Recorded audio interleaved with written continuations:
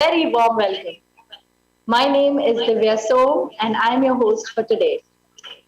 Setting a mission to make India cyber safe for children and women, Responsible Netism, a social purpose organization working on child online protection and cyber wellness in collaboration with CyberPeace Foundation, an award-winning cybersecurity think tank, present the 6th National Virtual Conference on Cyberpsychology themed India Fights Cyber Violence Against Women and Children, supported by Palo Alto Networks and IISM.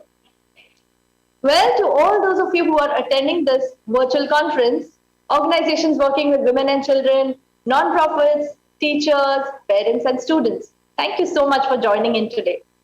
Our worlds have turned digital and technology has empowered us significantly through these challenging times and made a phenomenal impact on the way we conduct our lives personally and professionally.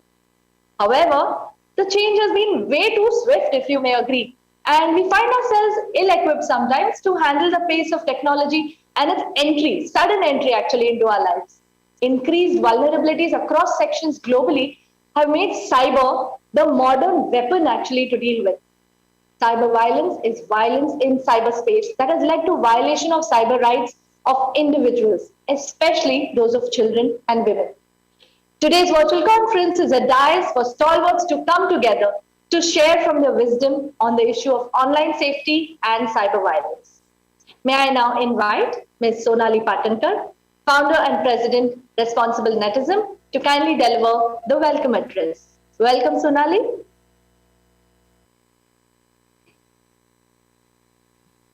Thank you, Divya.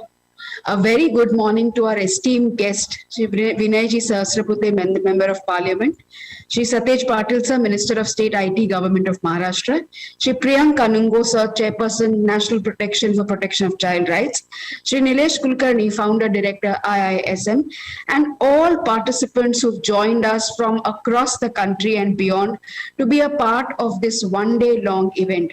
I am delighted to announce that we have over 9,500 people attending this virtual conference, and a huge thank you for all of you for being with us in support of the cause of child and women online protection.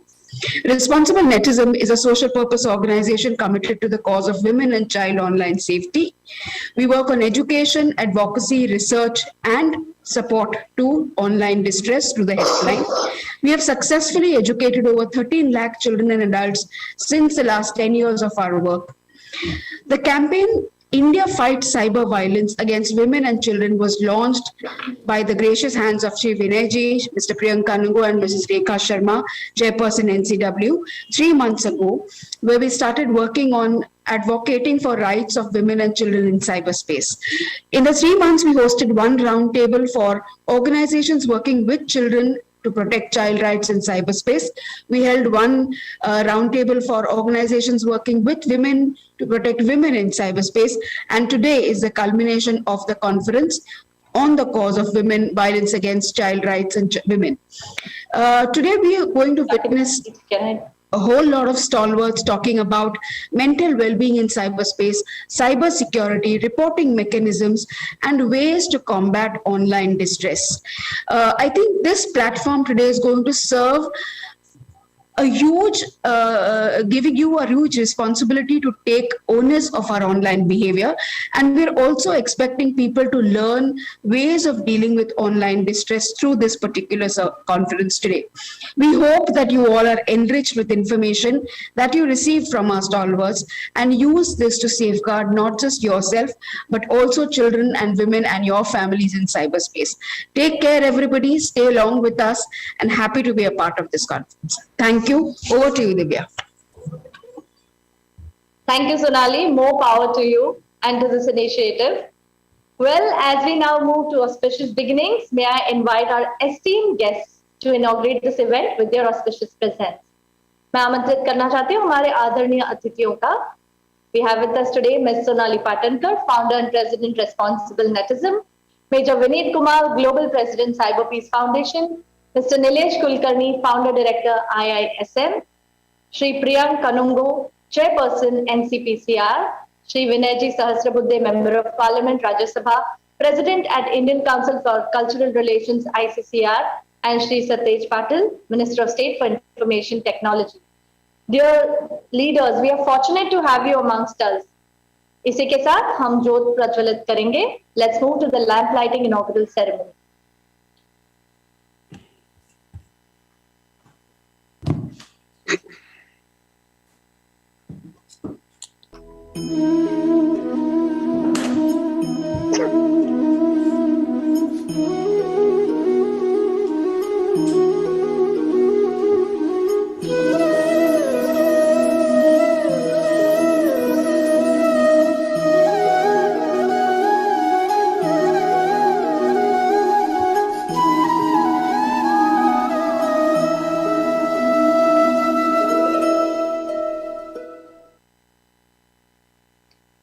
असतोमा सद्गमया तमसोमा ज्योतिर्गमया मृत्योर्मा अमृतम गमया.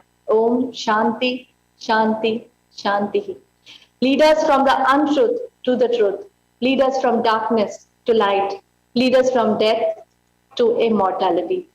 With this prayer, we invoke the spirit of hope and commence our event today. That was a wonderful and very holy start to this event. May I now invite Major Vineet Kumar, Global President, CyberPeace Foundation, to say a few words today. Major Kumar has amassed 18 years of extensive work experience in the field of internet governance and cybersecurity, and is the founder and president of CyberPeace Foundation. He's the founder of Global Ethical Hackers Association, GEHA, CEO and chairman of the National Anti-Hacking Group, NAG. He is an alumnus of Cranfield University, United Kingdom, where he specialized in cyber defense and information assurance, and has studied leadership at Cambridge University, UK. He's been instrumental in shaping the cybersecurity efforts against cybercrimes throughout the world, actually. Welcome, sir. Over to you, please. Thank you, Divya, and it's really a pleasure to be here. सबसे पहले मैं शुरुआत करूंगा पहले सबको धन्यवाद देने के लिए कि आने के इस पर्टिकुलर प्रोग्राम में. हमारा ये कार्यक्रम responsible netism and cyber peace foundation का programme in fact we have been doing since I believe last 5 years, और this is one successful conference that I would say where in fact we have been able to bring in the industry. We have brought in the academia, the civil society and the government all together in one platform. I think it's the right way to showcase that the multi-stakeholder approach is working at this particular place, and this is how we begin. So let me first of all congratulate everyone in the team who has been kind of working day and night and kind of making sure that this particular conference becomes a grand success. Let me also thank the constant support, first of all, that we have been getting from Vinay ji, from Priyank ji, from Patil ji, Nilesh Kulkarni ji, and all the participants, because आप लोग के बिना तो ये conference हम कर ही नहीं सकते हैं. So let me first of all thank you for your presence and good morning everyone. हम सब जानते हैं कि साइबर सुरक्षा आज के दिन में कितना हमारे लिए अहम है. It is of utmost importance to us, and let me speak with some data and something that we have found on the ground. CyberPeace Foundation is a grassroots NGO as well as a policy think tank working on different aspects of cyberspace, different issues that the cyberspace brings in. And इसमें हमारा सबसे पहले हम शुरुआत करते हैं बच्चों के साथ काम ना, because we strongly believe that we have to educate the children on online safety, because वहीं से चीजें फॉर्म अप होती हैं, स्कूल से ही लोग like we used to study in our times moral science in the schools. Today is an era where we have to study the cyber morals, like what is basically what to like, what not to like on the social media, tagging, whether you should tag without permission or or with permission. All that thing needs to be taught at the early in the formative stages, so that people children will understand the problem that is going to be there in the space, and they can be safe in the cyberspace. So हम लोगों ने generally what we have seen is we run something called as the CyberPeace helpline, and under that helpline, in fact, we have seen an increase in the number of cases of bullying, profile misuse and hacking of basically the accounts. We have seen an increase in the cases of sextortion, Obviously, child sexual abuse material is also happening on different platforms, different whether OTT messaging and other kind of platform.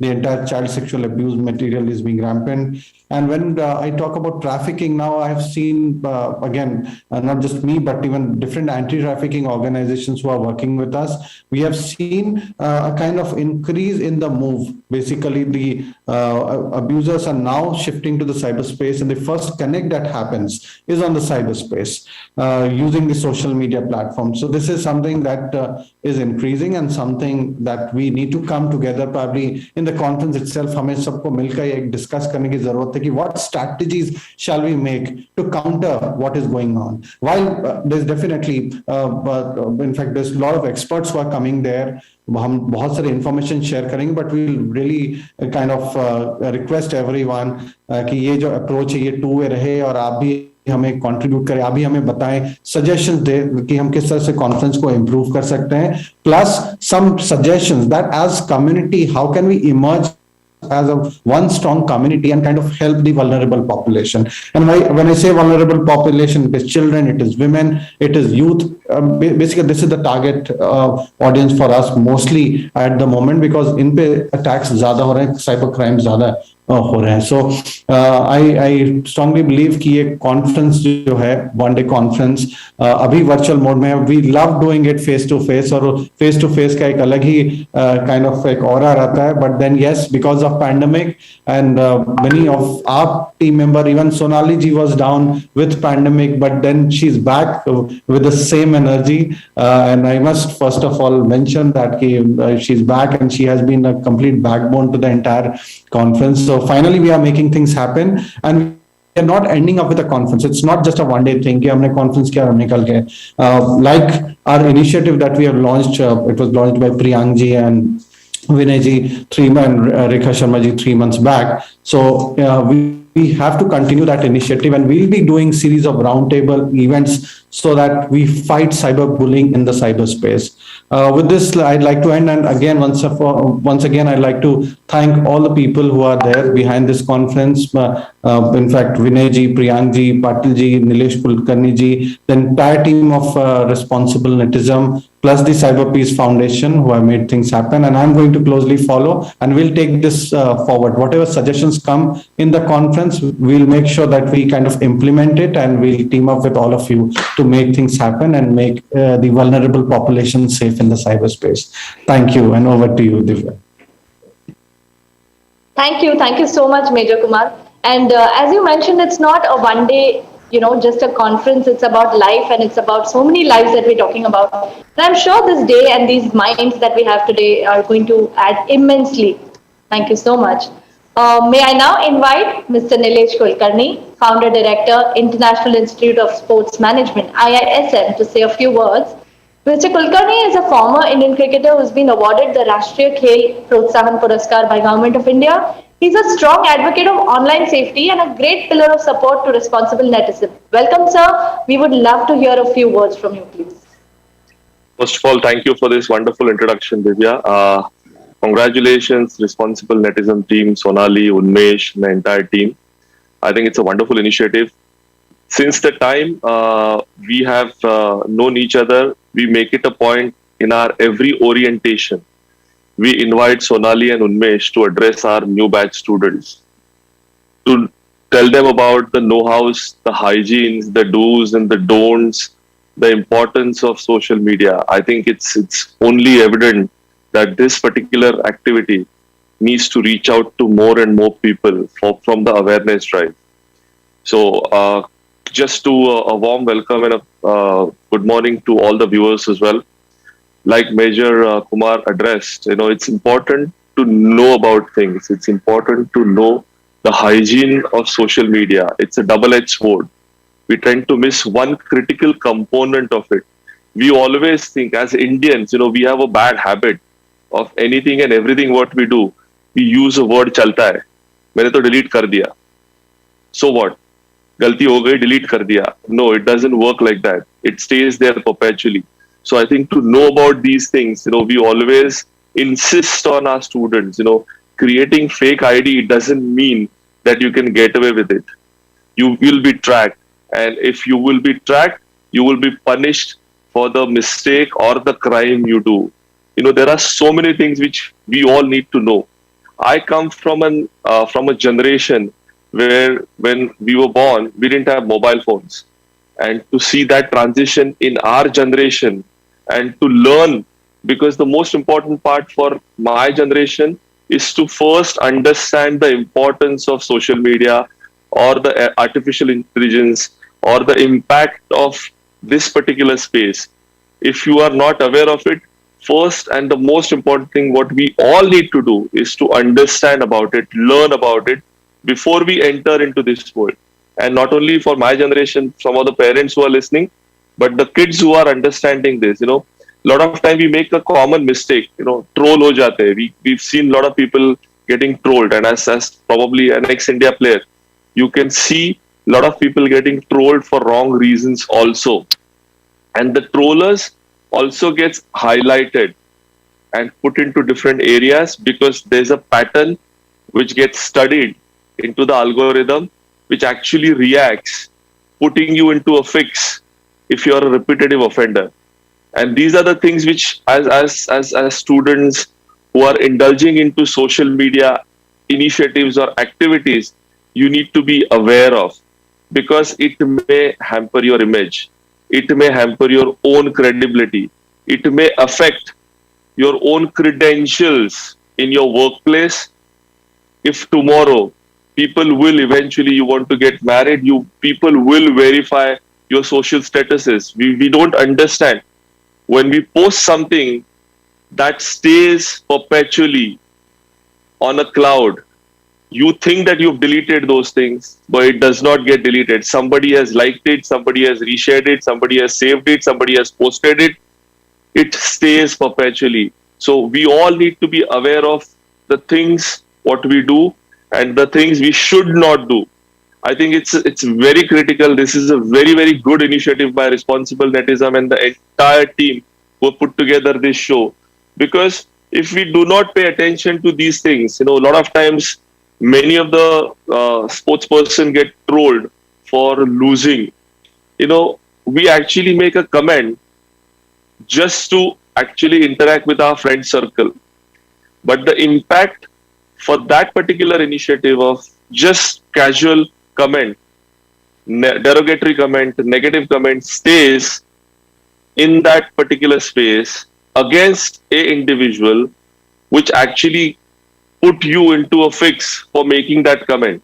So there is a lot of thread chain which you need to be aware of. And I think it's very critical and imperative that this particular initiative needs to reach out to more and more people from not only the awareness drive, but it's extremely critical for making them realize as a responsibility what you put on the social media. For me, we practice that a lot, even at IISM.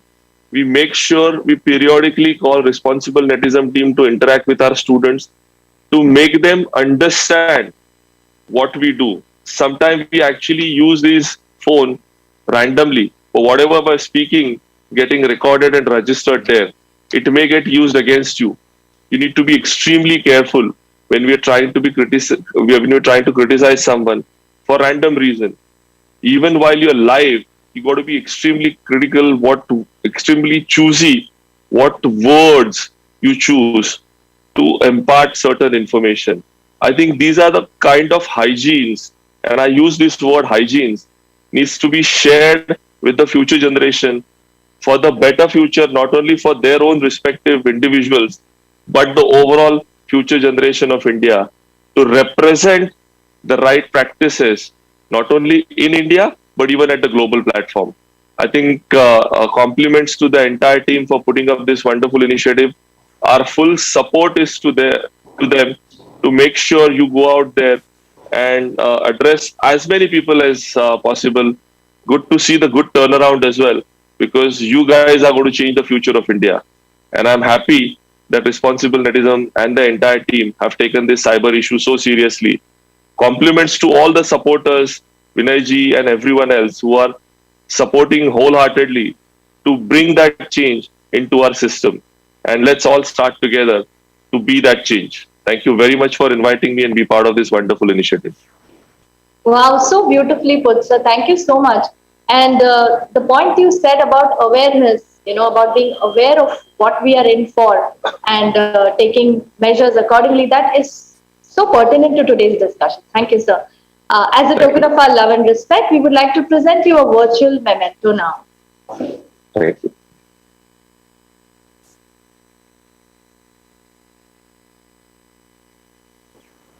Thank you so much, sir.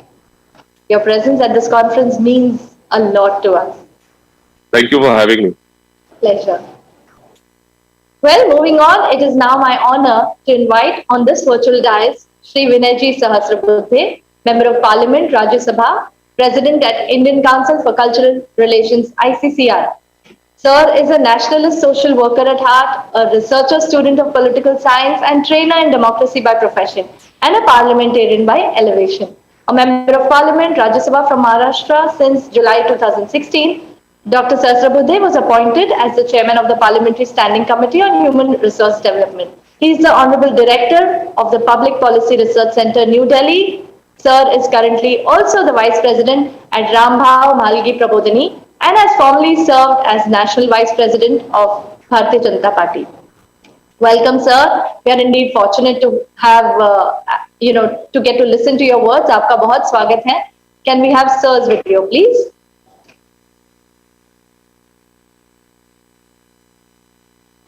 Namaskar.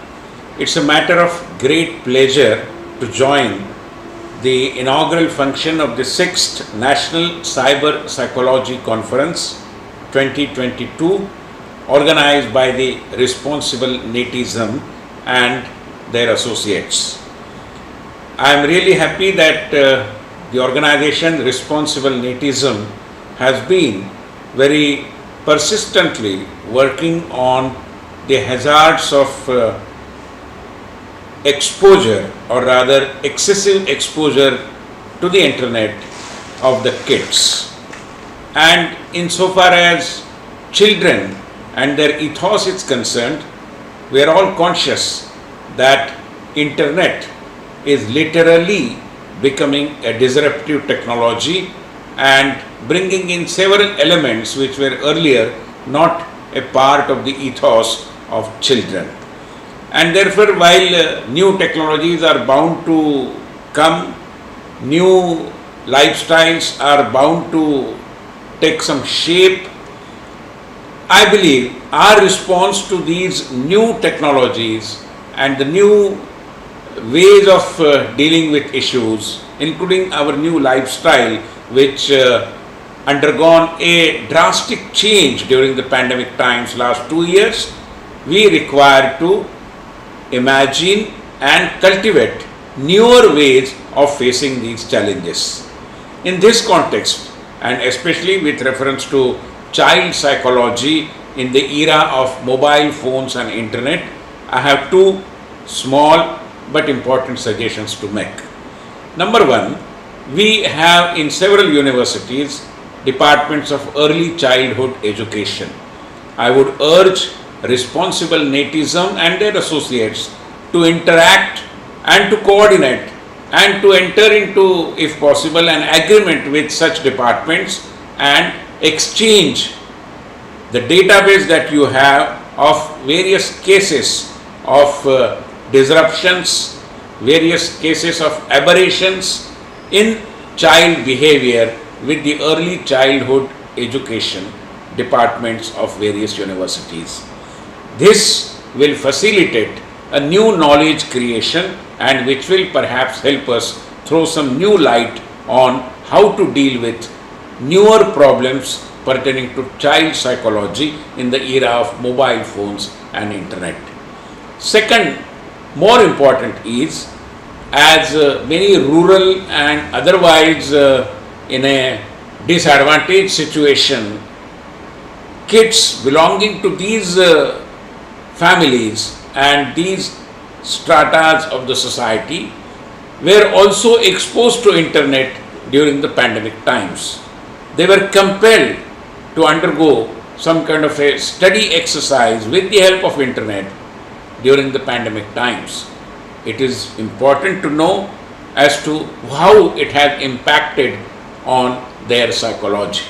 And therefore I would urge responsible netism also to hold hands with various other voluntary organizations and try to undertake some study about the impact of internet-based education, education from home, learning and teaching from home, kind of new phenomena which we experienced during the pandemic times, and try to help the process of new knowledge creation. We cannot say no to internet, we cannot say no to mobile phones, but at the same time we cannot accept which is being imposed by the changing times on us. We have to withstand on our basic fundamental values, family values, the relationship within the families, and then in our bid to protect the originality, the original beauty of such relationship, we need to find out new ways and means of facing such challenges. I am sure this conference will deliberate on not only these issues but various other issues and come out with some concrete solutions. All my best wishes.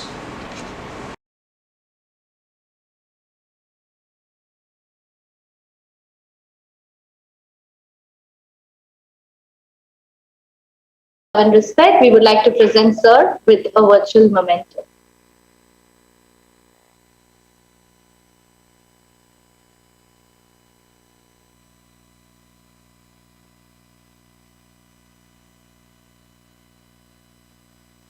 Thank you so much, sir. Namaskar. Your words added immense It's value. a matter of great pleasure to join. Namaskar. It's a matter of Well? great pleasure to join.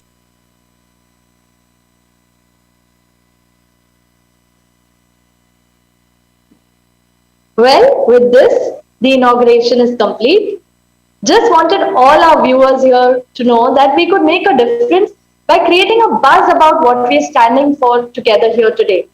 So please feel free to go ahead and retweet quotes by all our esteemed speakers and follow them on Instagram as well. Let's make some noise, let's make some waves, let's, create a movement out of today. Let's all be part of this amazing, loud voice that needs to be heard. All those attending the conference will also receive a digital certificate and details of the same would be announced later today. दोस्तों, अब मैं मंच पर आमंत्रित करना चाहूंगी श्री प्रियंक कनगो जी को, is the chairperson NCPCR, कि वो हमें आके संभाषित करें. Hello sir. The government has just a small introduction. The government has reappointed Sir as chairperson of the NCPCR for a period of 3 years from October 17th. This will be Sir's second term as chairperson of the Apex Child Rights Body. He has played a crucial role in getting OTT platforms and social media giants to take child protection on their agenda and is a strong voice for the safety and rights of children. Respected Sir, we request you to deliver the keynote address as we explore how India fights cyber violence. Welcome, Sir. Namaste. नमस्कार. Responsible नेटिज्म की आज की इस round table conference में अपना कीमती समय देकर हमेशा ऐसे प्रयासों को प्रोत्साहित करने वाले आदरणीय डॉक्टर विनय सहस्त्रबुद्धे जी, रिस्पॉन्सिबल नेटिज्म की पूरी टीम, आदरणीय विनीत जी, सोनाली जी, उन्मेश जी, नीलेश कुलकर्णी जी, और यहाँ उपस्थित सभी एक्सपर्ट्स.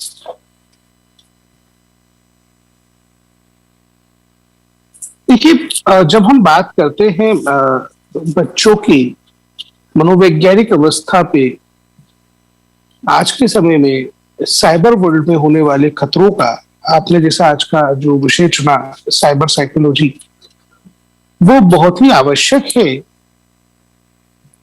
क्योंकि बच्चों का डेवलपमेंट, बच्चों का विकास एक ऐसी प्रक्रिया है जिसमें माता पिता, परिवार, स्कूल, समाज, सरकार, सभी की हिस्सेदारी है.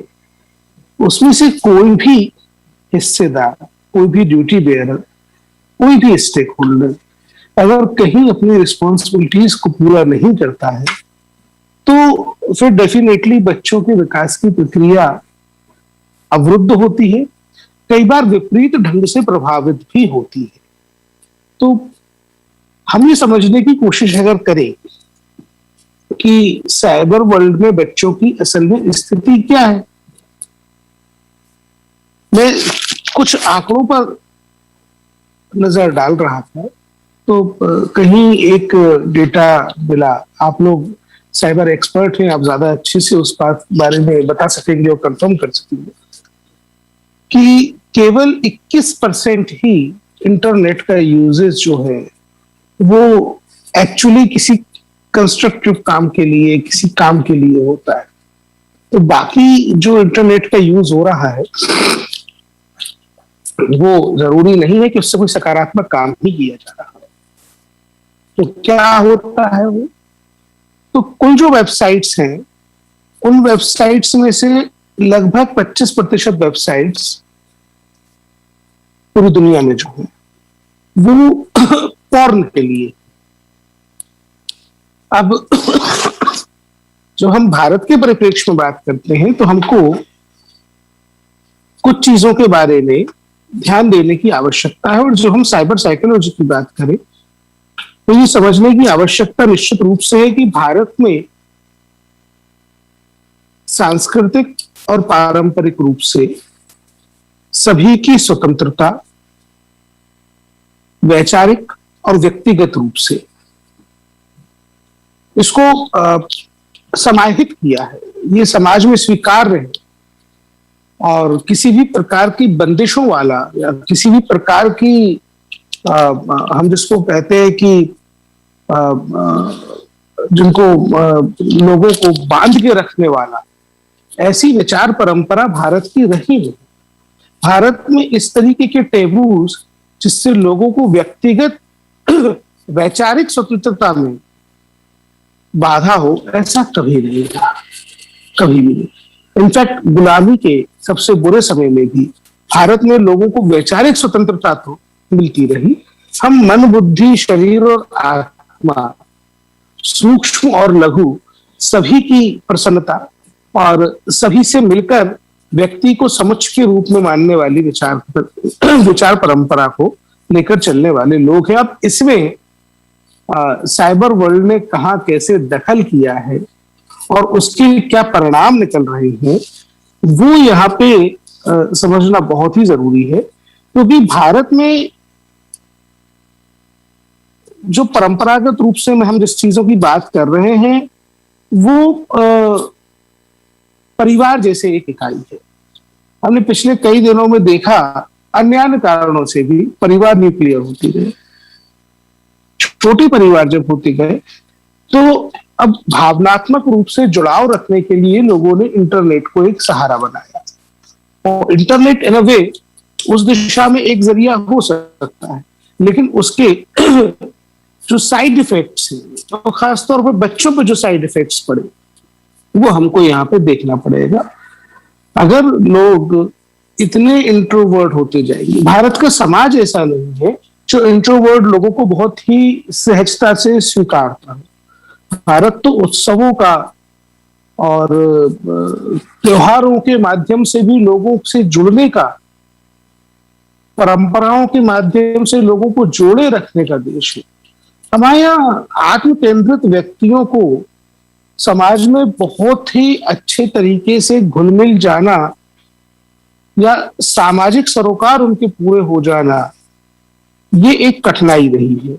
मेरे ख्याल से जो लोग साइकोलॉजी से जुड़े हुए लोग हैं वो इस बात को समझ सकेंगे कि हम इंटरनेट के एक्सेस यूजेस के माध्यम से एक ऐसी सोसाइटी की तरफ बढ़ चले हैं जो दिखता तो ऐसा है कि भाई फेसबुक पे मेरे 5000 दोस्त हैं, या दिखता तो ऐसा ये है कि ट्विटर पे मेरे 5000 फॉलोअर्स हैं, मैं उनके साथ कनेक्टेड हूँ, इंस्टाग्राम पे मेरी पोस्ट को 200-250 लाइक्स आए, उसके व्यूज हो गए 1000।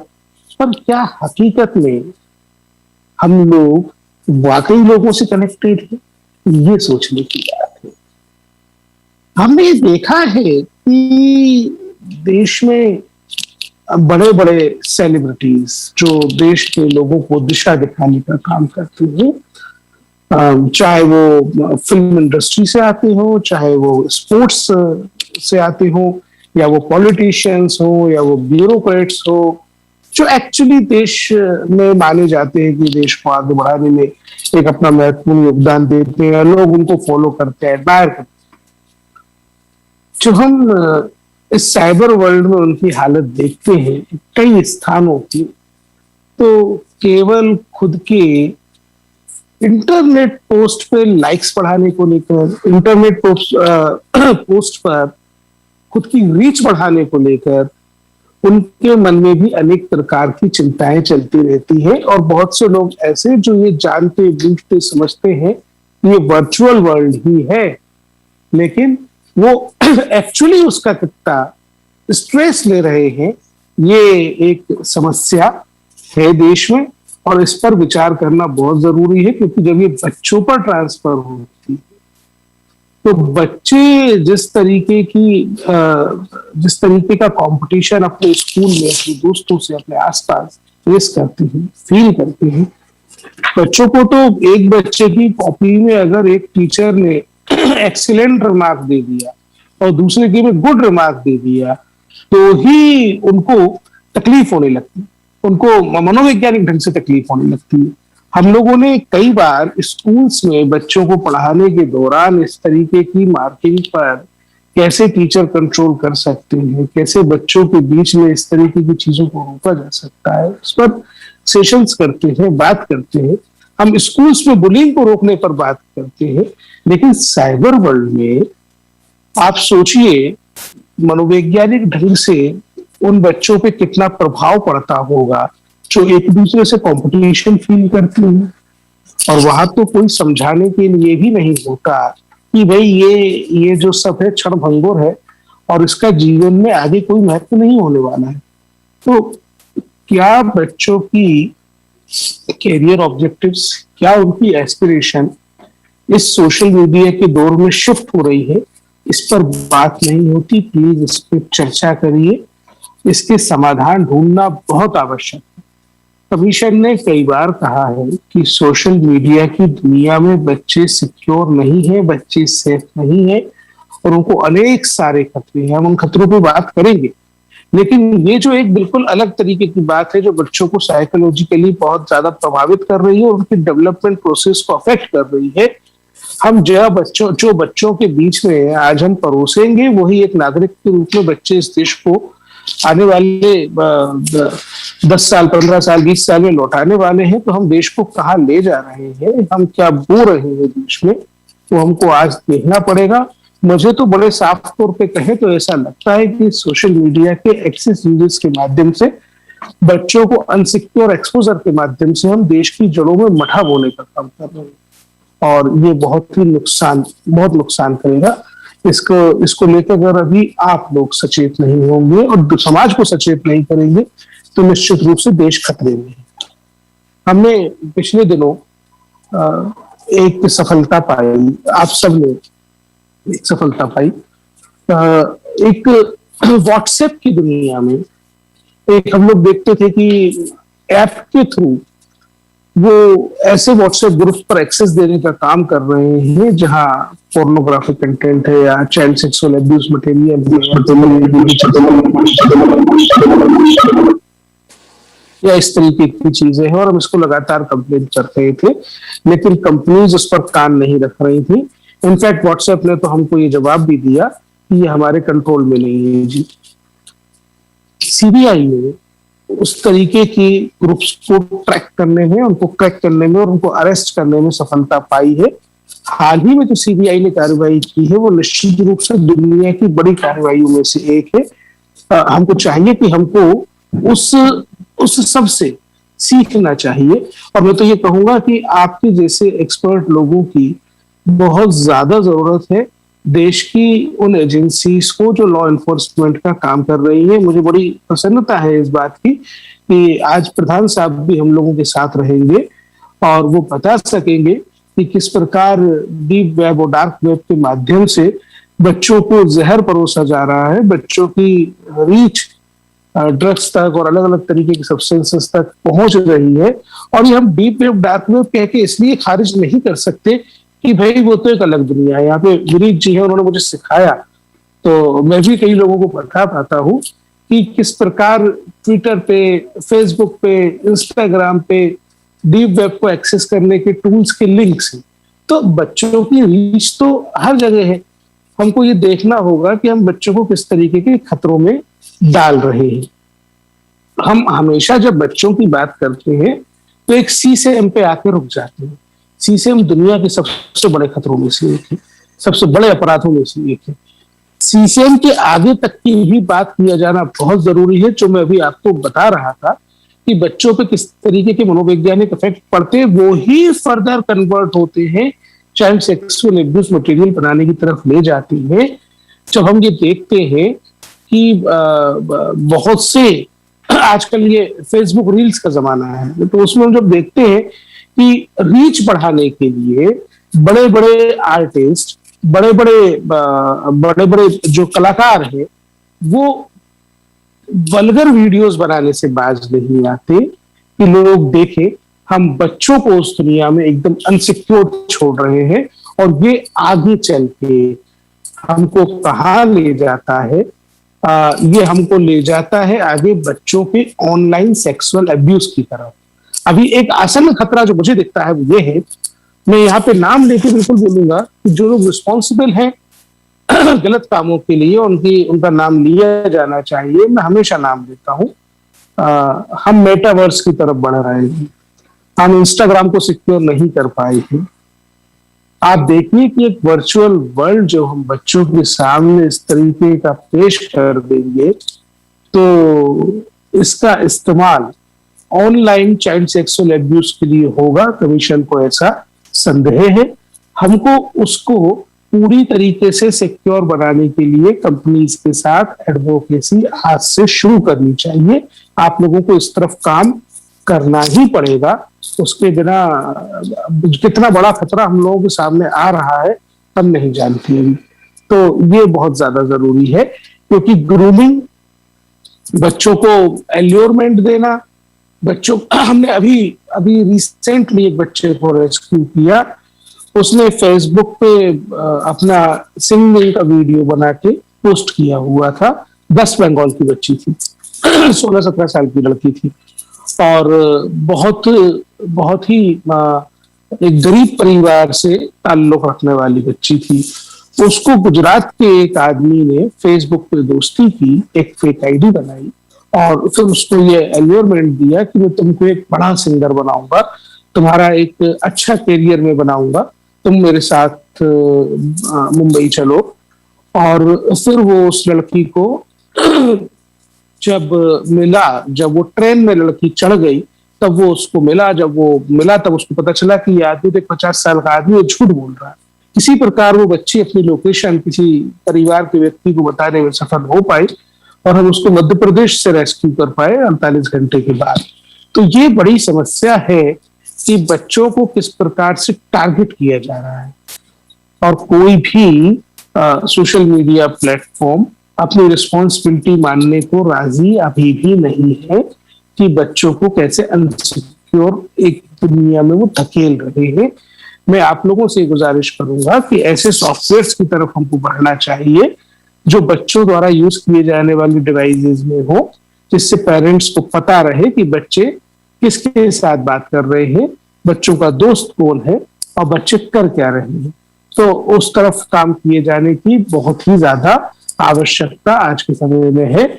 मैं उम्मीद करूंगा कि आप लोगों से इस दिशा में कुछ ना कुछ सकारात्मक निकलेगा। मुझे यहाँ ये कहने में भी कोई गुरेज नहीं है कि हम बुरी तरीके से जूझ रहे हैं इन सोशल मीडिया प्लेटफॉर्म्स को, इन इंटरमीडिएट्स को ये समझाने में कि आप गलत कर रहे हैं, बच्चों को एक सिक्योर प्लेटफॉर्म आप देने में असफल हुए हैं। हमको एक चैलेंज जो इंटरनेट सर्विस प्रोवाइडर्स की तरफ से आ रहा है वो ये भी है कि बच्चों के नाम एक्सक्लूसिव कनेक्शन देना देश में शुरू नहीं हो पाया। हमको उम्मीद है कि डाटा प्रोटेक्शन बिल पास होने के बाद हम उस तरफ आगे बढ़ सकेंगे। तो आप सभी से यही गुजारिश है कि बच्चों के लिए एक सेफ और सिक्योर इंटरनेट स्पेस बनाने की दिशा में आप लोगों की इस कॉन्फ्रेंस से जो भी सजेशंस निकलेंगे वो निश्चित रूप से कमीशन के लिए गाइडिंग रिसोर्स का काम करेंगे और हम बच्चों को एक बेहतर दुनिया देने की तरफ आगे बढ़े। इसके लिए आपके सुझाव, आपके सजेशंस, आपके रिकमेंडेशंस कमीशन के लिए बहुत इंपॉर्टेंट है, बहुत महत्वपूर्ण है। तो प्लीज आप लोग से मुझे ये अपेक्षा है कि आप आज दिन भर जितनी चर्चा करें उसमें एक बड़ा समय बच्चों के लिए दें और बच्चों को लेकर जो आपकी रिकमेंडेशंस होंगी उसको कमीशन तक पहुंचाए। आपका दिन भर का जो आज का कार्यक्रम है बेहद व्यस्त है। आप एक सफल सकारात्मक रिकमेंडेशंस के सेट के साथ हमारे पास वापस आएंगे, इस अपेक्षा के साथ, इस उम्मीद के साथ। आप सभी को बहुत बहुत शुभकामनाएं, बहुत बहुत धन्यवाद। शुक्रिया सर, आपको सुन के बहुत अच्छा लग रहा है और बहुत प्रेरणा मिली हमारे दर्शकों को। तो दर्शकों की तरफ से एक सवाल आया है सर, मैं आपसे पूछ सकती हूँ? Is it okay? Yes. Yeah. The question is, what is the government policy on cyber hygiene of school kids, and do we need to add this in the curriculum? Cyber safety को लेकर के एक existing manual है जो national commission for protection of child rights ने compile किया है सभी एग्जिस्टिंग गाइडलाइन को लेकर के, जो बच्चों की ओवरऑल स्कूल सेफ्टी के लिए काम करता है। और उसमें चेकलिस्ट है, उसमें रिसोर्सेज है, एक तरीके से एक कॉम्प्रहेंसिव डॉक्यूमेंट है जिसका स्कूल इस्तेमाल करते हैं और वो मैंडेटरी इन नेचर है यूज करने के लिए स्कूल्स को। उसका रिसेंटली जो साइबर सेफ्टी वाला पार्ट है वो हम लोगों ने आप सभी की मदद से उसको रिविजिट किया था, रिव्यू किया था और उसे ज्यादा कारगर बनाने के लिए काम किया है। तो एक तो आप लोगों से गुजारिश ये है कि उस मैनुअल का यूज स्कूल ज्यादा से ज्यादा करे, इस तरफ काम किया जाना चाहिए। ताकि करिकुलम में जो चीजें शामिल होना चाहिए वो एक बार शामिल होकर ना रह जाए, उनको दिन रात अपडेट करने की जरूरत है और वो डेफिनेटली एनसीईआरटी के साथ बैठकर आप लोगों को बात करने की आवश्यकता है। आप जब भी ऐसा जरूरी समझेंगे, commission can create a platform जहां आप जैसे सभी एक्सपर्ट्स को हम एनसीईआरटी के साथ बैठा सकते हैं। और ये मैं मानता हूं कि ये करिकुलम या ये सिलेबस एक बार बन के काम नहीं चलेगा, ये रोज अपडेट होना चाहिए। ये एक इसकी पीरियोडिसिटी भी तय होनी चाहिए कि जो नए खतरे आते हैं उनके अनुसार हमको इन सिलेबस को अपडेट करना पड़ेगा और इसके लिए एक बेहतर कारगर मैकेनिज्म एस्टेब्लिश करने की आवश्यकता है। चूंकि देश में एकेडमिक अथॉरिटी जो करिकुलम बनाने के लिए रिस्पॉन्सिबल अथॉरिटी है वो एनसीईआरटी है और राज्यों में एचसीईआरटी है, ये काम करते हैं। तो जब आप लोग चाहेंगे हम एनसीईआरटी और देश के सभी एचसीईआरटी के साथ इस मुद्दे पर एक डे लॉन्ग वर्कशॉप कर सकते। How nice, sir. Thank you for your guidance and the fact कि ये एक चीज ऐसी है जो इवॉल्व होती रहनी चाहिए and that's so true क्योंकि the times are changing so quickly. Well, sir, आपने जो कीनोट दिया उसमें भारत की सहनशीलता और इसके इंट्रोवर्ट्स का नाता जो आपने बताया वो वाकई में बहुत इंटरेस्टिंग और सोचने वाली बात थी। और ये वर्चुअल वर्ल्ड का स्ट्रेस और कंपटीशन की बात कही, this is just so true. और आज के साइबर वर्ल्ड का प्लेग्राउंड कितना खतरनाक है ये भी आपने बताया। आई एम श्योर इस वेबिनार को सुनने वाले बच्चे इससे काफी आइडेंटिफाई करेंगे आपने जो बताया और उन्हें काफी अच्छा संदेश मिला होगा कि stay strong, stay real, that's what is required in this virtual world. धन्यवाद सर, आपके शब्द से हम सच में प्रेरित हुए। As a token of our love and respect, we would like to present you with a virtual memento, sir. Thank you very much, sir, for great presentation.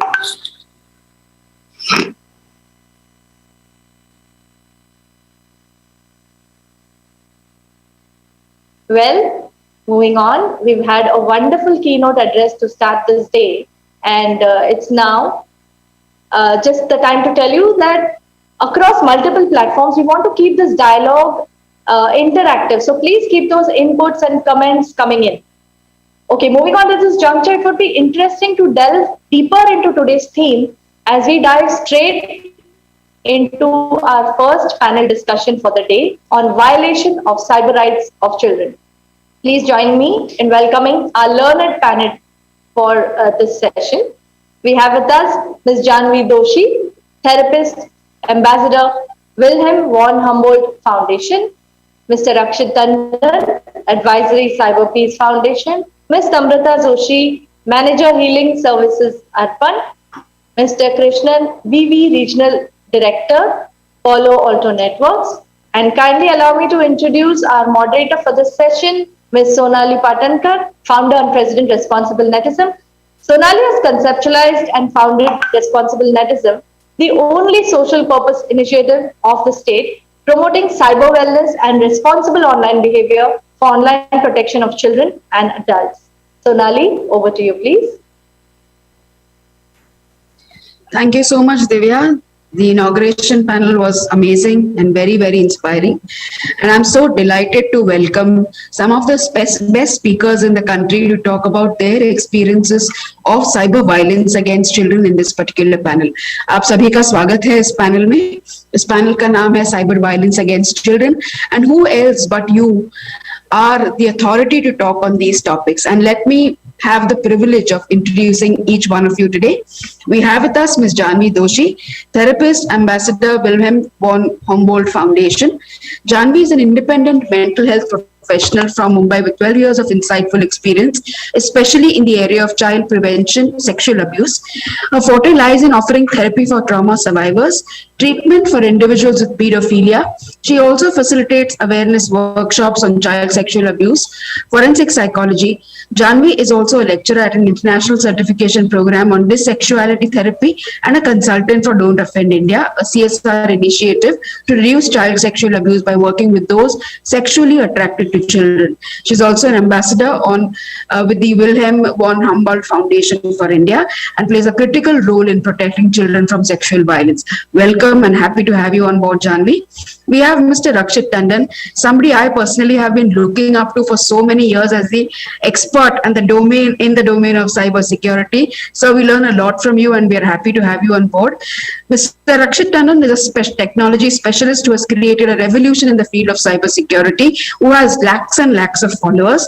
He has empowered adults and children about online safety. He is someone that we really look up to when it comes to internet safety and rights of cyber space.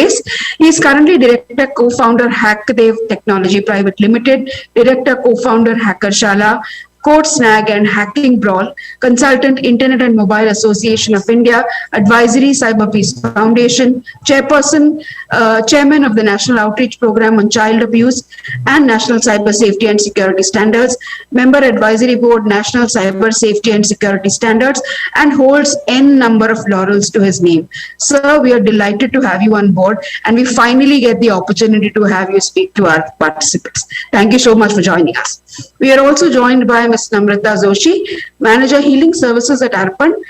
Namrata is a manager for healing services vertical at Arpan. She's also involved in the therapeutic role in the managing team of therapists to provide best mental health services to clients at Arpan. Namrata has been a trained psychotherapist practicing in the field of mental health.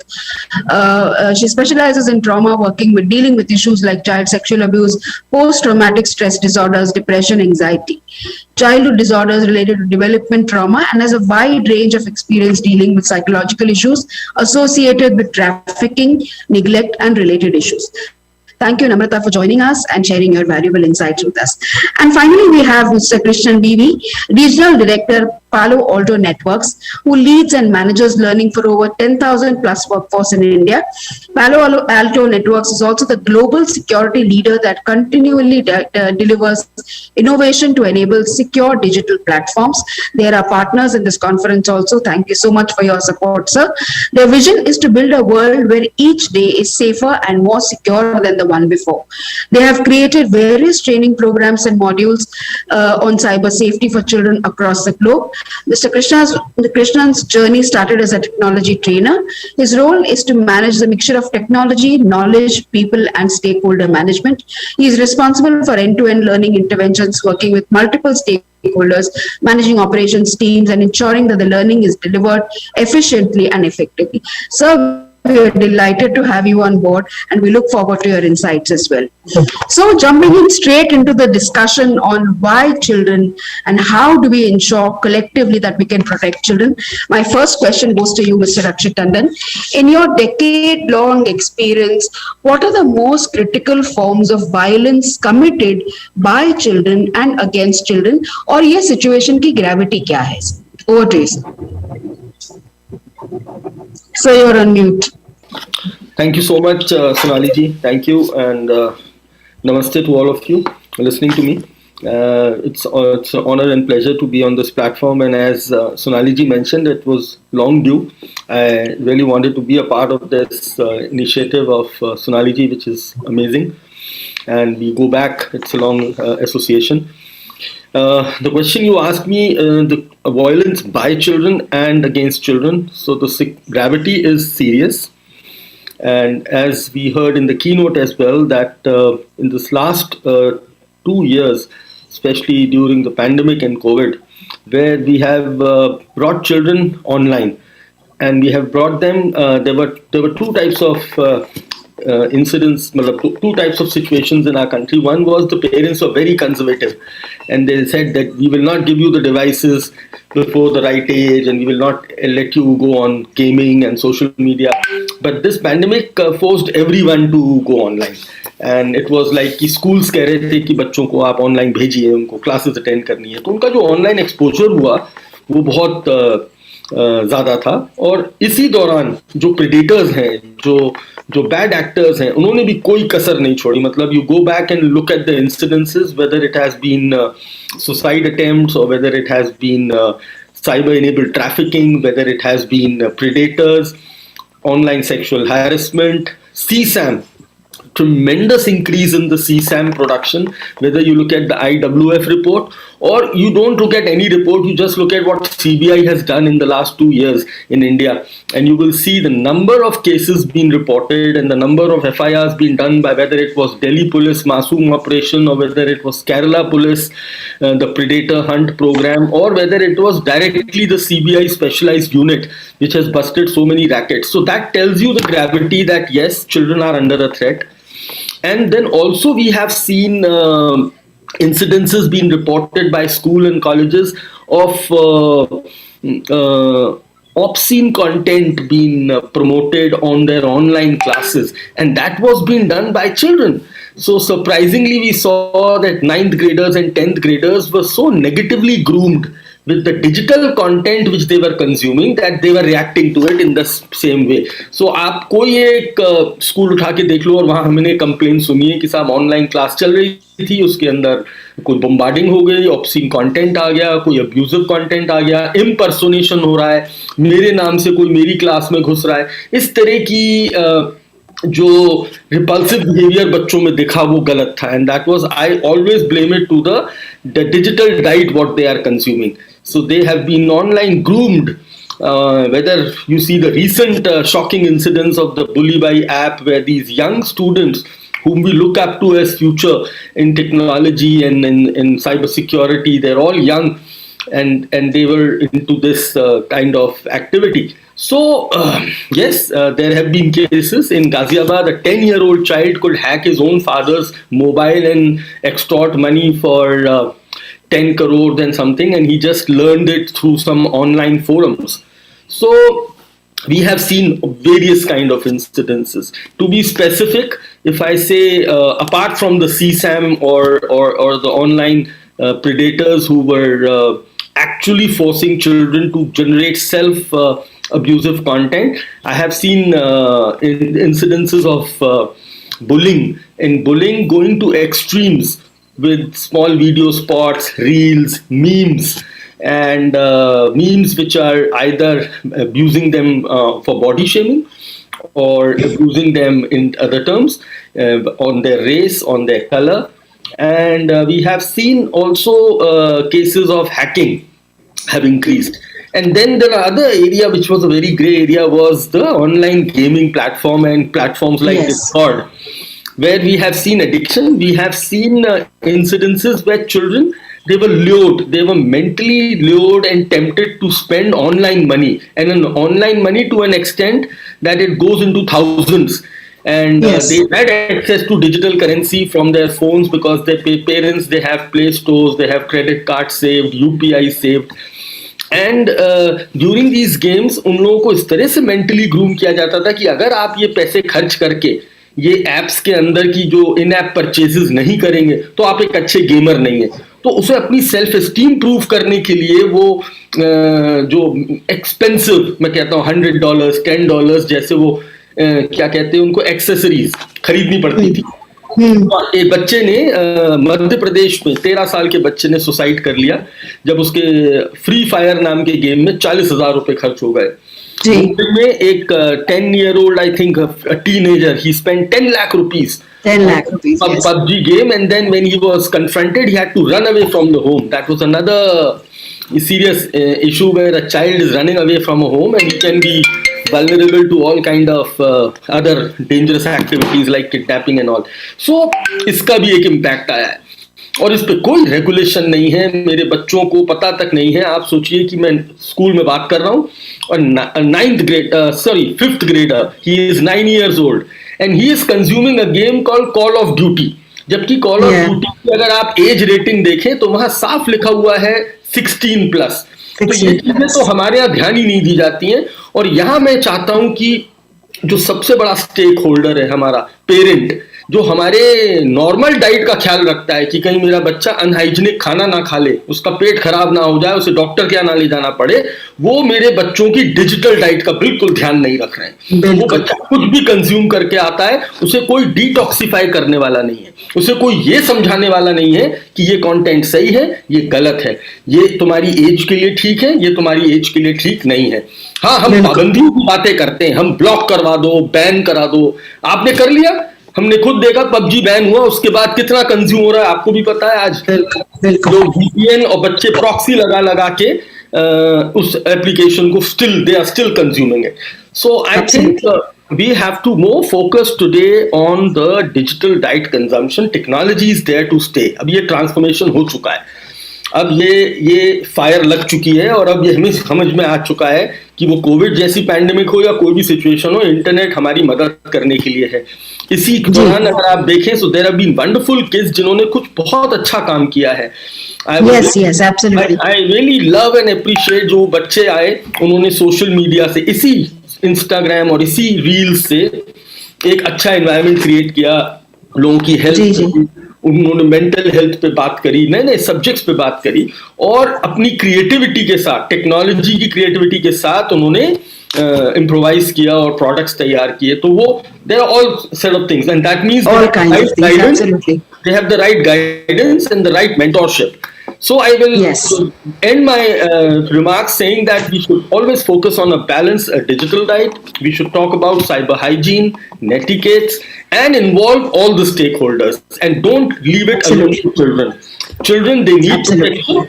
They need guidance. They are smart. They are intelligent with technology. They only need the right path. उन्हें ये cyber digital laws बताने जरूरी हैं कि भाई hacking करो तो ethical hacking क्या है और हैकिंग क्या है. पर्सोनेशन, मतलब उनसे गलतियां नहीं होनी चाहिए कि वो खुद क्राइम के परपिट्रेटर्स बन जाते हैं जब वो एक क्लास के अंदर एक सेक्सुअली कंटेंट को पुश कर देते हैं. उन्हें ये नहीं पता कि अंडर 67 ये गैर कानूनी है. Law. Correct. I agree, sir. Thank you so much for bringing in an entire opening a Pandora's box on the kind of crimes that children are committing. और सर ने सिर्फ एक आध दो चार केसेस बताए हैं, ये बहुत बहुत कॉमन है across schools, across economic divides in the entire country. तो ये सिर्फ हमारे यहाँ नहीं होता है, ये सब जगह पे होता है. So thank you for bringing in and showing us the real picture of the digital world.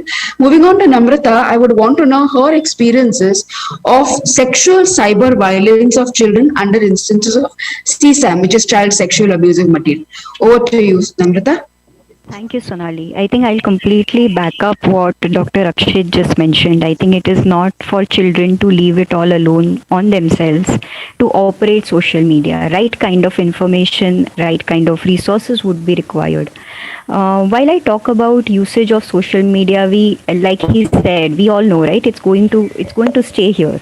And in the last 2 years, with increasing usage of it, there are multiple kind of cases that we've received. I think online forum in itself was used as a medium where the predators could easily target secluded accounts where they were operated by children. So there were instances where the children were getting followed on social media, their activities were getting trapped and recorded. There were instances where materials that were sexually inappropriate in the form of video or a picture content that was being sent to the children, or the children were lured in some way to picturize somebody else that way and send it across to the perpetrators. That in a lot of cases, what we've also seen is that an online medium is used in order to take the intensity of abuse to another level. So children are Absolutely. basically getting more groomed online by befriending somebody, which may have been done just out of, say, curiosity, just out of lack of knowledge or lack of hygiene in terms of using technology and social media accounts. But at the same time, the grooming goes on to what level on social media, even through chatting, even through sharing of content, which may be non-sexual in nature, which then transforms in a progressive manner to a sexual content sharing, and then is taken offline for a far more severe or grave sort of abuse. What we Absolutely. really Absolutely. need to understand, and the kind of thing that we've seen all across these cases, is that there is a certain set of dependency that technology or mobile phones put in our brain. It's very difficult for any child to just, or an adult for that matter, to just walk out of an account while they are scrolling through multiple reels, because the brain Yeah. is basically thinking that, okay, something interesting is going to come right after this, So the brain networks get activated in such a way that you may not be very focused on the utility of it, because that's like a mindless usage of something. And because you will not have a right purpose to do that, the chances of you then having access to rational thinking when somebody is reaching out to you on social media will be very limited. And that puts Absolutely. children more on risk, is what we Absolutely, understand. absolutely. Thank you for bringing in those two critical aspects, Namrata. Both of you, Rakshasa, and you mentioned grooming, and I really want to talk about grooming. A very quick take on what is grooming for our audience, if you can help us with it, please. Grooming basically is a preparation stage where a perpetrator would strategically follow certain steps in order to ensure that a relationship is being built with the child, where he or she is basically mentally preparing the child for something and sort of sensitizing him. So there are stages in which this happens. I will talk about the psychological perspective of it. Firstly is befriending the child. Second is, secluding the child away. And in online forums, it is even more easier to seclude the child away. So the focus is more on befriending the child. The child seclusion is already there. Then gaining trust over the child, which is a very prominent fact. They'll be promising Yes, few things. I mean, there are so many teenagers who sometimes, run away from the home because somebody has given them some job opportunity just on the basis of absolutely. chats that's been running online. So gaining the trust that at that point in time, and then gradually, progressively, like I mentioned, taking the process ahead. If I have to talk about, say, in an offline setup, somebody would just say casually hug a child, then it will be on, touching or tapping the shoulder, then it will reach on to the private body parts of the child. Similarly, Bilkul, on bilkul. an online forum, the progression may not be very physical in nature, but as and when the child becomes a bit open, the abuser would genuinely tap on the sexual content. Absolutely absolutely and I think ये सबको ये जानना बहुत जरूरी कि हमारे बच्चे cyber space में बहुत से प्रेडेटर्स को अवेलेबल है, ज्यादा साइबर स्पेस में ना कि ऑफलाइन वर्ल्ड में. तो ये जिम्मेदारी पेरेंट्स की भी बनती है कि ये समझे कि अपने बच्चे बहुत इंटरनेट पे वल्नरेबल है. Thank you for the insights, Namrata. Moving on to Mr. Krishnan, I would like to ask him his insights on why did you all choose to work on online safety with children? Because you have been the masters in the cybersecurity domain. How did the children's perspective come into being? Over to you, sir. Thank you very much, Sonali and Unmesh, giving me this opportunity. Thanks, my esteemed co-panelists.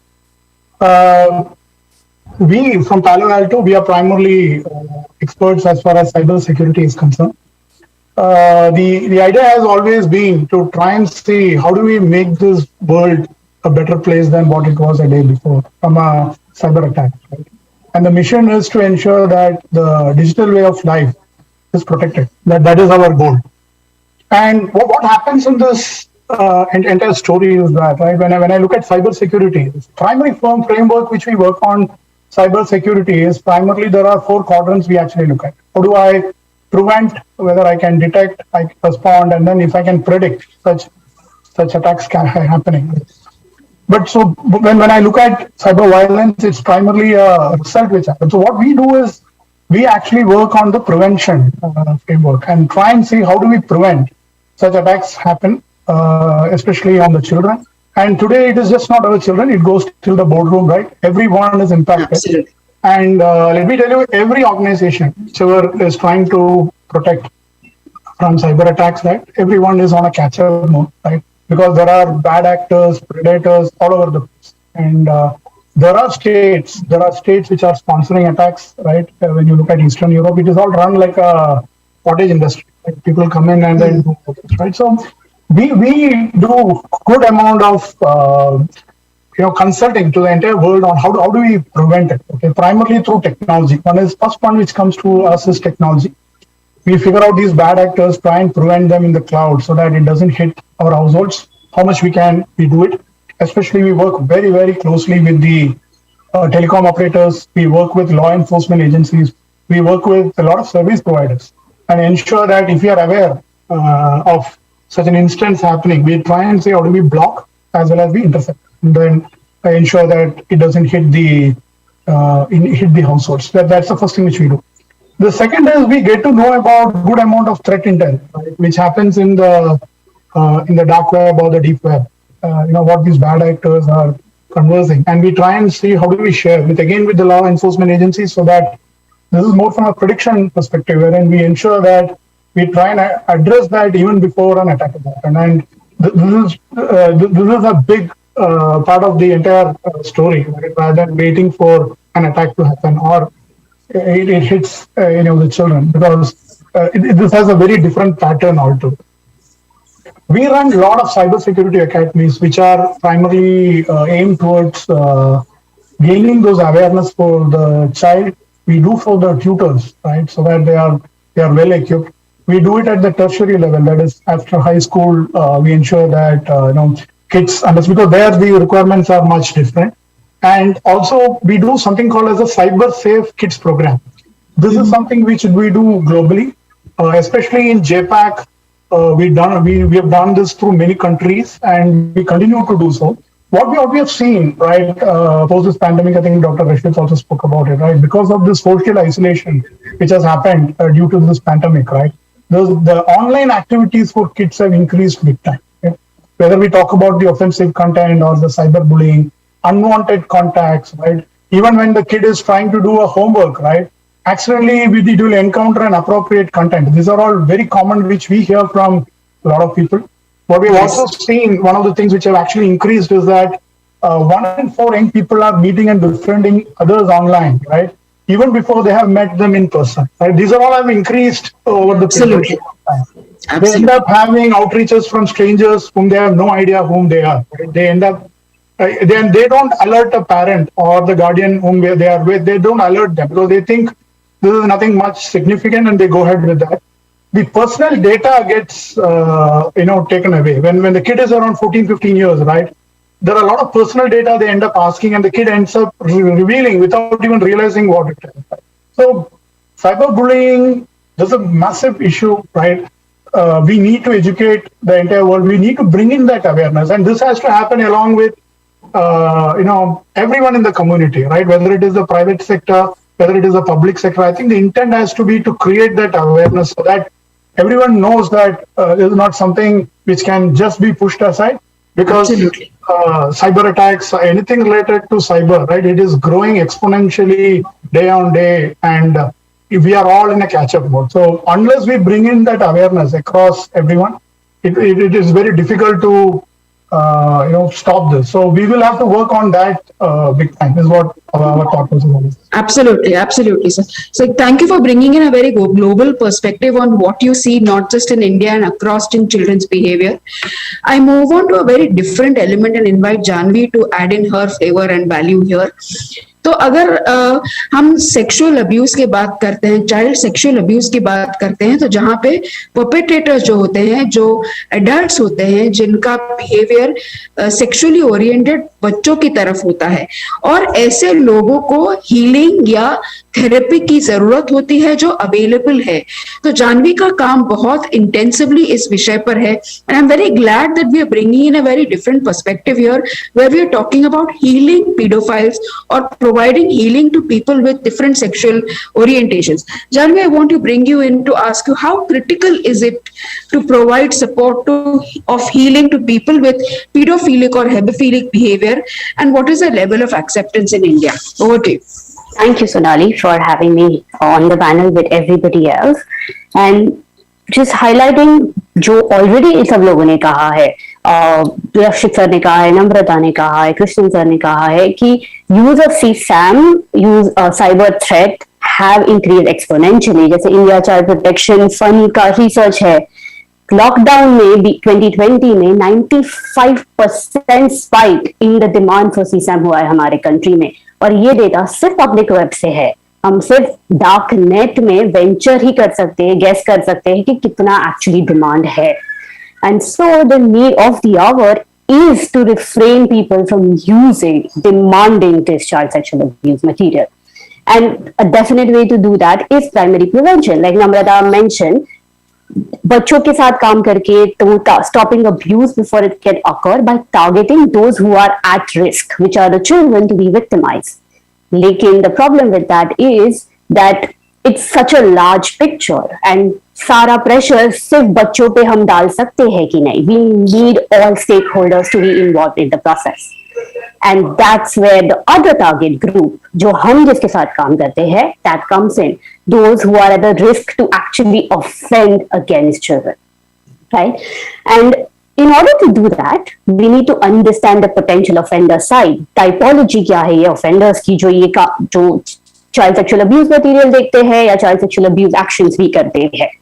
And from what we know, research ने कहा है 60% of these offenders are what we call as opportunistic offenders. जो adults बच्चों को अपना power manifest करने के लिए या फिर personality disorders के वजह से या use children as surrogates क्योंकि उनके they don't have the ability to take on adult sexual relationships. But 40% of the offenders actually have a sexual interest in children. They have a sexual preference for children and are acting in accordance to that preference. And this sexual interest is called pedophilia. Pedophilia and hebephilia, जैसे सनानी ने कहा, pedophilia is a sexual interest for prepubescent children, जो बच्चों को अभी तक puberty के कोई भी signs नहीं आए हैं. And then hebephilia is pubescent children जिनको साइंस शुरू हो गए हैं but they still don't have an adult body, right? And the important point for us is to note कि सब offenders, not all offenders, are actually people with pedophilia, and similarly not all pedophiles actually commit sexual offenses against children. तो वो जो large group है, those, the second group who do not commit sexual offenses are the target group for primary prevention, जो हमारा programme करता है. Other important things for this is that ये group में जो इंडिविजुअल विद पीडोफिलिया है, CSAM use बहुत ही high है, right? And so if we can intervene even before they access that, provide them with services, support to manage their impulses, to manage their behavior, we can actually reduce the demand down of CSAM. Absolutely. And once they have committed offenses, another important factor is they are very highly reoffense. Right? तो एक बार उन लोग अगर करते हैं तो they are also more likely to reoffend multiple times, meaning creating multiple victims. Right? Wow. And all of that is on the basis of what the research that we know has happened. Wow. Different light all together. I mean this is ये विषय ऐसा है जो जब मैंने जानवी से सुना मुझे लगा कि ये बहुत इम्पेरेटिव है कि ये लोगों तक पहुंचाया जाए. दूसरी बात ये भी हमें बच्चों को सिखानी जरूरी है कि रिपोर्टिंग जब चाइल्ड सेक्सुअल अब्यूज का होता है तो परपेट्रेटर तक मदद जानी भी उतनी ही जरूरी है और वो अपॉर्चुनिटी अपने पास अवेलेबल है. ये बहुत बड़ी सीख है आज अपने ये सेशन में. Thank you Janhvi for adding in your insights. Coming back to Rakshit sir, in your vast experiences, हमारे पास क्वेश्चंस भी बहुत ऑलरेडी आपके लिए आने लगे हैं, ऐसे कोई critical but very simple to follow 5 tips जो मैंडेटरी पेरेंट्स ने फॉलो करने चाहिए अगर उनके बच्चे 12 साल के कम उम्र के हो. आई वुड से 18 साल because they are all minors, but 13 being a critical age, what are the 5 critical things parents cannot be allowed to miss in terms of securities? So, Sonali ji, in India, we are seeing that maximum penetration of internet with these kind of children is through mobile devices. And if it is a mobile device, then the first thing, which a very easy thing which a parent can do is that when I am giving an Android or an Apple device to my child, the Apple ID and the Play Store ID is controlled and created by the parent. Absolutely. So that is the first thing to be done. And also you should disable the password option in the App Store and the Play Store so that whenever the child needs to install any new application in the device or he has to modify any settings in the phone, he has to come back to the parent. Until unless he put in the password, he is not allowed. Then there are some wonderful tools like Google Family Link, which can be pre-installed on the child device, which can create good digital habits. We are not doing policing. I am always against the policing on children. Absolutely. Or putting some those spy apps or something that I hate. But yes, at least if a child is installing an application which is rated 18 plus, so the alert comes to the parent, and the parent should be so much alert to check the application reviews, and then only the child can install. Then we should always educate the parent as well as the child to use the word privacy and security in whatever applications they are using. Like predators, they especially look on to your data. They are watching and stalking you on your locations. So that is where awareness is very important, that the child should not be able to turn on their locations and unnecessary permissions of camera and microphone to applications. Then you should also protect and talk to children about these challenges which are coming on social media, and which, as rightly mentioned, they groom them and they force them to create their what you call self-esteem, that I have to participate in that challenge. That challenge might be very dangerous, or that challenge might be very harmful. And also there are applications like good antivirus softwares and anti-malware softwares which can be pre-installed on the device to give them a basic level of protection, so that at least they are not downloading any malware or spyware in their device and then becoming a victim. So we have all gone through those scary days of the game Blue Whale. Yes. And Blue Whale was nothing else but a pure spyware in the child device, which was accessing each and every minute information from the child and then trying to abuse the child. So I think these are the basic things which should take care of. And parental control applications can also help, and then like basic settings on Google's and YouTube to put on the restricted mode and to turn off the auto suggestions where children, they just type in a keyword and this automatically. Yeah. And what the major thing which we are looking at is the pornographic content. Yes. And especially they are being pushed through adwares, and adwares can only be protected if your devices are clean and sanitized. So it's the parent responsibility. And I have also seen cases where parents as adults are consuming adult pornography, absolutely, making their device very vulnerable and then sharing the same device with the child. So we should not do this. And also, if you want to do this because of your economic conditions, you can't afford a different device, then there is a user system. Like in Windows, you have a user profile. So a parent should log in and do his surfing through his profile, and the child should log in through his profile, so that at least the cookies and the history is not shared.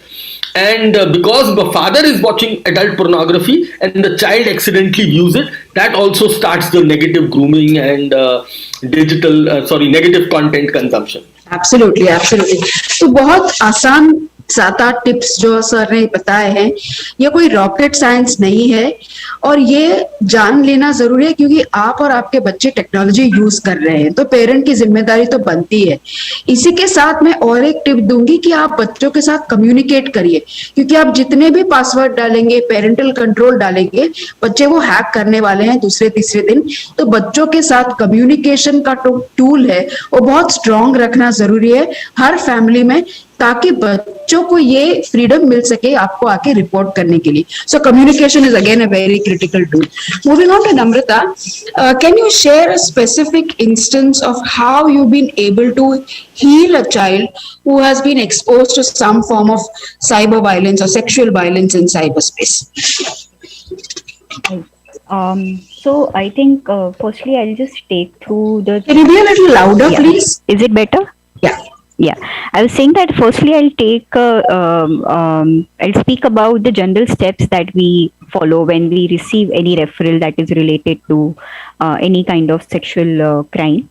सबसे पहले तो the priority at the foremost is the child safety. So हम ये पहले ensure करते हैं कि फिलहाल वो बच्चा सेफ हो जाए, जो भी कंटेंट ऑनलाइन या कहीं पे भी गया है उसे वहां से निकाला जाए. So we've taken a help from responsible netism in some ways, we've done that together.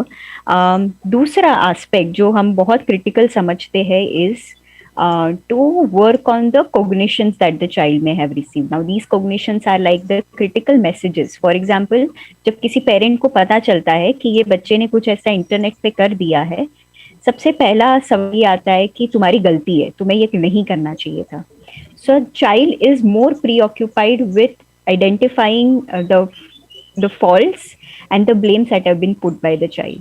The first step that most parents try to take is to restrict the usage of phone, which is not a very foolproof way to go about in resolving this.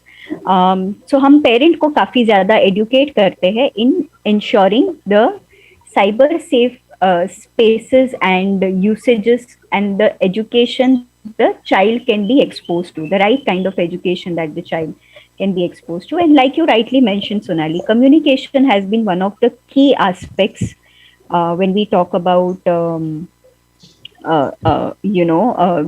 developing a child and a parent relationship.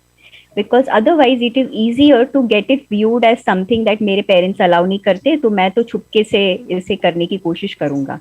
But if you give the child the right rationale, the right communication in terms of why this is important, it helps the child to not put a blanket on saying that मेरे parents तो हर चीज के लिए मना ही करते, तो इसके लिए मना ही करते. Yeah? Absolutely. In a few cases, we do see that children are very highly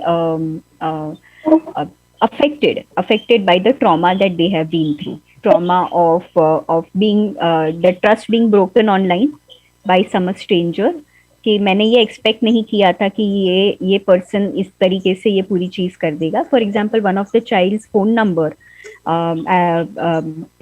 got circulated all across, and then there were some inappropriate calls and messages that kept rolling around. The parent at the same time was very worried that how am I going to stop the circulation, but at the same time the focus was on that you should have understood, no, you should have restricted yourself from doing something like this. So a lot of blame and everything that goes on from that is received at the end to the child.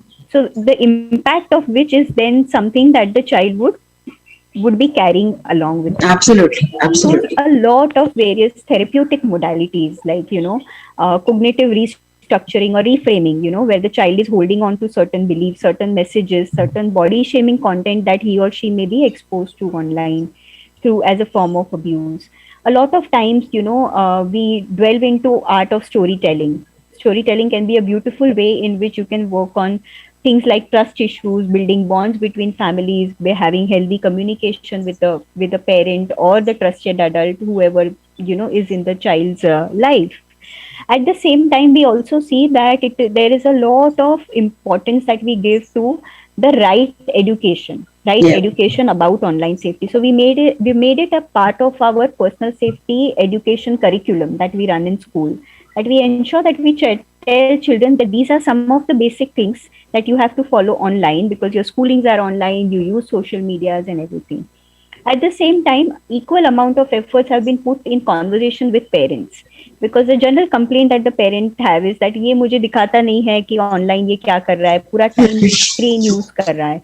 So what is a mindful screen usage, what is a recreational screen usage, and what is a defocused or a mindless screen usage? So telling the parent to understand this is something that we focus on, because it's very fair for it's very unfair actually to sometimes tell children कि schooling के लिए you can use the online medium, but rest of the things in your life are going to be restricted. Yeah. Child, I mean, as an adult, we would not find it. Yeah, it's very fair. unacceptable. Absolutely. So that's like one way effort which are not going to ever be fruitful. Yeah, so giving the child a complete understanding that अच्छा जंगल जा ही रहे हो तो जान लो कि कौन से animals खा सकते हैं, कौन से एनिमल्स दूर से देख सकते हैं. So that is going to be like a framework that we can provide children as well. Sure. So I think one very important tip from her is that अगर आपको कोई form of violation of rights होता है या आपके साथ ऐसा कोई व्यवहार होता है तो मदद अवेलेबल है, मदद लेना बहुत जरूरी है ताकि आप उसमें क्लोजर पा सके, आप उसमें से हील होके बाहर आ सके. So don't wait for things to get worse, report in time, seek help in time. I think this is something that all of us have been screaming on top of our lungs ever since we started work, to be able to reach out to help. Thank you, Namrata. Moving on to Mr. Krishnan, what has been the impact of the programs that you run in schools, and can you share some success stories if possible? Yeah. So, I think both Namrata and Dr. Rakshit spoke about some of these things which we can do from an antivirus, anti-malware. What we have done is there is a good amount of reach which we had created over the last few years, right? And we have provided a lot of free education material to a lot of community groups, parents, teachers, right? And this is primarily between various age groups what we have done. So our reach has been for about 20,000 odd students, and with around 500 odd instructors, 900 plus tertiary institutions. We have done for most of them. And what our focus is primarily a pretty holistic look, right? What we do is we have actually divided it into three parts. One is the CyberSafe Kids program, which is primarily suitable for age group of 5 to 15. And then we have the Cybersecurity Friend Fundamentals, which is primarily for high school students, right? And above them, primarily the students who go into the bachelor degree and above. Then we have something called as a Cybersecurity Academy. So this is what we have actually done as a split, and it progress on that. So let me first take the Cyber Kids program, right? Primarily what we do is we talk about online safety awareness, which is primarily a shared responsibility, because in that age group, that's pretty critical. We do provide a lot of competencies, what is required for the teachers, bring them to speed on what is required. The primary parameters for all these age groups, Sonali, what we look at, right? Most of the age groups, what we look at here, right? The primary parameters are responsible connectivity, privacy, communication, and digital citizenship. These are the four areas which we try and see how do we cover, and this depends from age group to one age group to the other. So whether it is when it is a 5 to 7 age group, right? The responsibility connectivity comes from physical security. That's more critical in the age group of 5 to 7, right? And as we move up, you have the passwords coming in. Then how do I get a secure connectivity? And then later between 14 and 15 and above, right? It's primarily the user authentications, and how do we do that? The same thing holds good for privacy. I just spoke some time back about the PII data, right? Your personal data. How do people try and take the data out, and kids end up sharing with it without realizing the mistake what they do, right? Whom do you communicate? That is very, very important, right? Whom are you talking to? The parents should always be aware. Whom are you talking to? Because there are a whole lot of online scams, and we have facts versus fictions, right? So there are good amount of things which are happening around the communication. On the digital citizenship, primarily it's all about inclusion. Then there's a good amount of cyberbullying which is happening these days. Yes. So how can the kids not get caught up in that, right? You have to navigate the social media and accordingly, and ensure that you also don't post data which is without understanding the background, right? A lot of kids end up posting data and later they realize that they made a mistake. So digital citizenship is pretty critical as far as it is concerned. Right? Absolutely. And if I talk about the resources per se, we have a whole lot of resources which we have done. I'll just quickly run through what we have done. There are multiple resources we have. Right? We have something called as the CyberSafe Kids Overview, which is primarily a 3-minute video, which primarily talk about what the kids can do. It's primarily connected to our mission, the Palo Alto mission. Then we have something called as an ACES program, which is primarily activities in cybersecurity education for students. Right? There are 16 lessons which come in, and we equip students with a lot of cyber knowledge around this. There are a good amount of hands-on activities which happen for that. Right? Then one is that students, then we equip the teachers as well. Right? The teachers need to know how to easily deliver, and we try and ensure that we don't get somebody who is too much of an expert in that. We try and get people who are not very IT savvy, who are not very cybersecurity savvy, so that the simplicity in delivering will always be there, right? So that people also understand it well. For the 5 and 7 age group, we have fun books called as the Cyberlight Work for Kids. We do have an audience, right? Primarily, if I talk about 5 to 7, the inspiration comes from the children's TV show and all that. So how do I have a pre-recorded video by which the kids can see it, and then they can understand it better, right? We do a lot of cyber safety webinars, primarily targeted towards a lot of organizations which we do. We have something called as the Parents Plus Kids Let's Talk videos, right? Where there are candid conversations happening, right?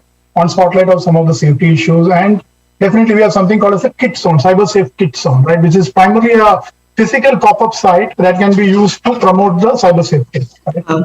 These are a lot of resources around, and across countries we do a lot of work, right? We do work with the Scouts, right?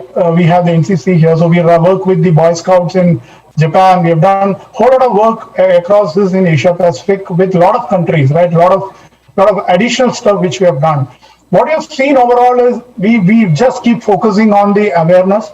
The only challenge what we see is one is that once the training gets over, how do we sustain it is a big challenge, right? We can all deliver training. We have enough people.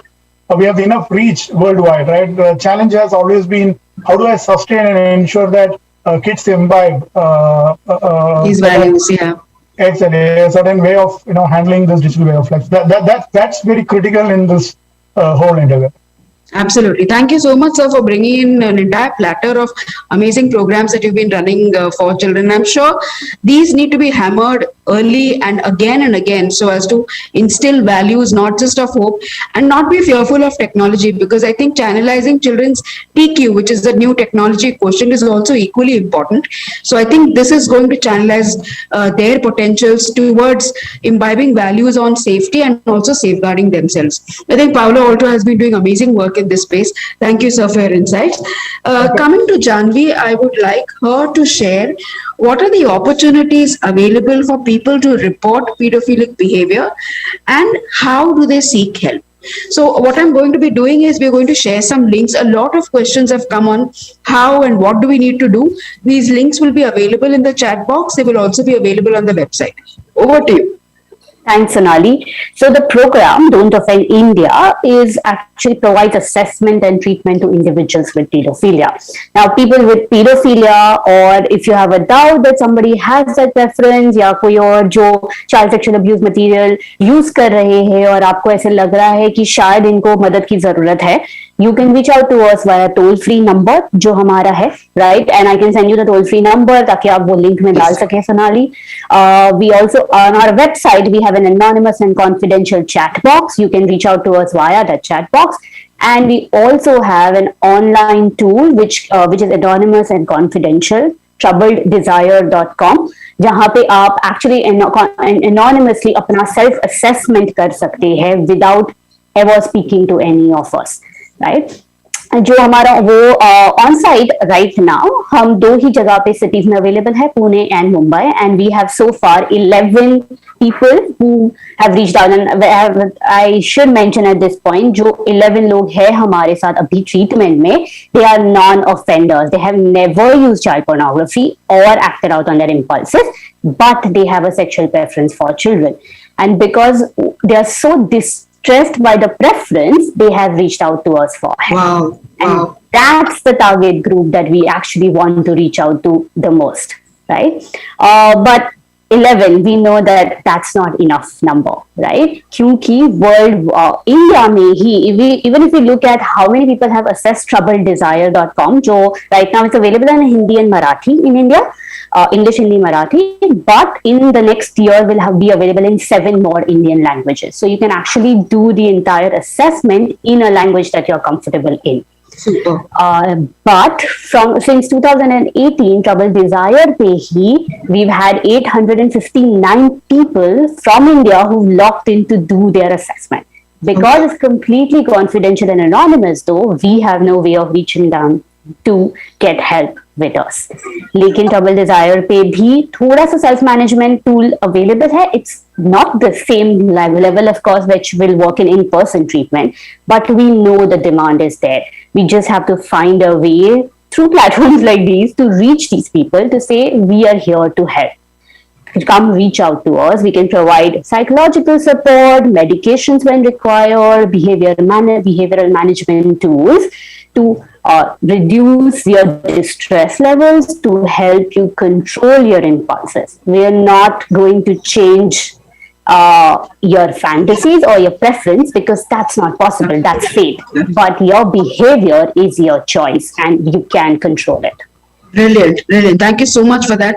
I would like to request each one of you to put in your resource bit in the chat box, which we will then share with the participants as well, because there are questions coming in on the kind of content available or numbers that they can reach out to. So if you can put them in the chat box, we will share the same with our participants. I'm going to my last round of questions, and I'm going to pick a question which has come in from the audience, which I thought is a brilliant way to ask all of you. Your one takeaway from making people from making them bystanders to upstanders. I love the way this has been put up, and I'm just picking it up to use it as a question to all of you. So your one takeaway for everybody whom we can convert from a bystander to an upstander. Anybody can go.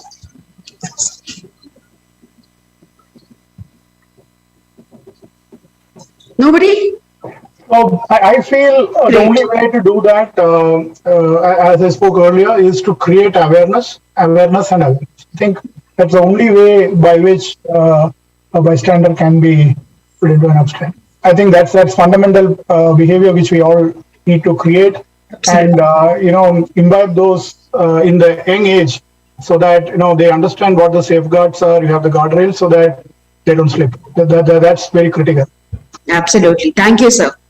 I think from my point of view, it will be to create safe spaces without stigma, both for survivors of sexual abuse, but also for those who offend, to reduce and stop those offenses.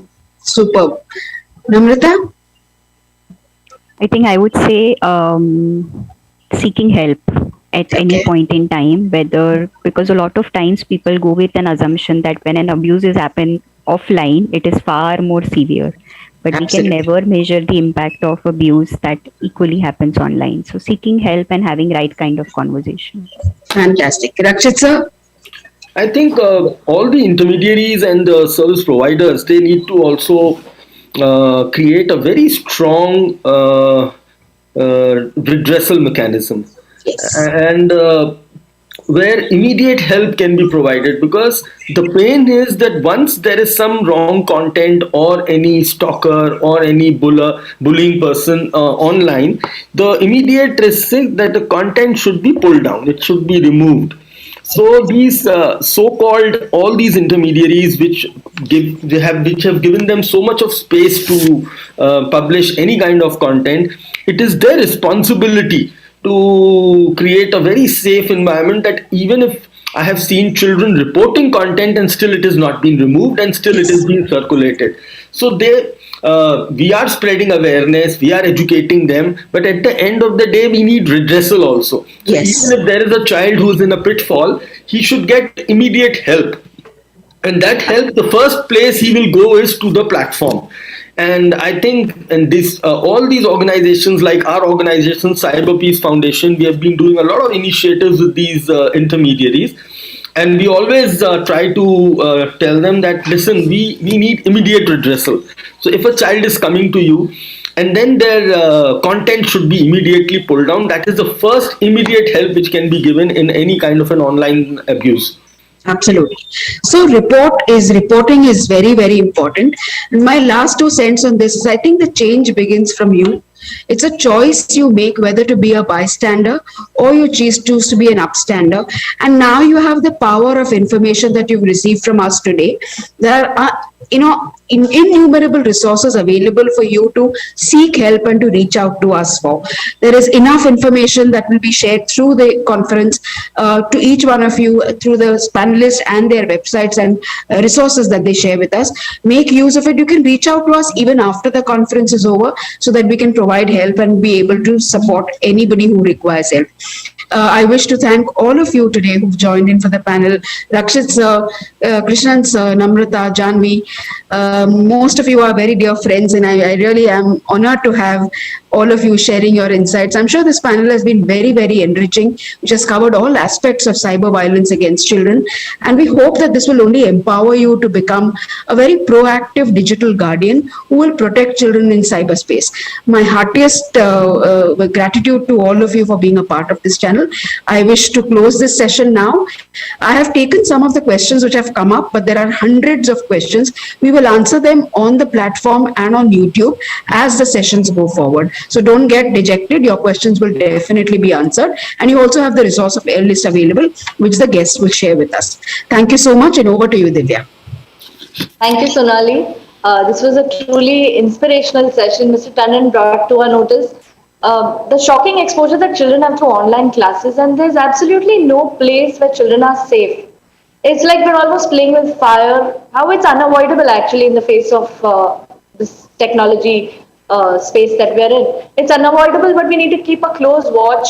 Namrata, you spoke about grooming so that children are more aware about the lurking dangers. This is very useful for a lot of parents who are listening in because, you really don't know what to expect. And this is a good warning kind of a thing for the parents who've been listening in. Thank you so much. Creating safe spaces for a vulnerable child is also very important. And for parents, the fact that restricting the phone is not the solution. We have to give kids the right rationale. It opened my eyes as to how we are so conditionally biased towards the use of technology. ठीक है, online class है तो ले लो phone, 4 hours 5 hours is fine. लेकिन अगर तुमको कुछ देखना है तो give me back the phone and I'm going to put the password. So as parents, we need to be more understanding and proactive in educating our children. We need to educate ourselves on how to really get the point across without creating a barrier. Mr. Krishnan, your commitment to this world to make it a better place is truly inspiring because the Safe Cyber Kids program gives us hope, and the age-wise programs you run with a focus on sustainability would empower children in the long run. Janvi, thank you so much for reiterating that prevention is the key and the fact that all stakeholders need to be part of the entire solution. Amazing self-management confidentiality links that will come up, which will proactively help even perpetrators. This is a whole new dimension on the issue, in fact, today. It's a wonderful takeaway. Sonali, you rightly mentioned that communication is the most powerful tool, to bridge the gap and to really make a difference.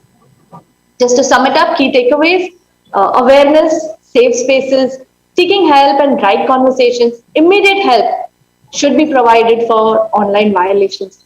All of this in a nutshell. It's been a wonderful discussion, and we'd like to thank all our panelists for their time and sharing this with us today. As a token of our love and respect, we'd like to present a virtual memento to all our panelists. Ms. Janvi Joshi.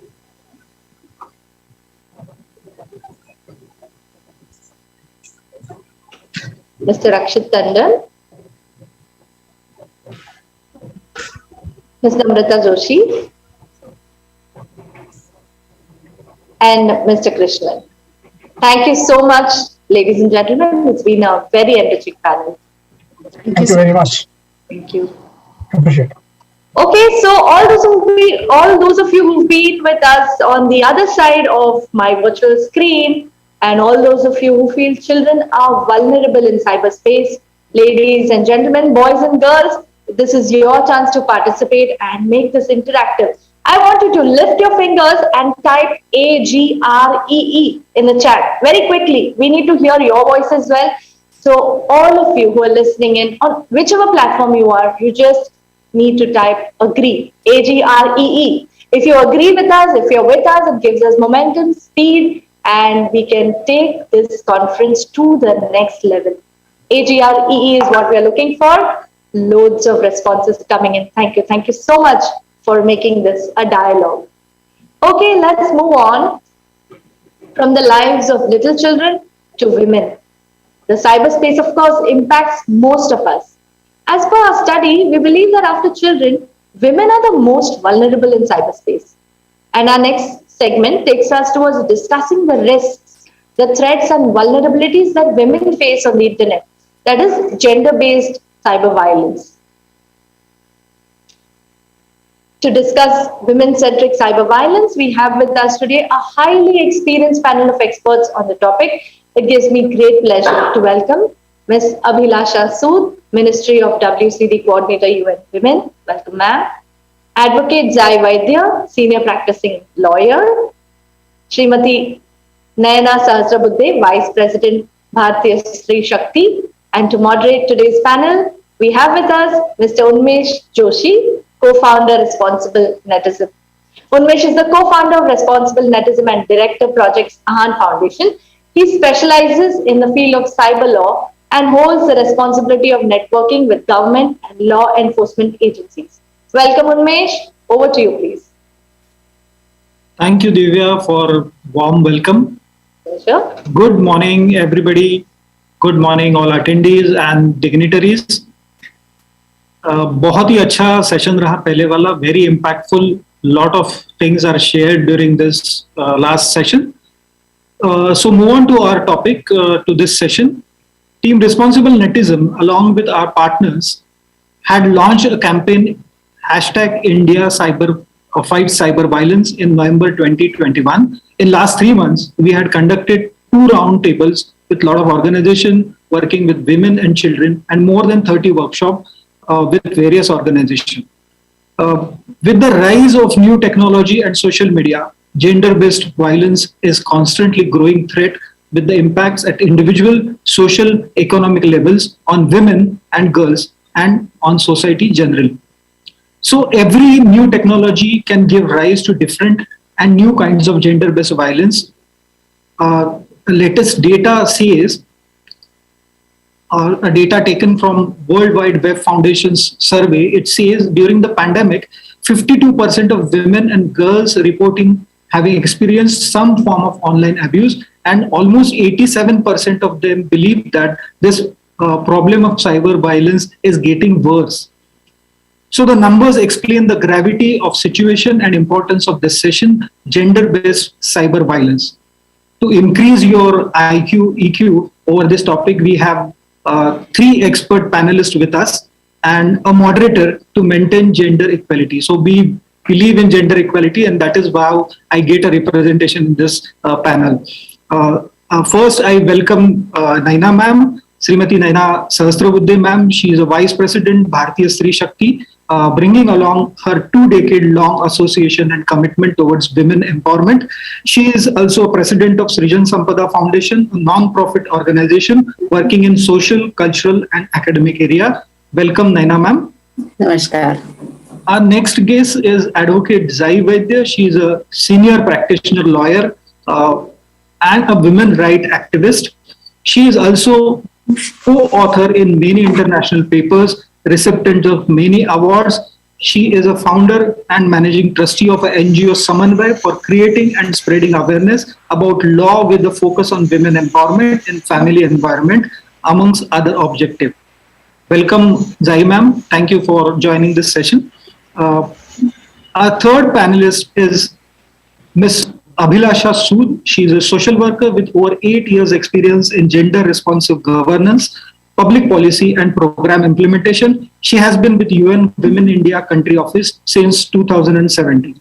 Her work in UN Women focuses on engendering national planning and budgeting. She provides technical expertise to Ministry of Women and Child Development, Government of India on strengthening policy and institutional mechanisms on gender responsive budgeting. Abhilasha is an intersectional feminist and strong advocate of human rights. What a biodata of all these three strong women, and I am welcoming you again. So, moving towards our topic, while reading about gender-based cyber violence, I come across a very interesting sentence. Gender-based violence online is not a new phenomenon, but a continuum of violence that women and girls face offline. Yet many of us are not very familiar with this term. So, मेरा ये अनुरोध रहेगा, first question is for Abhilasha ma'am. मेरा ये अनुरोध रहेगा कि आप हमें साइबर वायलेंस के बारे में कुछ इंफॉर्मेशन दें, because lot of attendees are not familiar with this term cyber violence and specifically gender based cyber violence. Over to you Abhilasha. Thank you so much, Unmesh. Thank you for the very kind introduction, and a very good afternoon to everyone who's listening, and also to the esteemed panelists here.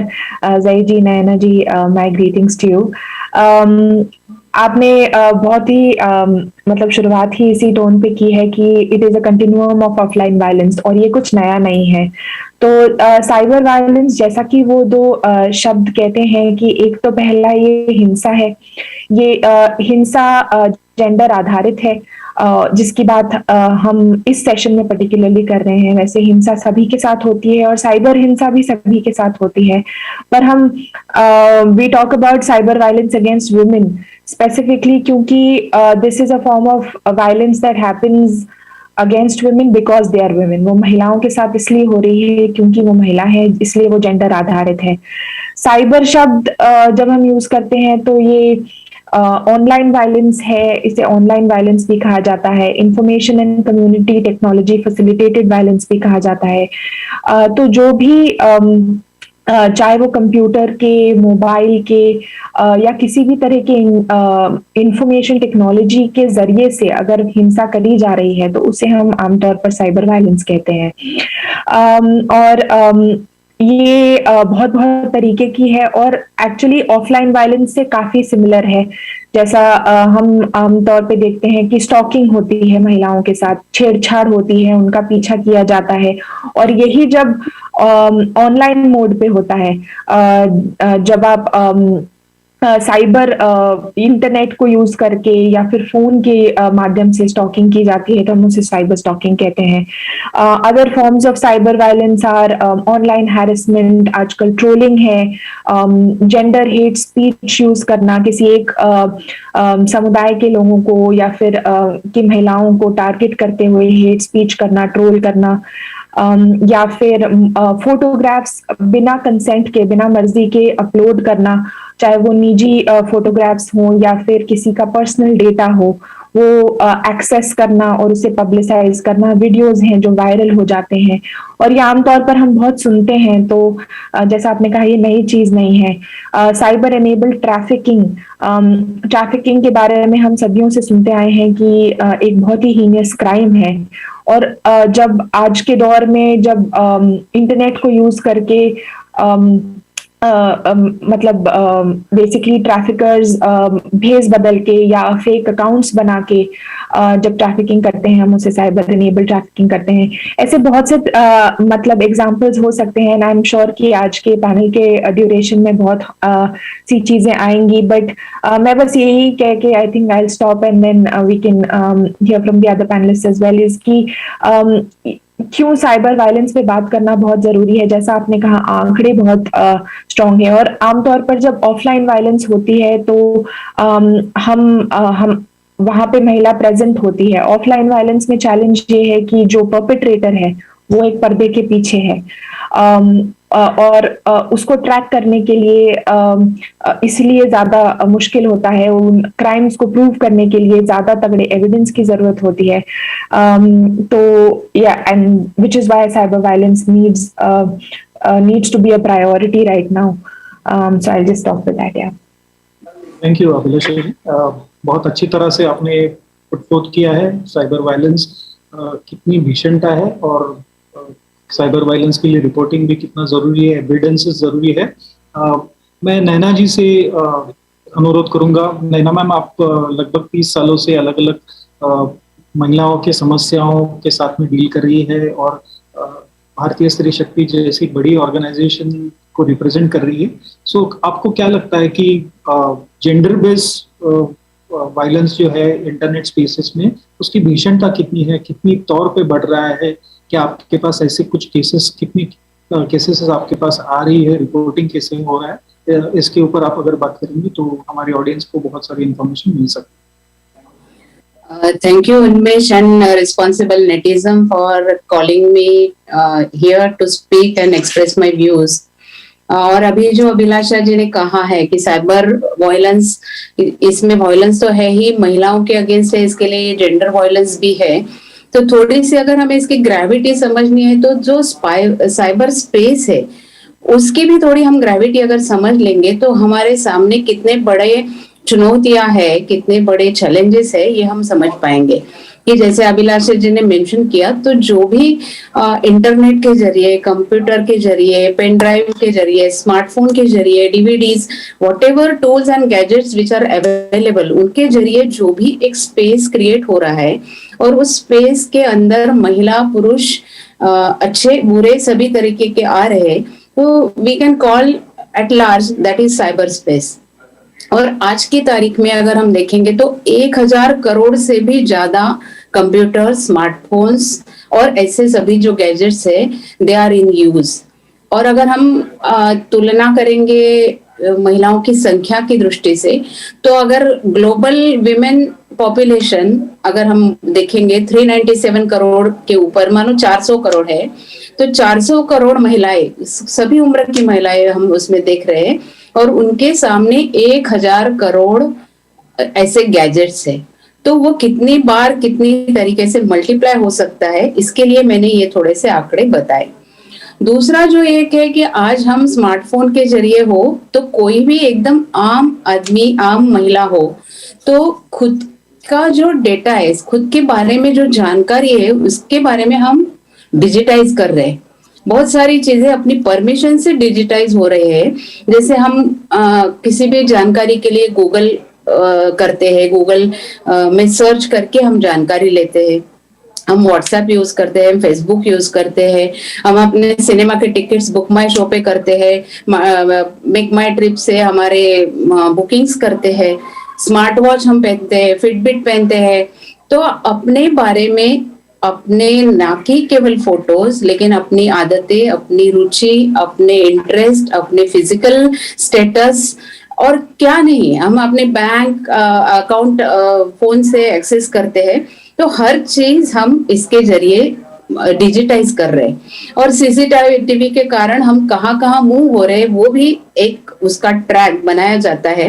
And when we are digitize, that is converted into information. जब ये information में convert होता है तो information becomes a object. आज तक when gender violence की हम बात करते हैं तो महिला शरीर करके एक ऑब्जेक्ट इस रूप में महिला की तरफ देखा ही जाता है। इसके आगे चल के साइबर वायलेंस की जब हम बात करते हैं तो हमारे बारे में हर जानकारी, हमारे फोटो, हम कहाँ जा रहे हैं, हम क्या पहन रहे हैं, क्या खा रहे हैं, ऐसी सभी निजी इंफॉर्मेशन को भी डिजिटाइज हम कर रहे हैं, और वो एक बड़ा ऑब्जेक्ट बन रहा है। ये ऐसा एक ऑब्जेक्ट है, ऐसी एक इंफॉर्मेशन है, ऐसी डिजिटाइज एक जानकारी है which is easy to compress, easy to transmit, एक दूसरे के पास भेज सकते हैं। इसमें हम एडल्ट कर सकते हैं, एडल्ट्री कर सकते हैं, उसको छेड़छाड़ भी कर सकते हैं, और अक्रॉस साइबर वर्ल्ड हम कुछ सेकंड्स में इसको ट्रांसमिट भी कर सकते हैं। तो इसकी ग्रेविटी, ये वर्ड उन्मेष जी आपने यूज किया था, इसके लिए मैं ये कहना यहाँ चाह रही हूँ कि साइबर स्पेस की उपलब्धता, उसके बारे में अवेलेबिलिटी, फ्री इंटरनेट डेटा हो या फ्री वाईफाई हो, ऐसे जरिए इसके जो मल्टीप्लिसिटी है ये बहुत ज्यादा बढ़ी है। इसके बारे में हमें जागरूक होना चाहिए। And it is easily available for buying और सेलिंग, कि कोई भी व्यक्ति, कोई भी परपेट्रेटर उसको इजीली बाय कर सकता है, इजीली सेल कर सकता है। But at the same time all these things are very difficult to secure and safeguard our interest. तो महिलाओं ने इसके बारे में, जब हम ग्रेविटी की बात करते हैं आंकड़े महिला साइबर वायलेंस के बारे में बहुत सारे हैं कि जो भी रिपोर्टेड वायलेंस है उसमें से 7 to 8% जेंडर बेस्ड वायलेंस के आंकड़े रहते हैं। तो हर महिला को, शायद वो आज किसी भी जेंडर वायलेंस की शिकार ना हो, लेकिन इस ग्रेविटी को हमने समझ लेना चाहिए। ये कभी भी हो सकता है और वल्नरेबिलिटी ये एक बड़ा इसमें महत्वपूर्ण बिंदु है।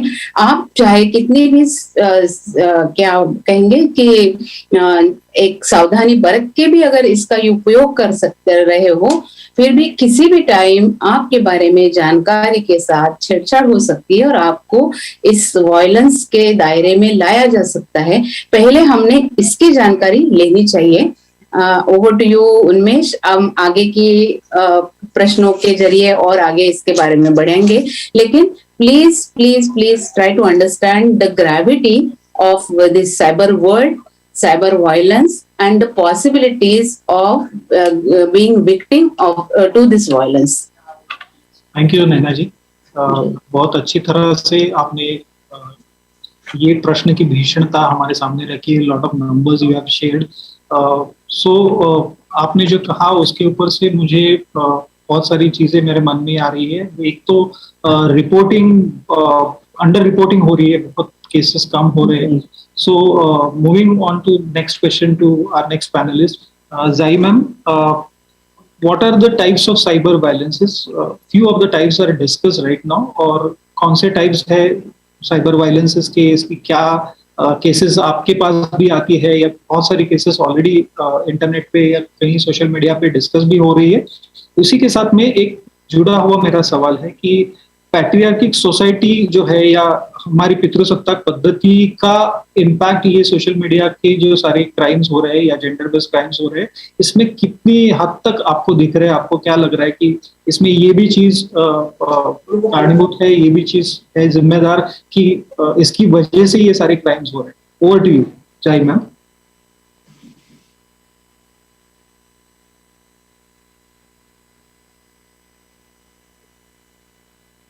I think connectivity, she lost the connection. So Naina ma'am, मेरा सवाल आपसे है, यही मैं सवाल आपको पूछने वाला था कि पितृसत्ताक पद्धति के बारे में हम बहुत बार चर्चा करते हैं, तो इसका इफेक्ट कितना हो रहा है? आपको क्या लगता है ये जेंडर बेस्ड वायलेंस जो इंटरनेट स्पेसेस में हो रहा है उसके ऊपर इस चीज का भी इम्पैक्ट हो रहा है? पूरी तरह से, क्योंकि पहले भी जेंडर बेस्ड वायलेंस था, है, और आज वो साइबर स्पेस में शिफ्ट हो गया है। फिजिकल में जो था वो साइबर में शिफ्ट हो गया है। इसका मतलब उसके पीछे की जो मानसिकता है वो वैसे की वैसे बरकरार है और कायम है। और इसके लिए जो अगर वायलेंस अगेंस्ट वुमेन फिजिकल या साइबर स्पेस का हमें रोकना है तो जेंडर अवेयरनेस, जेंडर सेंसिटाइजेशन, इसकी बहुत आवश्यकता है। जो भी मोटिव साइबर क्राइम के पीछे होता है उसमें 3 इंपॉर्टेंट मोटिव जनरली नोट किए जाते हैं। एक तो मनी मोटिव, जब हमारी इंफॉर्मेशन किसी के पास पहुंचती है और उसे पैसा कमाना है तो वो छेड़छाड़ करके उसको बेच के पैसे कमा सकता है, तो ये तो पहली मोटिव होते हैं।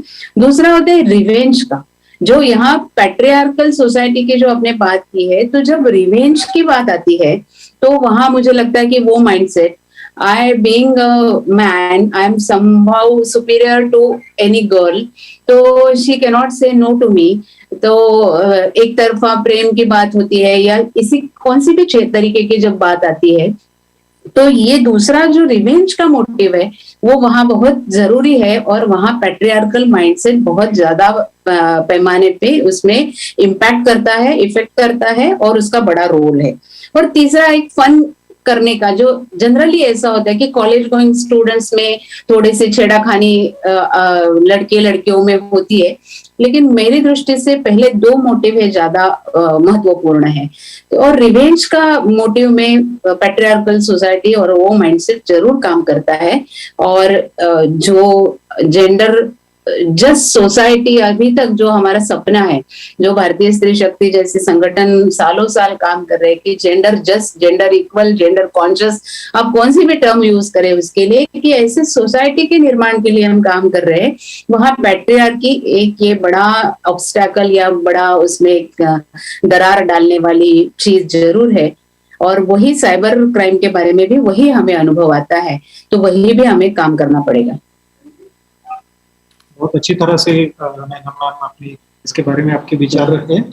और अभिलाषा जी, आप मैंने आपकी इंफॉर्मेशन में बायो में पढ़ा हुआ था कि आप राजस्थान में इस विषय पे काम कर रही थी, तो आप जो कम्युनिटी में काम कर रही थी तो वहाँ इंटरनेट का यूसेज और ये साइबर वायलेंस की घटनाएं वहाँ भी महिलाएं भी फेस कर रही है, क्या आपको लगता है कितनी यूसेज वहाँ पे बढ़ी हुई है, और क्या उनको डिजिटल लिटरेसी प्रॉपरली दी गई जाती है, या उनके पास ये सारी इंफॉर्मेशन है कि how to keep herself on secured on all this platforms? जी बिल्कुल, थैंक्स उन्मेष जी। तो मैं यही कहना चाहूंगी, इसमें दो बातें हैं। एक तो कि ये जो इंक्रीजिंग हम कोविड का दौर है, पैंडेमिक का दौर है, हम सब घर पे हैं, और इस टाइम पे जो यूजेज ऑफ इंटरनेट है वो बहुत बड़ा है, और हम सबकी जिंदगी में भी, जैसे नैना मैम भी कह रही थी कि हम अपने ऐप्स यूज करते हैं, और बहुत यूजेज ऑफ इंटरनेट बहुत बढ़ गया है। और हम सब चाहते तो ये हैं कि इंटरनेट एक सेफ स्पेस हो, बट रियलिटी ये है कि उसका एक डार्कर साइड भी है। जब आप इंटरनेट यूज करते हैं तो सेफ्टी प्रिकॉशंस इन सब का ध्यान रखना बहुत ही जरूरी है। और महिलाएं जैसे कि ऑफलाइन वैसे ही ऑनलाइन स्पेसेस में ज्यादा वल्नरेबल हैं towards violence against women issues. एक तो ये बात है। दूसरा कि जैसा आपने कहा कि एक डिजिटल जेंडर डिवाइड तो है। नैना मैम बहुत पॉसिबिलिटीज बता रही थी, एंड आंकड़े उन्होंने बहुत ब्यूटिफुली प्रेजेंट किए, बट चैलेंज ये है कि महिलाओं का access towards internet and ICT is lesser. तो करीब आंकड़े कहते हैं कि इंटरनेट पे 35% जो यूजर्स हैं वो महिलाएं हैं, तो पुरुषों से तो कम यूज हो रहा है, पर फिर भी इतना वल्नरेबिलिटी है, इतना वायलेंस है, इतना एक्सपोजर है, तो ये बहुत चैलेंजिंग है। And you know it's very sad, I mean, ki despite challenges in access, there is so much violence that prevails. तीसरा बात मैं ये कहना चाहूंगी कि जो आपने यूजेज की बात की कि क्षमता क्या है, नॉलेज है कि नहीं, अवेयरनेस है कि नहीं, और इस पे हमें काम करना बहुत ही जरूरी है। और इसके दो पहलू हैं अगेन। एक तो ये कि आप जब यूज कर रहे हैं तो आप अपनी सुरक्षा कैसे कर सकते हैं, what are the safety protocols. आपको ये ध्यान में रखना है कि आप क्या कंटेंट है जो पुट अप कर रहे हैं। और दूसरा ये कि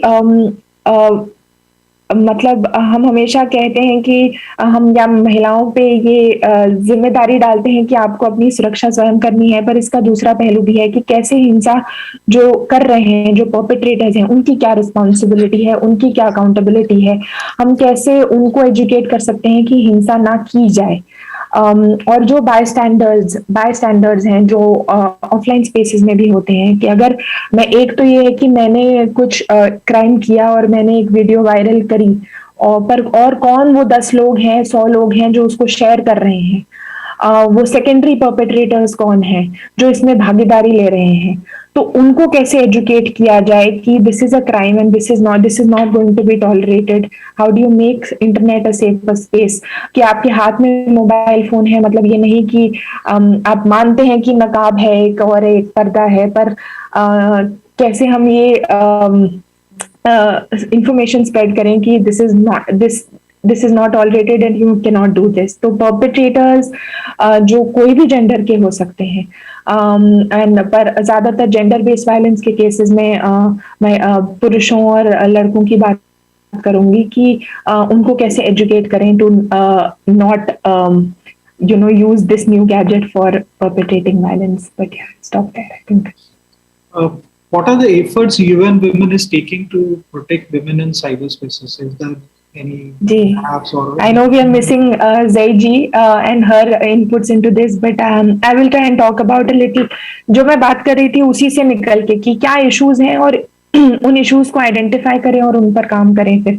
तो पहला जैसा मैं बात कर रही थी कि बिहेवियर चेंज और अवेयरनेस पे हम बात करते हैं। नैना मैम ने जेंडर इक्वालिटी की बात करी और उस सोच की बात करी, प्रतिसत्तात्मक सोच की बात करी, उसको कैसे टारगेट करते हुए हम उस पर कैसे काम करें। तो जैसे हम लोग कैंपेन्स करते हैं और जो नहीं जानते, यूएन वुमेन संयुक्त राष्ट्र की वो इकाई है जो केवल जेंडर समानता और महिलाओं के सशक्तिकरण के लिए काम करती है। तो हम कैसे ये जो प्लेटफॉर्म्स हैं, चाहे वो टिकटॉक हो, फेसबुक, इंस्टाग्राम, व्हाट्सएप, जो पॉपुलर है ज्यादा और जो आजकल की यूथ ज्यादातर यूज भी कर रही हैं इंक्रीजिंगली, उनको कैसे और सेफर बना सकें ताकि जो साइबर हैरेसमेंट है या स्टॉकिंग है, ट्रोलिंग है, ये ना हो।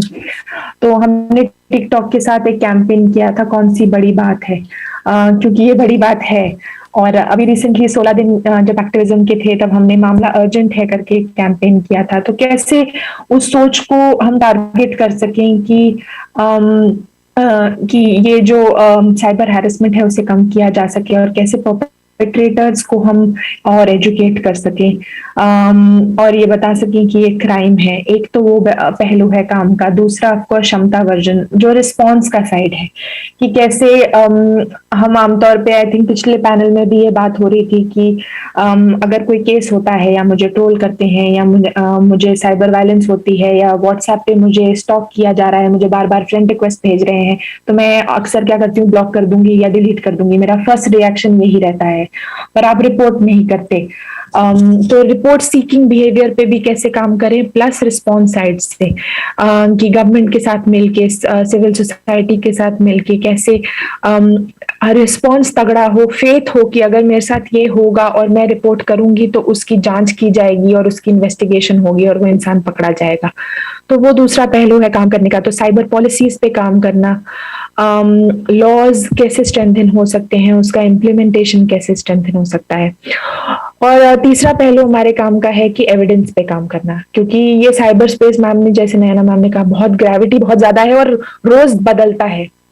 तो कैसे हम इसके बारे में और एविडेंस कलेक्ट कर सकें, डेटा ले सकें, ताकि हम इसको कॉन्स्टेंटली समझ सकें कि कैसे, क्या इशू है, क्या चैलेंजेस हैं एंड देयरफॉर क्या सेफ्टी प्रोटोकॉल्स हैं।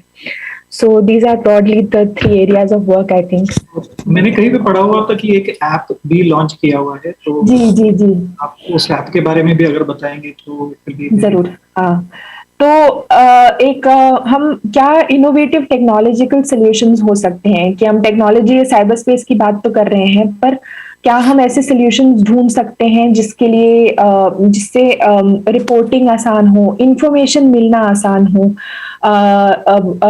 साइबर वायलेंस के इश्यूज पे। तो यूएन वुमेन ने नास्कॉम फाउंडेशन के साथ मिलके एक ऐप तैयार किया है जिसे माई अंबर कहते हैं, और वो iOS पे, एंड्रॉयड पे इजीली अवेलेबल है। और वो बेसिकली एक इंफॉर्मेशन ऐप है जिसपे महिलाओं के विरुद्ध जो हिंसा होती है, चाहे वो निजी क्षेत्र में हो, सार्वजनिक में हो, कार्यस्थल पे हो या फिर साइबर, उस पर इंफॉर्मेशन अवेलेबल है और कैसे उसके साथ कोप कर सकते हैं। उस वायलेंस के ऊपर इंफॉर्मेशन अवेलेबल है, आसपास आपके क्या कहाँ रिपोर्ट कर सकते हैं इस वायलेंस को, उसकी पूरी जानकारी दी गई है। और ये एक इंटरेस्टिंग फीचर है माई अंबर ऐप में कि जैसे महिलाओं के साथ अगर आप ये ऐप देख रहे हैं और आपके घर में ही आपके साथ हिंसा हो रही है, तो आमतौर पर आपके मोबाइल फोन को, आपके चैट को, मैसेजेस को ट्रैक किया जाता है, स्टॉक किया जाता है, कंट्रोल किया जाता है।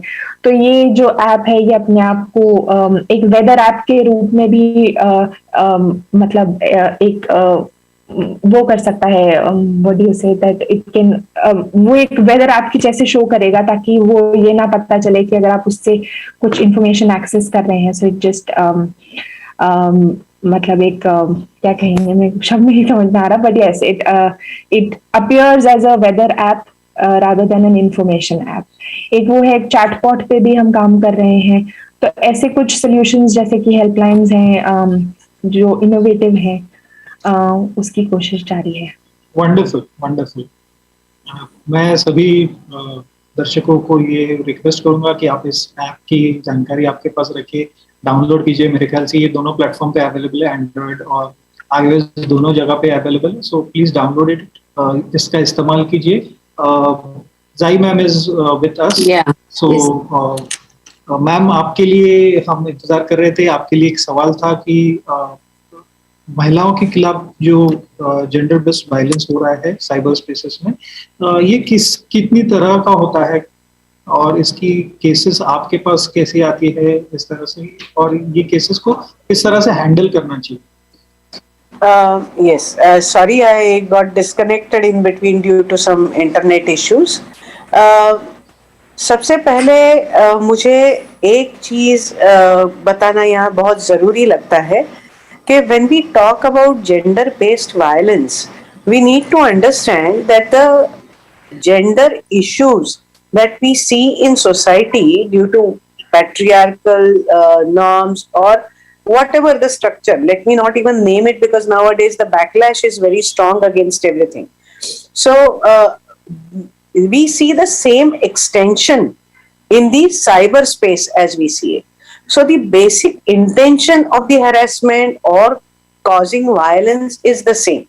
The basic gender related attitudes which we see otherwise also remain the same.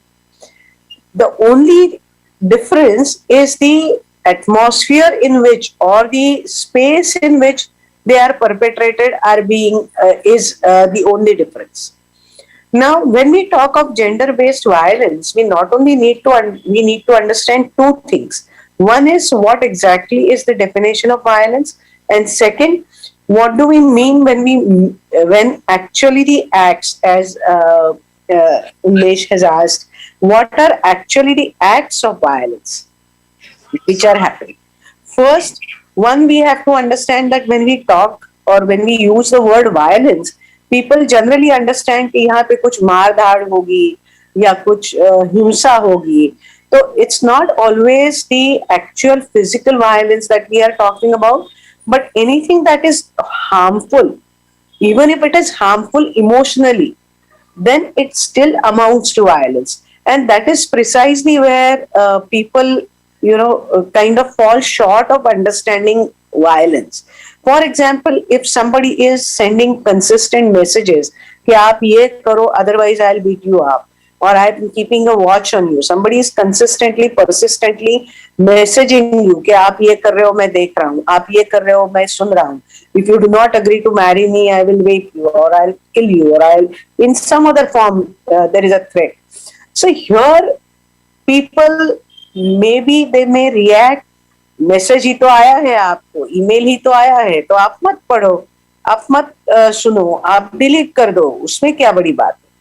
But the point is that there is somebody who's doing this, somebody who's consistently messaging, somebody who's consistently stalking, keeping a watch, creates a psychological pressure, a psychological feeling of being unwell, the fear in the mind of the victim, and that is also a kind of violence that happens in cyberspace. So when we are talking about the violence, we need to understand that समझो ये भी नहीं है, समझो just there is somebody who is a very aggressive person in your connections or in your friend circle, and somebody who aggressively asks or demands something from you. And if that is gnawing at the mind of somebody and a person is unable to perform to its optimum level because of that stress, then still that would mean violence. The problem with us is when we talk about gender-based violence, we tend to categorize it into a serious degree or a very minor degree और very medium, ठीक है चलो हो सकता है, आप manage कर सकते हो. I feel there is a problem when we do not have the policy of zero tolerance.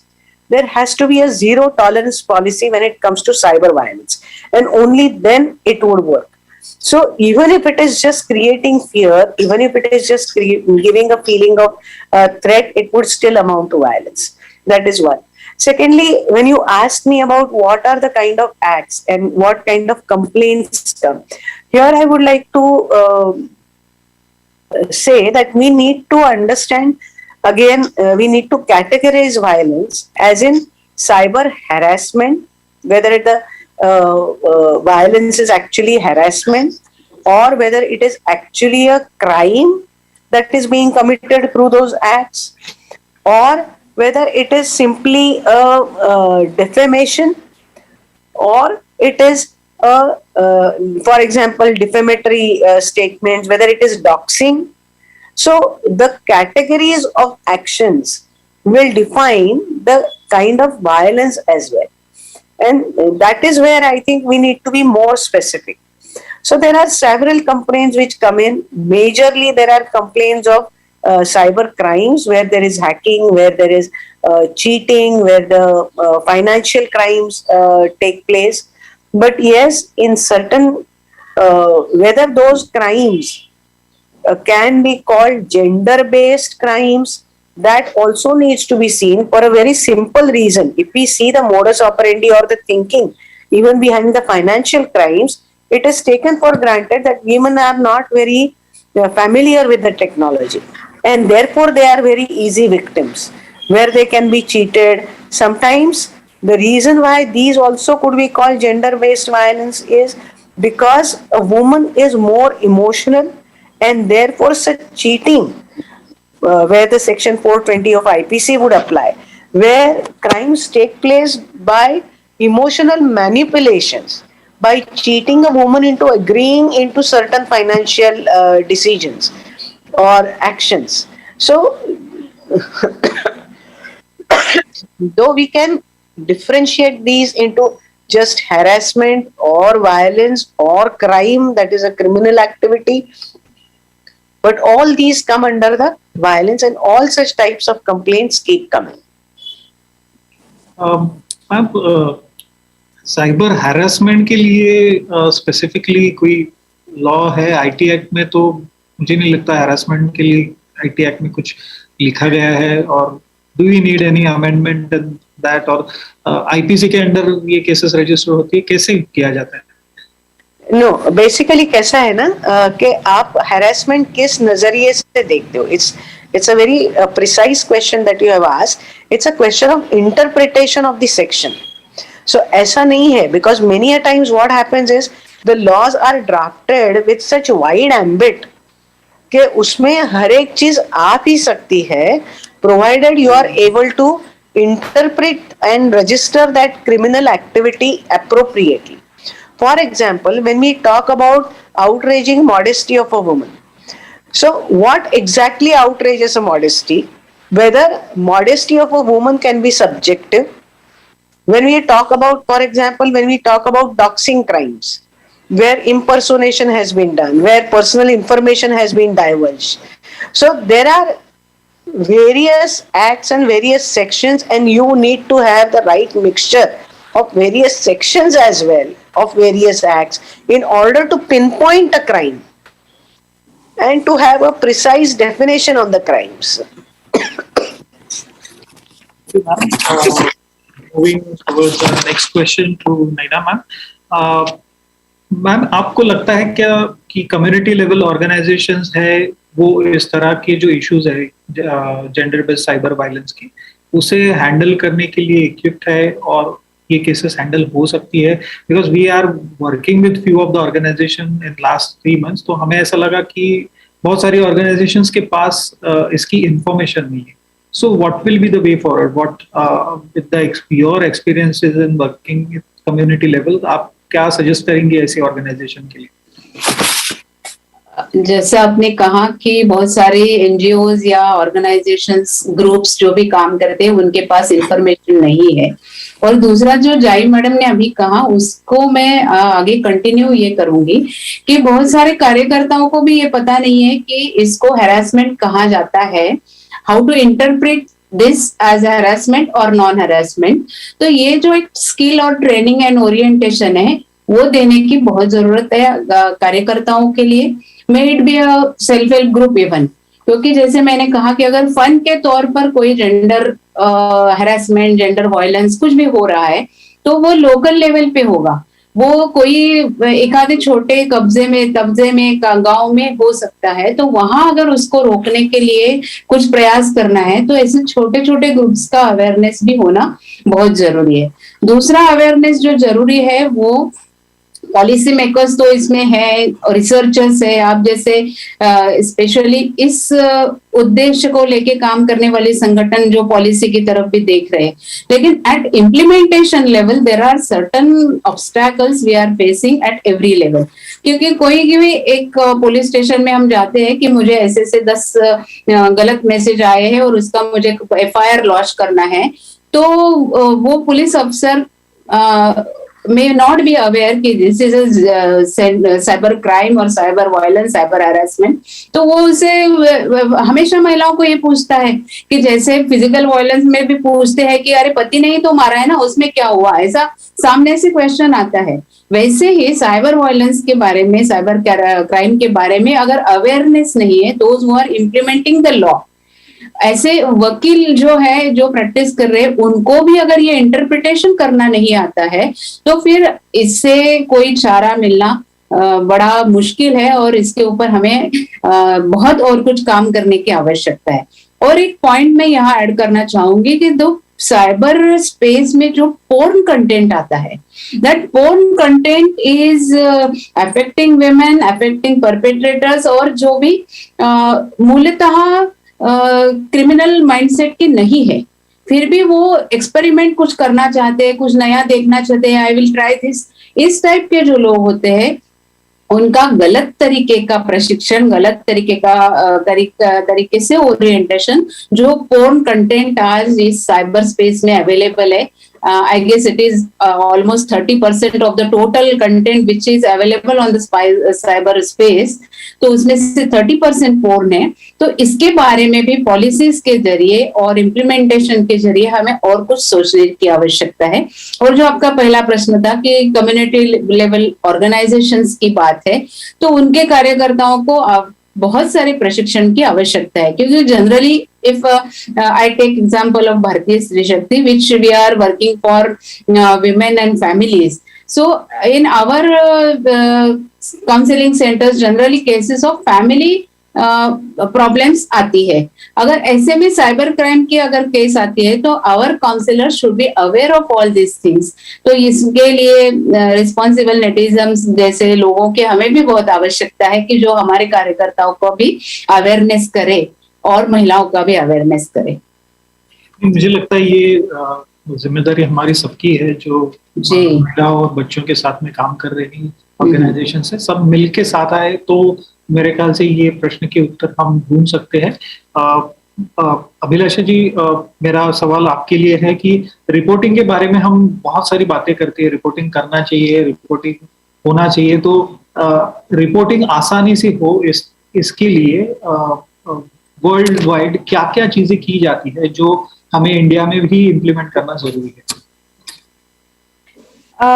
दो चीज, अगर रिस्पॉन्स के साइड से देखें, और नयना जी और जय मैम ने भी बहुत अहम बातें कही हैं रिस्पॉन्स के साइड से। एक तो जैसा कि लॉ इम्प्लीमेंटर्स हैं उनकी अवेयरनेस की बात की है, और बहुत सी चीजें अभी हो भी रही हैं। जैसे मिनिस्ट्री ऑफ होम अफेयर्स का एक साइबर क्राइम का एक पोर्टल है जहां आप रजिस्टर कर सकते हैं, एक हेल्पलाइन नंबर है, नेशनल कमीशन फॉर वुमेन का भी एक रिपोर्टिंग प्लेटफॉर्म है जहां आप रिपोर्ट कर सकते हैं।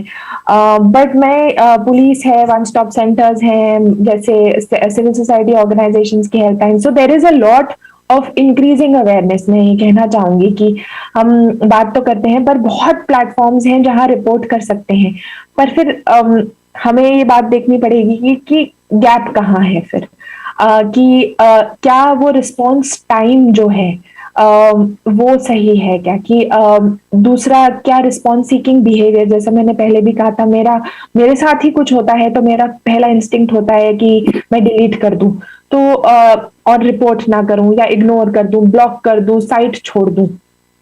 तो ये इसको कैसे हम ऑल्टर करें, रिपोर्ट सीकिंग बिहेवियर कैसे हम एनकरेज करें कि रिपोर्ट की जाए, और वो तभी होगा जब सिस्टम में फेथ होगा कि हाँ इमीडिएट रिस्पॉन्स होगा, उसकी जांच की जाएगी. Also, there has to be awareness about what is the information required कि जो perpetrator है या फिर जो इंसिडेंट हुआ है उसके screenshots.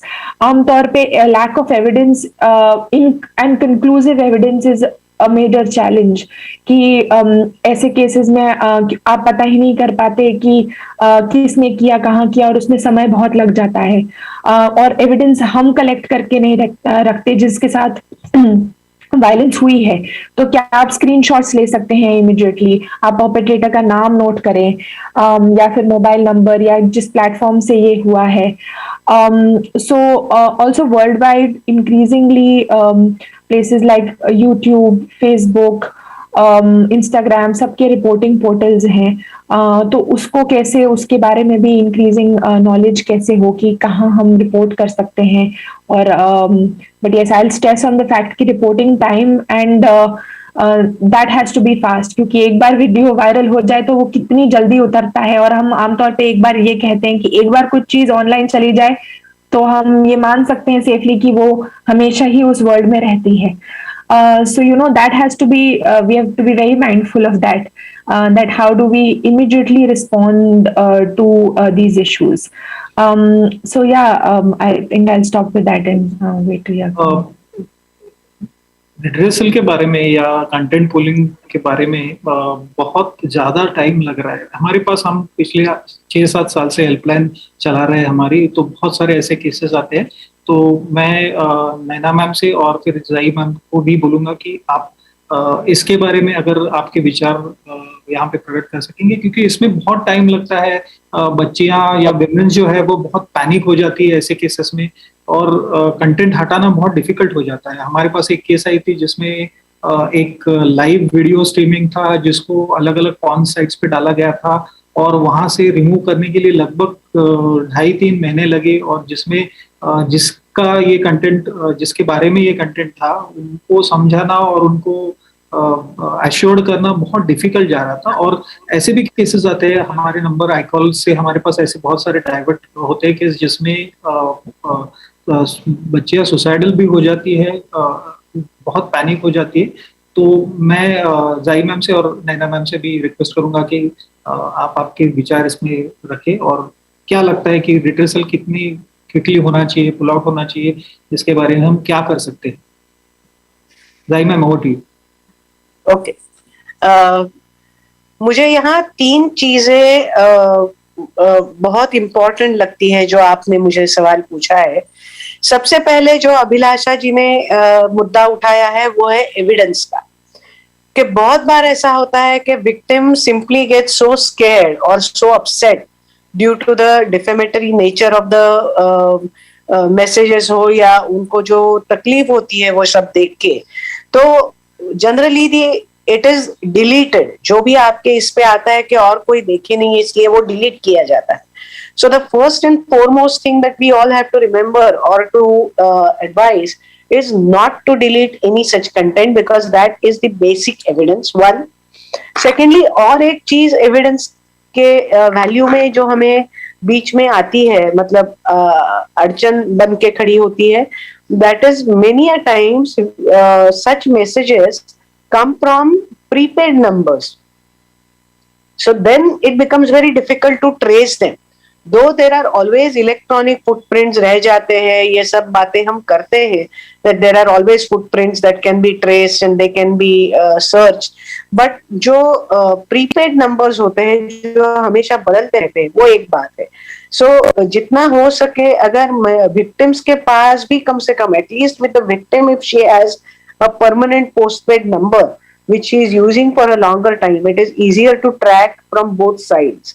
That is the second part. So evidential value ये एक बहुत टेक्निकल मुद्दा है, लेकिन वो एविडेंस प्रिजर्व करना जो विक्टिम के पास हो सकता है, because as long as that number is running, as long as that hardware, software, everything is there in the phone, in through which, or phone or whatever is the medium through which there is a harassment, that is available for forensic checking, then it is possible that the evidence will be appreciated properly, and we can reach out to the criminal. One.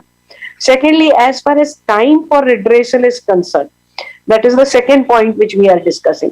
तो यहाँ पे ऐसी बात होती है कि बहुत सारे पोर्टल्स जिसका रीच बहुत ज्यादा बड़ा होता है, वहां पे ट्रेस करना बहुत डिफिकल्ट हो जाता है, because they are based outside India. So getting an order from the court, taking that order to that portal which is based outside India, and trying to trace that complaint, getting the evidence from there, it becomes difficult. तो वो एक मुद्दा है जहाँ पे interception का और इसका जो सवाल आता है. एंड थर्ड इज, जैसा अभी आपने बताया, ये एक मुद्दा मुझे ये लगता है कि हमारे ये सेशन में हमें बिल्कुल एक विचारार्थ रखना चाहिए हमारे व्यूअर्स के सामने, और वो है विक्टिम माइंडसेट. कि जैसा अभी आपने जो उदाहरण दिया कि where some bad video was being played and it was posted on some websites for views, and the lady got so upset that she was unable to manage the whole situation, her emotional outbreak, which is perfectly understandable. Anybody would go through trauma if such things happen. But then somewhere we need to also, unless we make ourselves stronger as women, as victims, this is not going to change, because till we do not make ourselves stronger, we are always going to be vulnerable. We are all the time vulnerable, easy victims for people to even do this just for the sake of fun.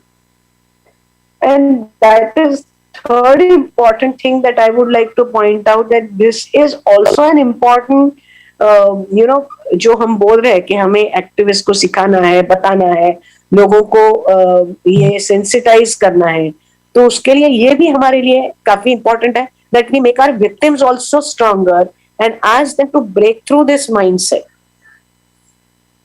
Because when we talk of violence of this kind, it is not, I would not place it on a different platform from rape. The actual act of rape happening and somebody posting such video, vulgar video on the social platforms for people to watch, it's mental trauma for a person who's going through it.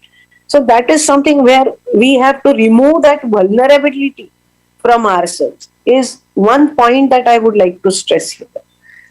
Thank you, Zainam. I think we are running out of time, and so I'll move to next question. That is one question for all of you is, after this discussion, लोगों के दिमाग में यही सवाल आता रहेगा कि is it possible to create safer internet experiences for the women? So what is your take, all of you three? So one by one we can start with Naina ma'am. तो आप आपके take इसके ऊपर में रखे सामने, और we can conclude this session. मैं एकदम कम शब्दों में रखूंगी कि knowledge and awareness are biggest tools in this, तो इसका हमें इम्प्लीमेंटेशन करना चाहिए. तीसरा मुद्दा ये है कि hacking mind is easier than hacking A system और अ कंप्यूटर. सो अपना माइंड हैक ना हो, जैसे अभी जाई मैडम ने कहा कि विक्टिम ने अपना माइंडसेट स्ट्रॉन्ग करना चाहिए कि कोई भी अगर गलत चीज मेरे चेहरे पे दूसरा किसी का शरीर लगा के कुछ भी हो रही है, तो I am not guilty for that, लेकिन जिसने किया है वो इसका गिल्टी है. इसका माइंडसेट क्रिएट करने के लिए हमें काम करना पड़ेगा. चौथा है convergence of so many platforms and so many क्या कहेंगे गवर्नमेंट मशीनरी है, इंटरनेशनल ट्रीटीज के साथ में भी हमें इसमें काम करना पड़ेगा कि अगर जैसे कि सर्वर दूसरे देश में है तो कौन सा कंटेंट उन्होंने देना चाहिए, कौन सा हटाना चाहिए, इसके बारे में सरकार, एनजीओज, महिला काम करने वाले सबने मिलके काम करना चाहिए. और अवेयरनेस ऑफ इम्प्लीमेंटिंग एजेंसीज, ये भी मुझे बहुत महत्वपूर्ण लगता है. दूसरा एक जैसे साइबर सिक्योरिटी के बारे में कहा जाता है कि there is no patch for human stupidity. ऐसा कहा जाता है कि हम वायरस के लिए कौन सा भी पैच रन करते हैं, जैसे अपने कंप्यूटर में when we work at offices, तो बैंक में अगर मैं काम करती हूँ कि तो हर 8-15 दिनों में एक वायरस पैच रन होता है, लेकिन ह्यूमन स्टुपिडिटी का कोई पैच नहीं है। तो हम कौन से पिक्चर शेयर कर रहे हैं, हम क्या स्क्रीन के सामने कर रहे हैं या चार दीवारों के अंदर करके हम क्या ट्रांसमिट कर रहे हैं, इसके बारे में हम स्टुपिडिटी से दूर रहे तो ही हम खुद को बचा सकते हैं। अदरवाइज बाकी सिस्टम से बचना कितना मुश्किल है हमने अपनी डिस्कस किया है, हमने खुद को बचा के रखना है। Thank you.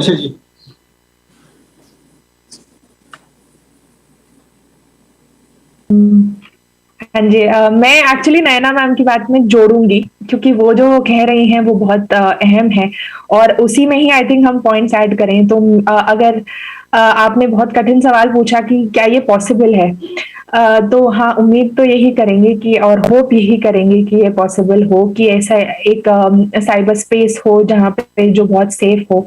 और उसके लिए मुझे लगता है दो चीजें जरूरी हैं कि एक तो इसको नॉर्मलाइज ना किया जाए, इसको छोटा नहीं समझें कि क्योंकि इसमें किसी की चोट नहीं लग रही है, खून नहीं निकल रहा है या किसी का मर्डर नहीं हो रहा है तो ये बहुत छोटी चीजें नहीं, ये इसका इम्पैक्ट बहुत बड़ा है। जैसा कि अदर पैनलिस्ट ने भी कहा कि it is you know as heinous as any other crime, तो उसको प्रायोरिटी दें, उतनी सीरियसनेस दें। दूसरा मैं ये कहूंगी कि और हम हमेशा ये कहते हैं कि जो इंटरनेट का यूजर स्पेस है और जो इनोवेशन स्पेस है, जो कैसे और महिलाओं को हम इनकरेज करें स्टेम में आने के लिए, चाहे वो कोडर्स हों, ऐप मेकर्स हों, चाहे वो आई मीन जो स्टेम एजुकेशन है उसमें और कितना उसको हम और डाइवर्स और इंक्लूसिव बना सकें ताकि महिलाएं हैं, LGBTIQI पर्सन, ट्रांस पर्सन, सो जितना इंक्लूसिव होगा ये स्पेस आई थिंक उतना और स्पेस सेफर होगा,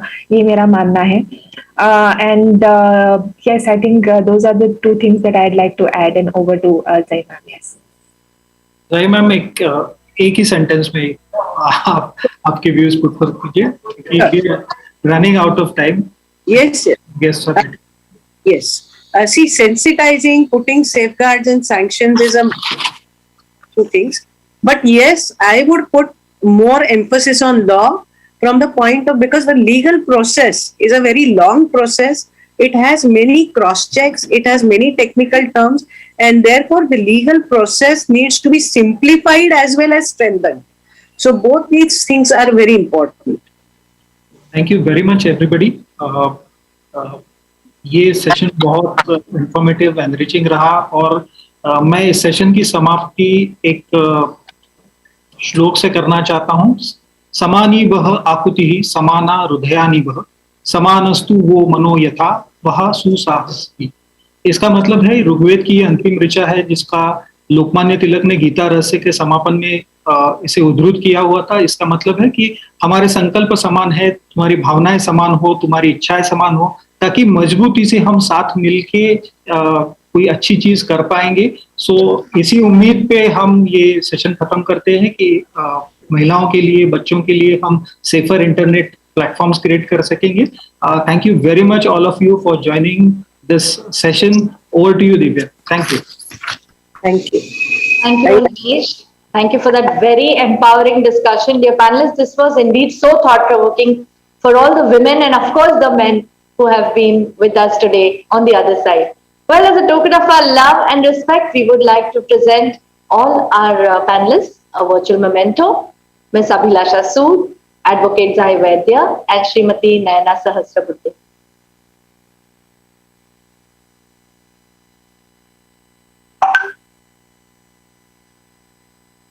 Thank you so much.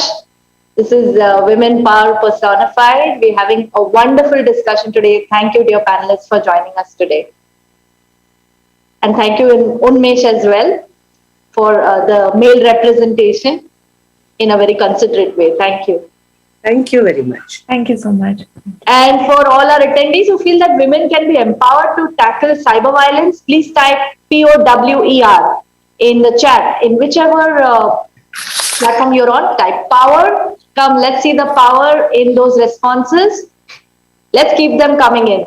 Thank you for participating with us so enthusiastically all along since morning. Well, moving on, कभी आपने किसी के दिमाग में झांकने की कोशिश की है मैंने तो नहीं की है, because it's quite risky. Because we don't know what we could expect to find in there. Anyway, on a serious note, let's now look at another facet of this discussion. Let's move into the psyche of the crime and try to fathom the psychology of cyber criminals. Who better than a team of experienced psychologists to take the bull by its horn as they discuss psychological impacts of cyber violence? Our esteemed panel comprises of Dr. Harish Shetty, Senior Psychiatrist, Dr. L.H. Hiranandani Hospital, Professor Dr. Rakesh Kriplani, Senior Cyber Psychologist. And to moderate this interesting session, we have with us Dr. Anuradha Somni, former professor and head, Department of Psychology, SNDT Women's University. Psychologist and psychotherapist Dr. Somni is a MA, MPhil, PhD, University of Mumbai and Chancellor's Gold Medalist at Master's level. She is a recipient of various scholarships and awards, including the UGC Research Fellowship, the National Talent Search Scholarship, the Mankar Prize of the University of Mumbai, and recipient of the Best Research Paper Award of the Indian Psychological Association, among others.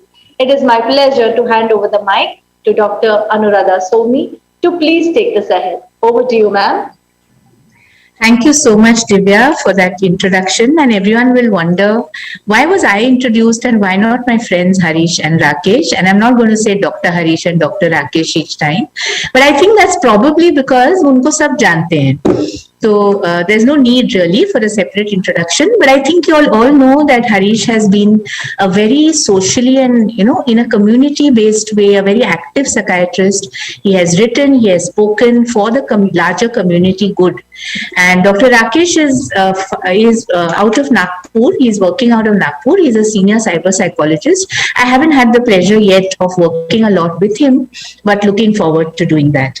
So as we were told at the beginning of this session, this is an amazing area of the mind, of the psychology of the cyber criminal.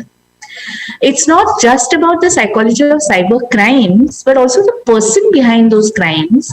And always in social discussions, in chats, the typical question, friends, that comes up. And I must tell my friends Harish and Rakesh that we have a huge audience here, very young people, many of them about 5,000-6,000 people. So I think that's great, although we can't see them right now on this platform, but they are all listening into the wonderful things that you have to share. So what we're doing is we're going on to, from a wider social canvas, which was getting covered till now, into the fine points of, like I said just now in social discussions, what typically gets asked is what makes these people tick? ये लोग ऐसा क्यों करते हैं? Why are these people involved in cyber crimes? So we are trying to get into the mind of the cyber criminal. And of course, alongside, we will also look at what impact does this have when these perpetrators behave in this manner. What happens to the victims? And no better to people than Rakesh and Harish. So I'm going to start with a question to Harish. Is there, Harish, anybody who one can call a typical perpetrator? ऐसा कोई typical profile होता है? आपने देखा है? आप क्या describe करेंगे? बिल्कुल ही नहीं। यानी पिछले कुछ दिनों में जब एक फेमस स्पोर्ट्स पर्सन के विरुद्ध पोस्ट डाला गया और वो व्यक्ति अरेस्ट हुआ, वो IIT-B का विद्यार्थी था और वो बिल्कुल शाय, इंट्रोवर्टेड, अच्छा बच्चा था, ना कोई ट्रुएंसी, ना कोई ऑफेंस, और बहुत अच्छा बच्चा था। दूसरी बात मुझे कहना चाहता हूँ, ये कोई भी हो सकता है। अभी एक लड़की एक स्टेट के पुलिस कमिश्नर को शिकायत की, पुलिस कमिश्नर ने उसका दाद नहीं दिया, तो उस लड़की ने इमीडिएटली एक फेक प्रोफाइल क्रिएट किया उस पुलिस कमिश्नर का, और वो पुलिस वहां के और उनके पिता और वो खुद मेरे क्लिनिक में आके बैठे थे, तो यहीं कहीं बंबई में पढ़ रही थी। तो मैंने पूछा, भैया तुमने ऐसा क्यों किया? बोला, मुझे गुस्सा आया। तो इस मूलभूत बात इसमें ध्यान आती है कि लोगों को लगता है कि ये फेसबुक अपने ही बाप का है, लोगों को लगता है कि ट्विटर अपने ही बाप का है। तो ऐसे जैसे हम सामने मिलते हुए किसी को डांटते हैं, जैसे हम तू मैं घर के अंदर करते हैं, जैसे हम तू मैं एक कॉफी शॉप करते हैं वैसे उसने कर दिया। तो जो एहसास कम होना ये सबसे बड़ी बात है और ये समझना जरूरी है। अभी इसके अलावा एक लड़की ने अपना फ्रेंड ने उसका बॉयफ्रेंड छीन लिया है।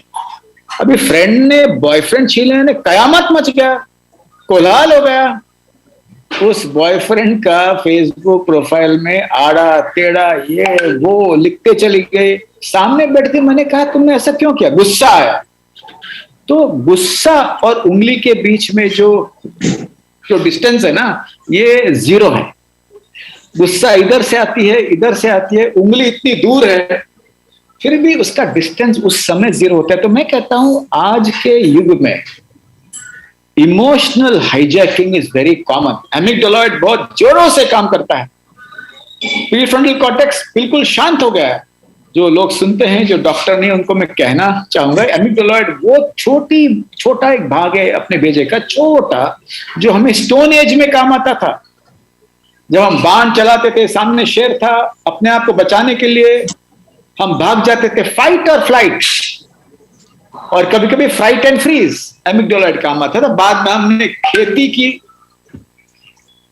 बाउंड्रीज बांधी, रिस्क कम हुआ, और बाद में प्रीफ्रंटल कॉर्टेक्स का उपयोग किया, जहां विवेक बुद्धि है। जो विवेक बुद्धि इमोशनल हाईजैकिंग से बंद हो जाता है, इसीलिए कोई भी साइबर क्राइम कर सकता है। ये एक बाजू।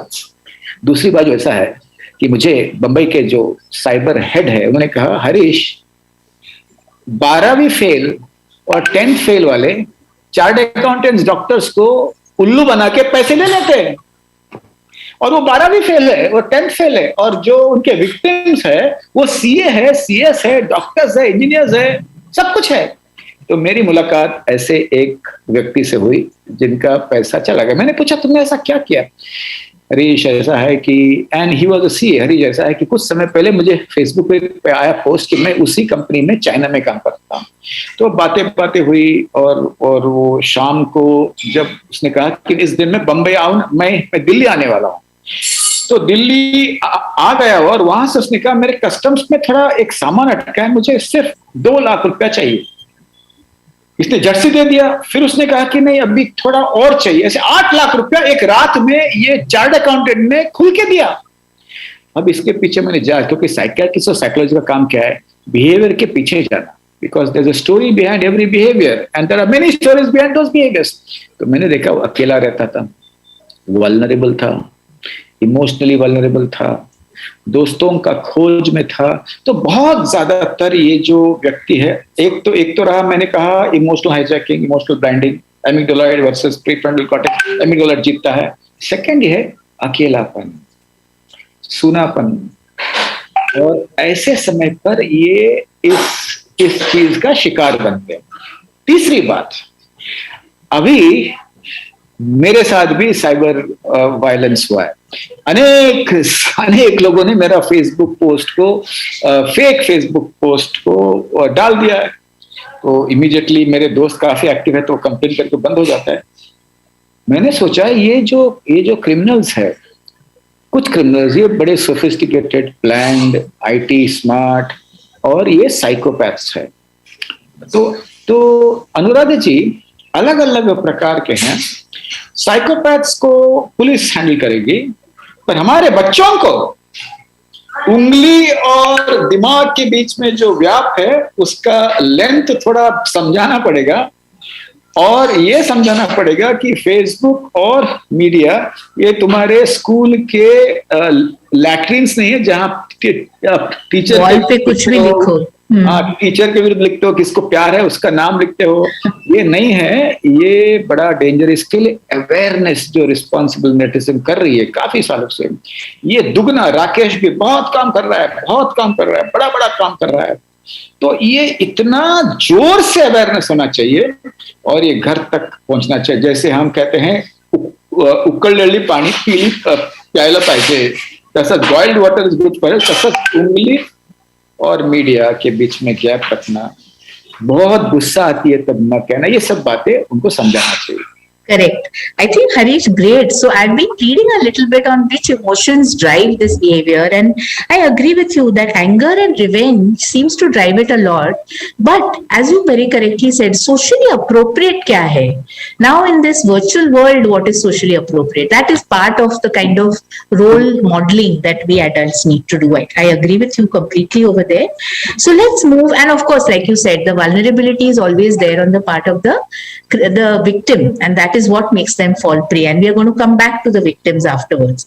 But first I'd like to ask Rakesh, as Harish was giving us so many lovely case examples, बहुत सारे अपने को एक डिस्क्रिप्टर्स दिए कि कितने अलग अलग टाइप के परपेट्रेटर्स हो सकते हैं, छोटे बच्चों से लेकर वेरी काइंड ऑफ मंजे हुए sharpened minds of psychopaths. So what leads these perpetrators to these acts of virtual violence, Rakesh? I will call it virtual violence because, like the speaker in the earlier session was saying, there may be no bloodshed, there may be no death every time, but it's violence and it leaves the person with a lot of trauma.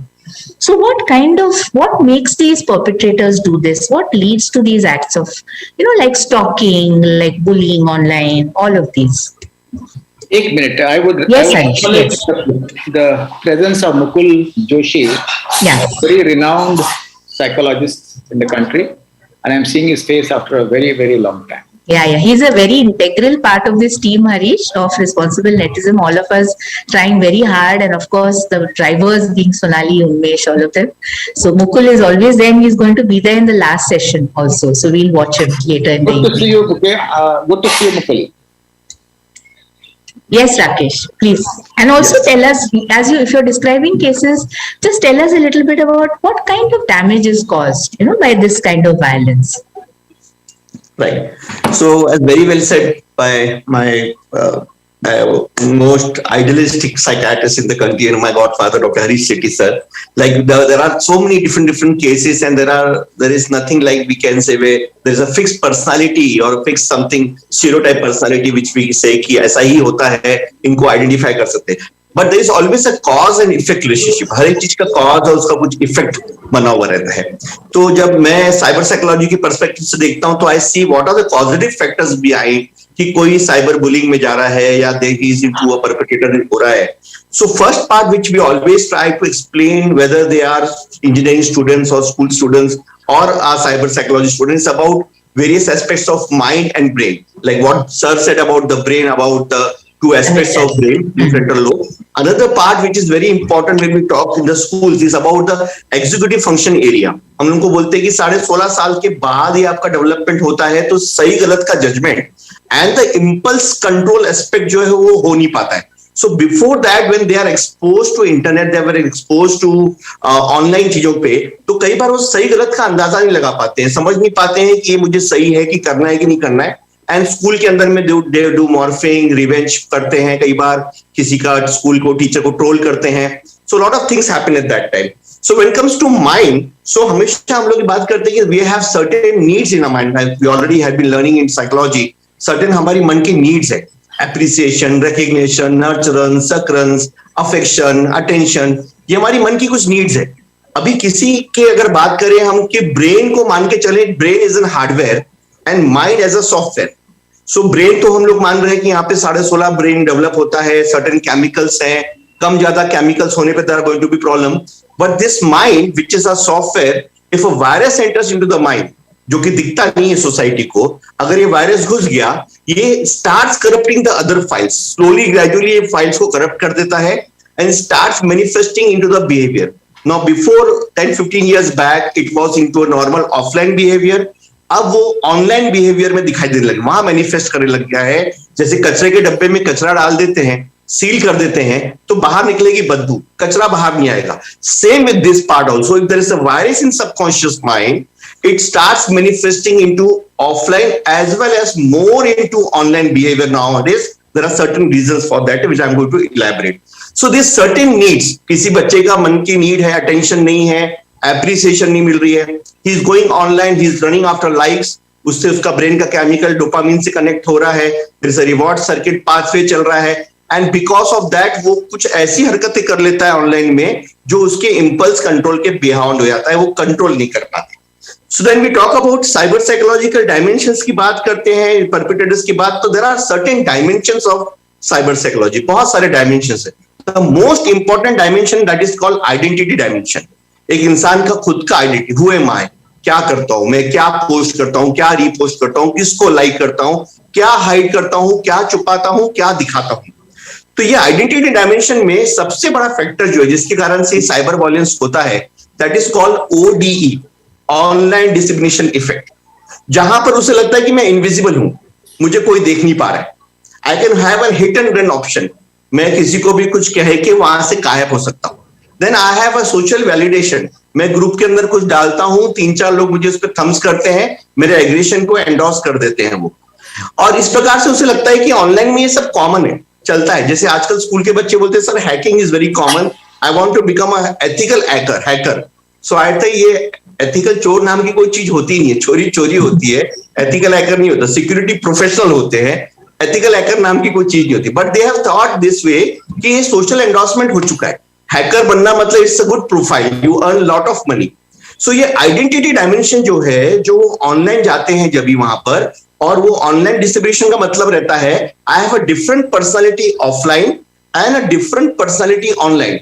I may be good in my normal life, living with every community, every religion, respecting everybody. But online जाने पे I may put hate messages there. I may be against a woman empowerment, against women's liberty, or molest somebody, or put a flirtish messages there. Normal life में I may be a good person, a professional person. So these two types of personality is called online discrimination. जहां पर we have two different personas. So normally जो psychopath वाले जो online में problem create करते हैं, so they have sometimes this type of problem where they have a different personality offline. What Harish sir said कि बहुत ही अच्छे हैं सामने में, लेकिन वो ऑनलाइन जाने के उन्होंने ऐसा कोई हरकत कर लिया जो no one can expect that thing कि ये कर सकता है because of the invisibility. So Rakesh, sir, I'll just interrupt you a little bit here also in the interest of time because I want to ask you all more questions. So one very interesting thing you said, in addition to the anger and the revenge aspects which Harish told us about, you have added on aspects of lust, of greed, of, all these other negative emotions, and also some positive emotions of curiosity, challenge, कि ये मैं करके दिखाऊंगा. So actually we need to go down that path of augmenting those positive things in these young people and reducing the negative. At the same time, also keeping in mind that all cyber criminals are not youngsters. These are not all people at 16, 17 years with a poor prefrontal control. They can be much older people also. So what was said even in the earlier part of our program, where they can be intelligent, they can be curious, they can be very analytical, and like you correctly said, they can very happily hide behind a mask. तो दिखाने का एक चेहरा और पीछे और कुछ अलग से feelings. That was a very interesting point which you brought out. I have also come across these phrases hackers versus crackers. So when you said ethical hacker, so maybe Harish would like to add something here, and then we'll go to another round of questions about how to teach the victims to cope, because that's as important. Harish, would like to add anything to what Rakesh said?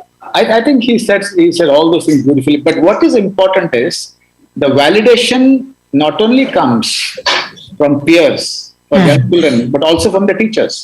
And they're introduced to others as my kid in my class in 7th standard can hack any computer.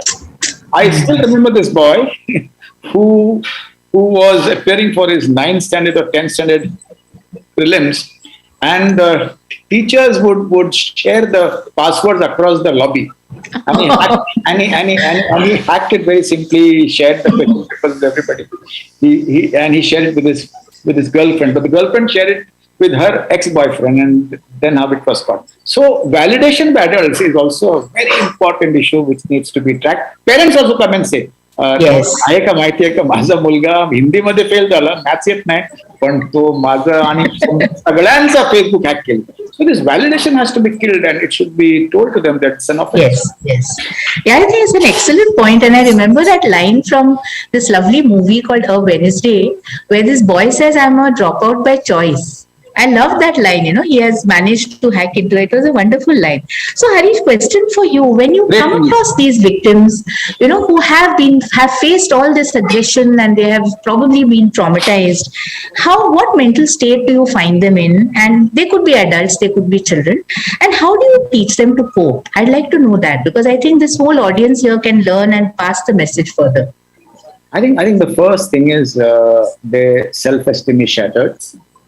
They are also part of the crime in some terms because they have abused those people to be orally or on WhatsApp, or they've done something which has really irked them, and then they got a revenge. At the same time, when you look at young professionals who have been fooled by 12th standard guys, two different sets of people. With the young, what is important is let them share their story, and what is very important is intense listening, not listening. Intense listening. Even if you lean across, look into their eyes, validate every word, every emotion, every tear, every anger, a lot of pain gets eased out. Then comes, what will others think about me? And what will my family think about? I still remember this boy who said, I cannot concentrate with my JE because 1 month before somebody really did this to me.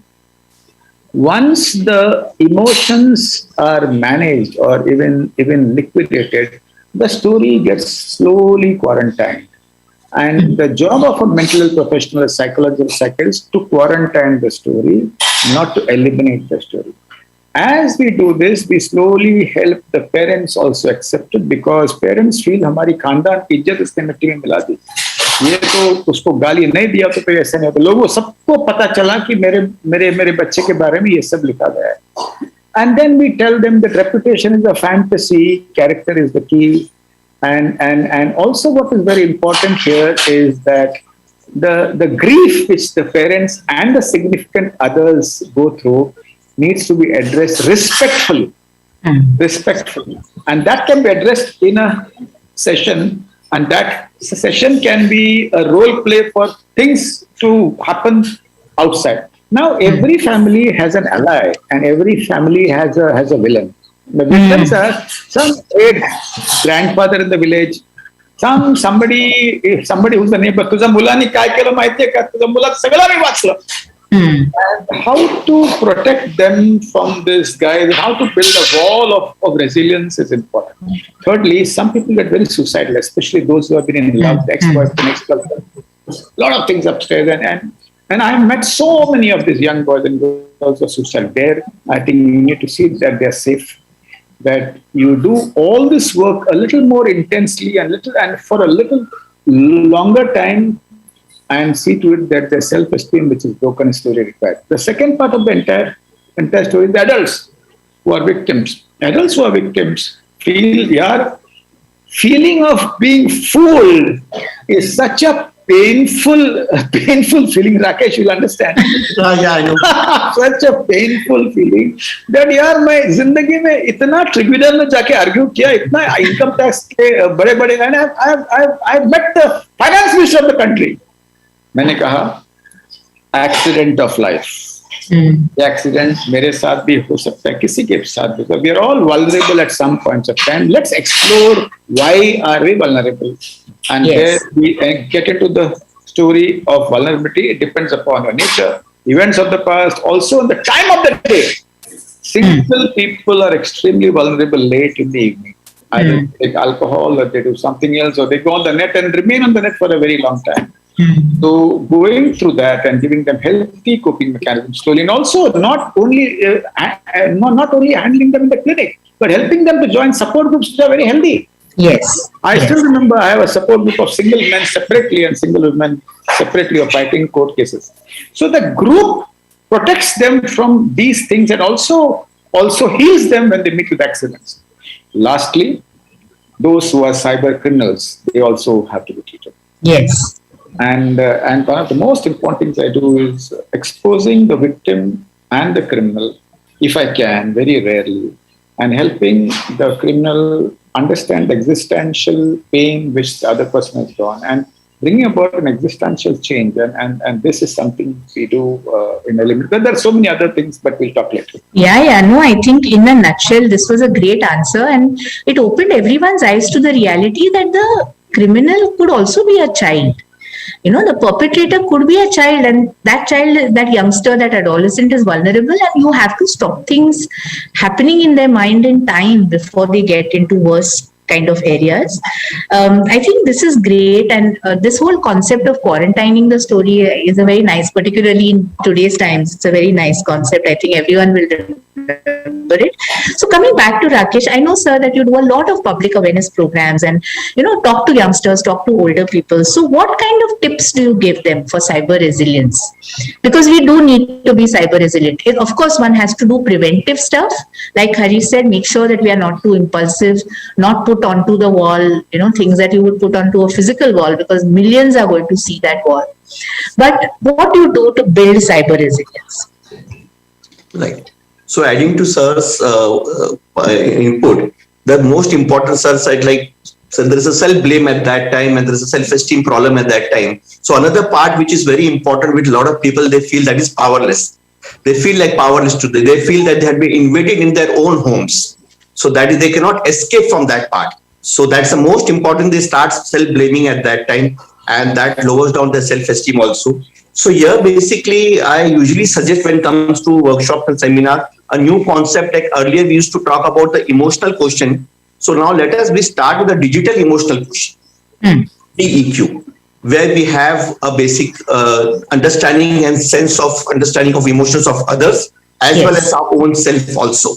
In the digital world, correct. Digital world, in the digital world, the virtual world.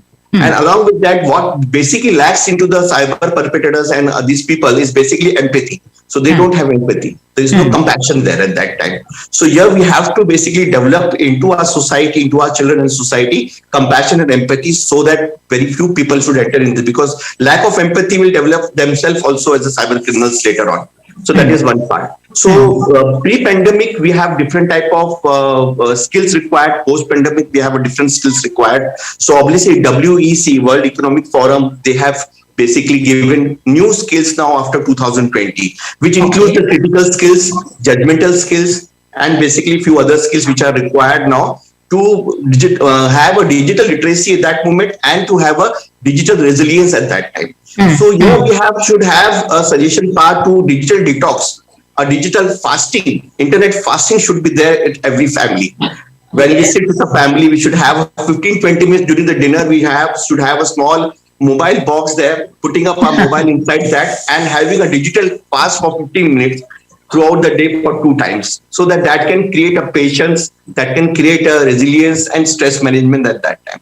So that makes a lot of sense. So just to repeat your message, and do go on, Rakesh sir, but I think, the times that you have family meals together, times that you want to rest and sleep, times that you want to exercise, or you just mentally, want to be with yourself mindfully. These are times when you don't need the virtual world. And I think it's very important to build resilience.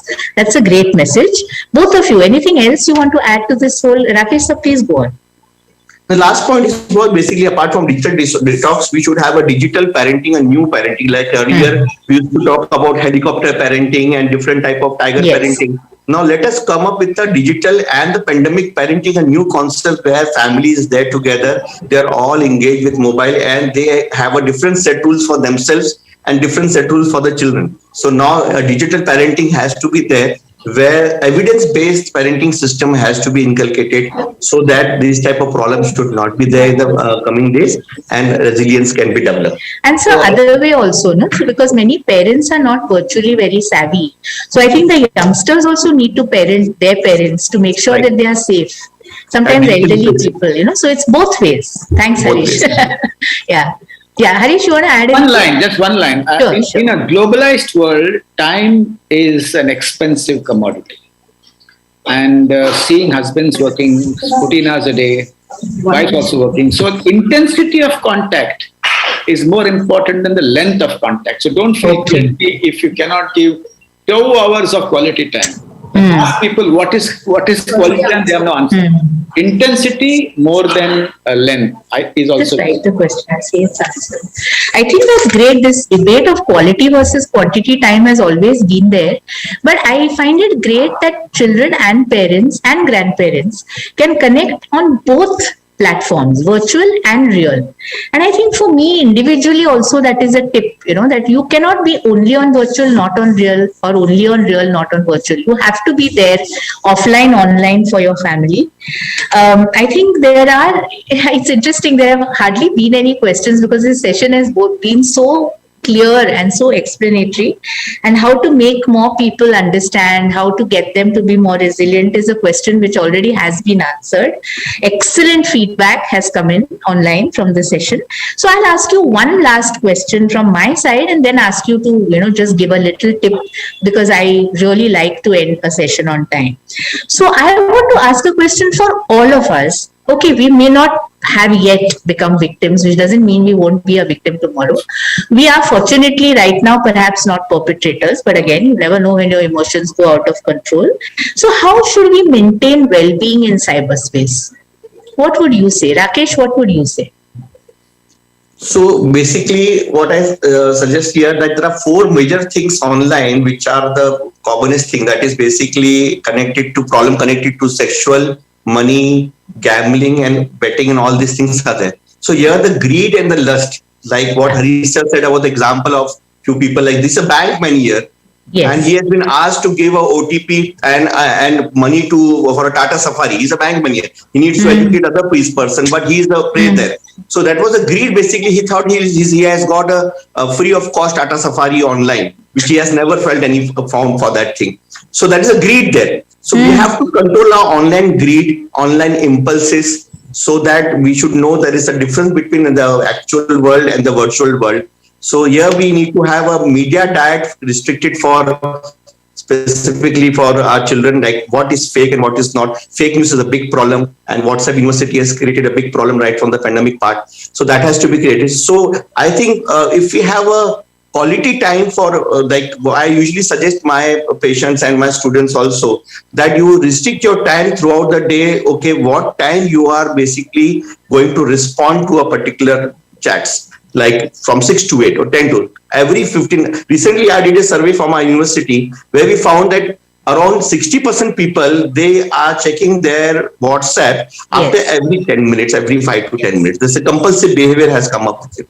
So you ask them, you postpone your gratification, postpone your thought in the evening hours, and then that can also save you a lot of cognitive overloading. Yes. So overloading of cognitive is there. So that can be given. Perfect. Some great tips there. Harish, what would you advise for maintaining well-being? Yeah. I would like to say 5 things. Number 1 is get up in the morning and pick up the toothbrush, not the phone. Very, very important. Number 2 is have a digital bedroom where all the phones are at one place, unless you are commissioner of police, etc. And see that you're away from the phone, and it should not be visible. It should be in a place which is not visible. The third thing is, which is also very important, is when you are very distressed, type a draft, don't send it. And you find that the draft changes when you see it after a few hours. Absolutely, I agree. And the fourth thing is, if you are tempted, seek advice. I get every day, Rakesh, तुमको ये jackpot मिला, तुम्हारा अभी account बंद होने वाला है, every day. And I get calls also that you have just retired, your PPF is there with me, and I'm talking from Delhi. So I would say anybody who gets any temptation, check. And the last thing is very important, is that connectedness is important. Disconnection is a consequence of globalization. So to break the disconnection, see that healthy connectedness improves, and that really will give you a check and balance. And if you make a mistake, you have not murdered anybody. Go back, correct it, and see that you apologize to somebody or you say sorry and move on. That last point was amazing because you brought in, actually Harish is always like that. वो बोलेगा 5 लेकिन लाएगा 6 point. So that last point about being super connected because of the digital world, yes, you sometimes need to tone down that connectedness. Don't be too connected. But great message that you have to be connected. You have to look out for each other. Hence my message that it's not only you looking after older people, looking after their children. It's also children looking after grandparents, parents. It's the family looking out for each other, neighbors looking out for each other. And the second thing what Harish said about being mindful, being forgiving, self-forgiving, having gratitude for what you have in the real world, not hanker for everything on the virtual world.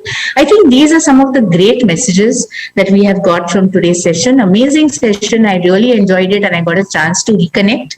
I'll just give you 1 minute each, both of you. Being an academic, I can't break that habit of saying, chalo, one last point, summary. So 1 quick minute, anybody wants to say anything, and then we'll end this lovely session.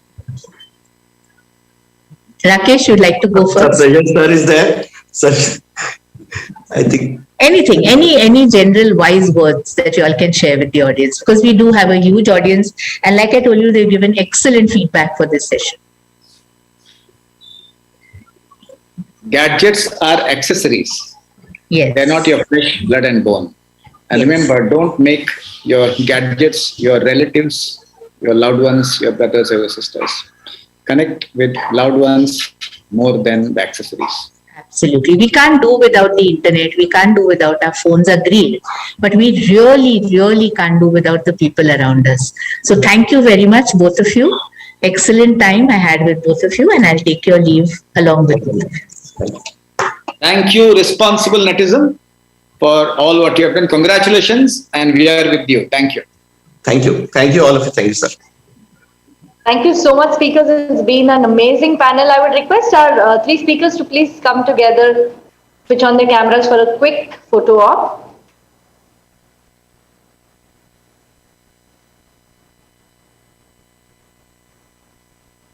Ma'am, can we have you please?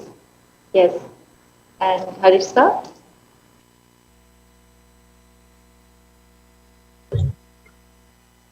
Wow.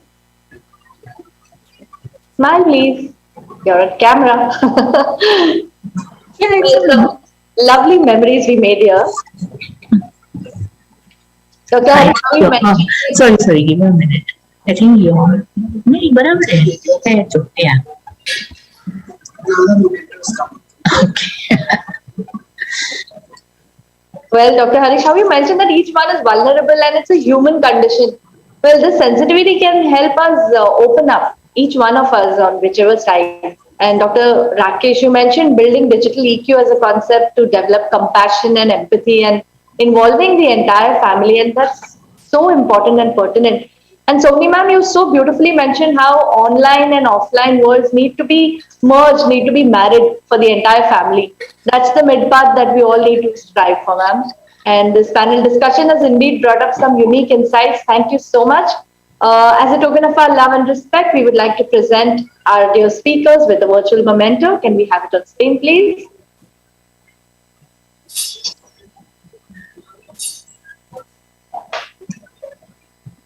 Dil say thank you for being here and for enriching our lives today with your sharing. A lifetime of learning shared in just, less than an hour. It was really amazing. Well, right now, thank you. Right now, it's time to thank our partners for supporting today's initiative. Palo Alto, IISM, Women and Child Development, Ministry of Higher and Technical Education, Maharashtra, Maharashtra Rajya Uच्च Madhyamik Mukhyadhyapak Mahamandal, IMC Ladies Wing, MSCERT, Arpan, SNDT Women's University, Human Touch, DOSC Foundation, Sound and Mind, Recap Rotary, WICCI, Media Partners Maharashtra Times, Lok Satta, Martech Serve, Pioneer Tech, Orange Tip. So this beautiful day has been made possible by our partners. Thank you once again.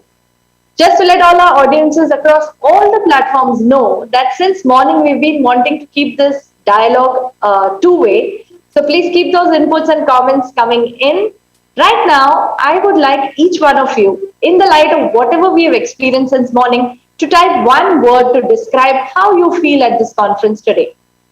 Whether you feel that it's made a world of difference to your life, whether you've got any insights, whether you feel happy, excited, or hungry. Please type. जल्दी जल्दी we want to know. इस session को हम interactive बनाना चाहते हैं और ताली दो हाथ से बजती है. उठाइए हाथ, बजाइए ताली. In the sense कि टाइप कीजिए how you're feeling exactly now. You could use Hindi, English, Marathi, Tamil, Telugu, whichever language, just one word. I am feeling amazing in your company, by the way, if I had to type. It's been a wonderful first half. अब थोड़ी सी पेट पूजा हो जाए. We now take a short 30-minute lunch break and we'll be back to this virtual room at 2 p.m. Well, they say save the best for last. Haven't you heard that? Picture abhi baki hai mere dost. We have some really exciting speakers lined up on the other side of this break to ensure that you come back and you don't miss out on all the action. See you soon.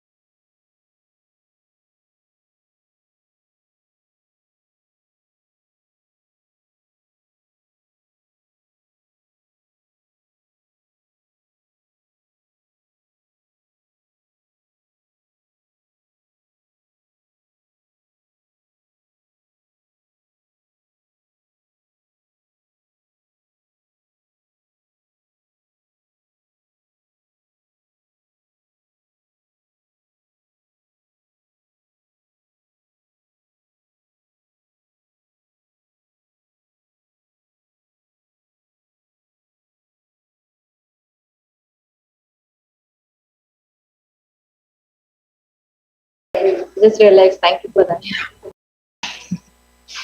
Divya, over to you. 3, 2, 1, start.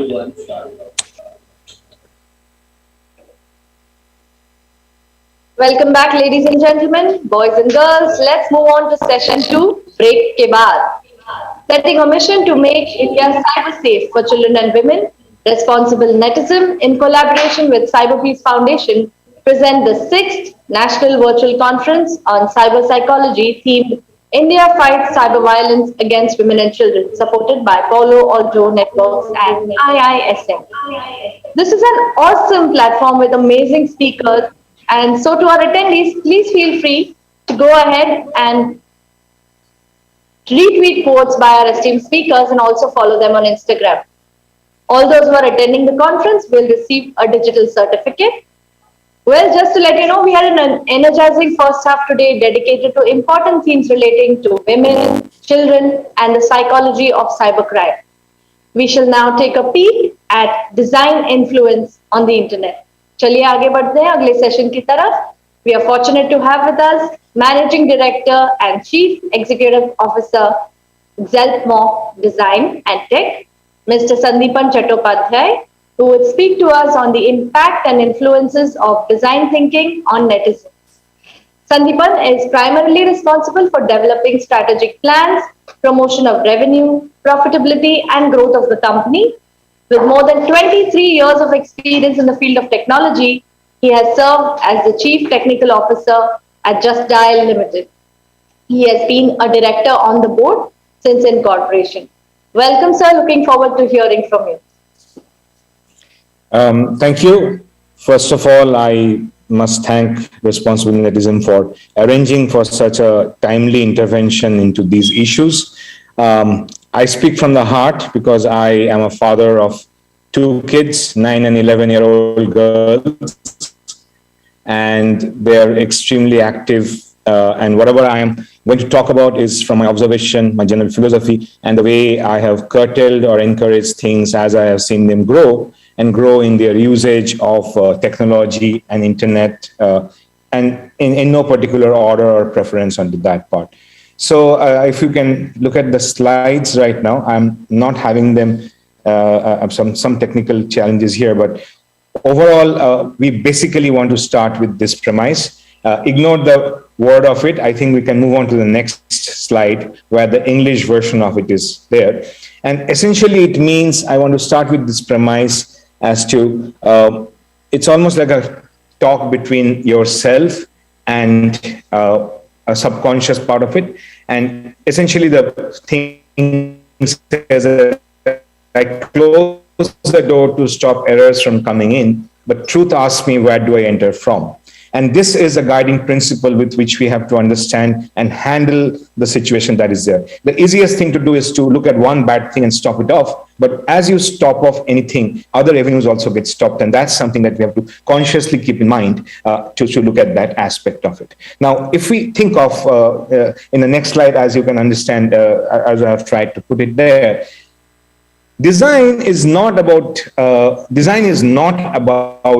just the interface that we understand. Design is much, much deeper. Design stands with the purpose. And just like UI, UX is something that we are getting familiar with sometimes, the first being interface, which is what we're handling today, the experience is actually a combination of the real world aspects and what the design is bringing to you. I am not part of the design. I am an independent entity. But the design of where to position me when I'm speaking is very much the part so that it remains conscious. But the experience you're getting is a combination of this interface and what I'm delivering combined together. And over and on top of it, there is an aspect of achievement. So one achievement is when you're looking at kids, the key focus is always on how do we grow their creativity, how do we grow their imagination, their sense of self-respect. And one part that we often forget is that boredom or not having anything to do is often a big incentive, or self-exploration, often a big incentive for kids to be imaginative, be inquisitive, and hone their creativity and imagination. So from that aspect, whenever they have boredom, access to online, offline experiences, including the chance to let their minds completely wander without any purpose, that is very important. As we can see in the, can you have the next slide, please?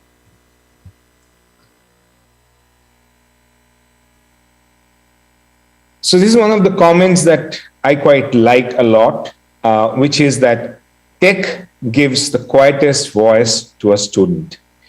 And that's the part that we will get onto that part. There are some imaginations, there is some just illustration on the previous point I talked about, but this is more in line with what it means onto that part. So essentially, instead of drawing a picture that you do now, or just imagine sitting on their window, what the cloud looks like, they essentially can just create an animation on their own, try to give more form factor, try to print it, and that's a world we are moving into. The skills that we learn from interacting with technology, they have a different kind of a creation of expression. And please understand, there's a difference between skill and expressionism. So a skill is when you're learning a particular thing by rote, when you know the particular grammar. But programming is when you are actually expressing your creativity to that part.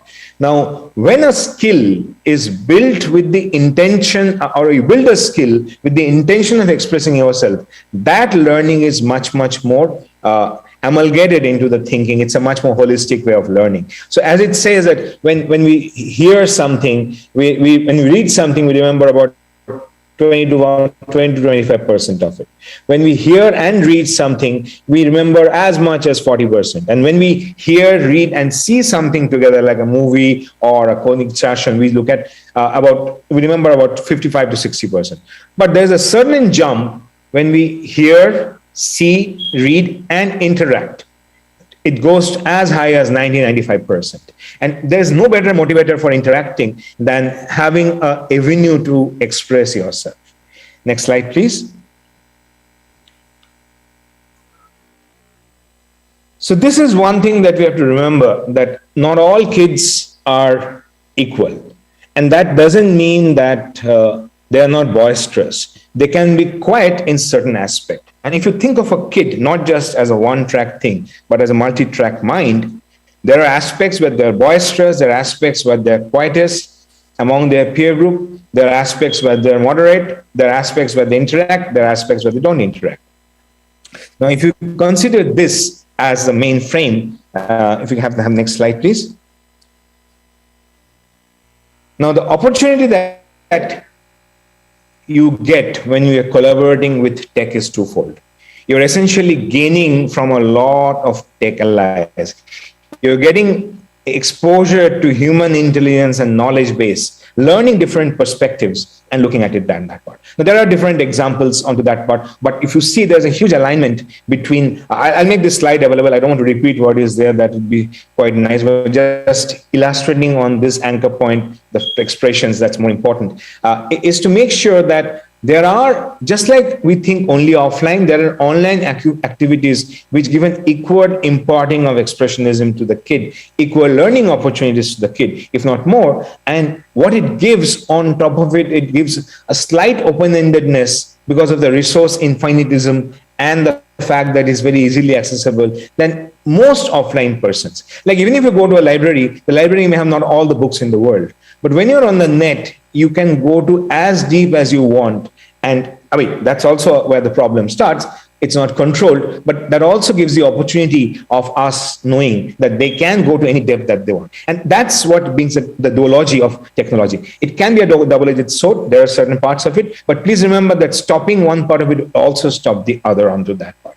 The most important part is that they get the confidence just because they're able to do it in their own silos, to do it and then express instead of trying in front of everyone. So that part of twofold nature of tech is very, very helpful for most kids.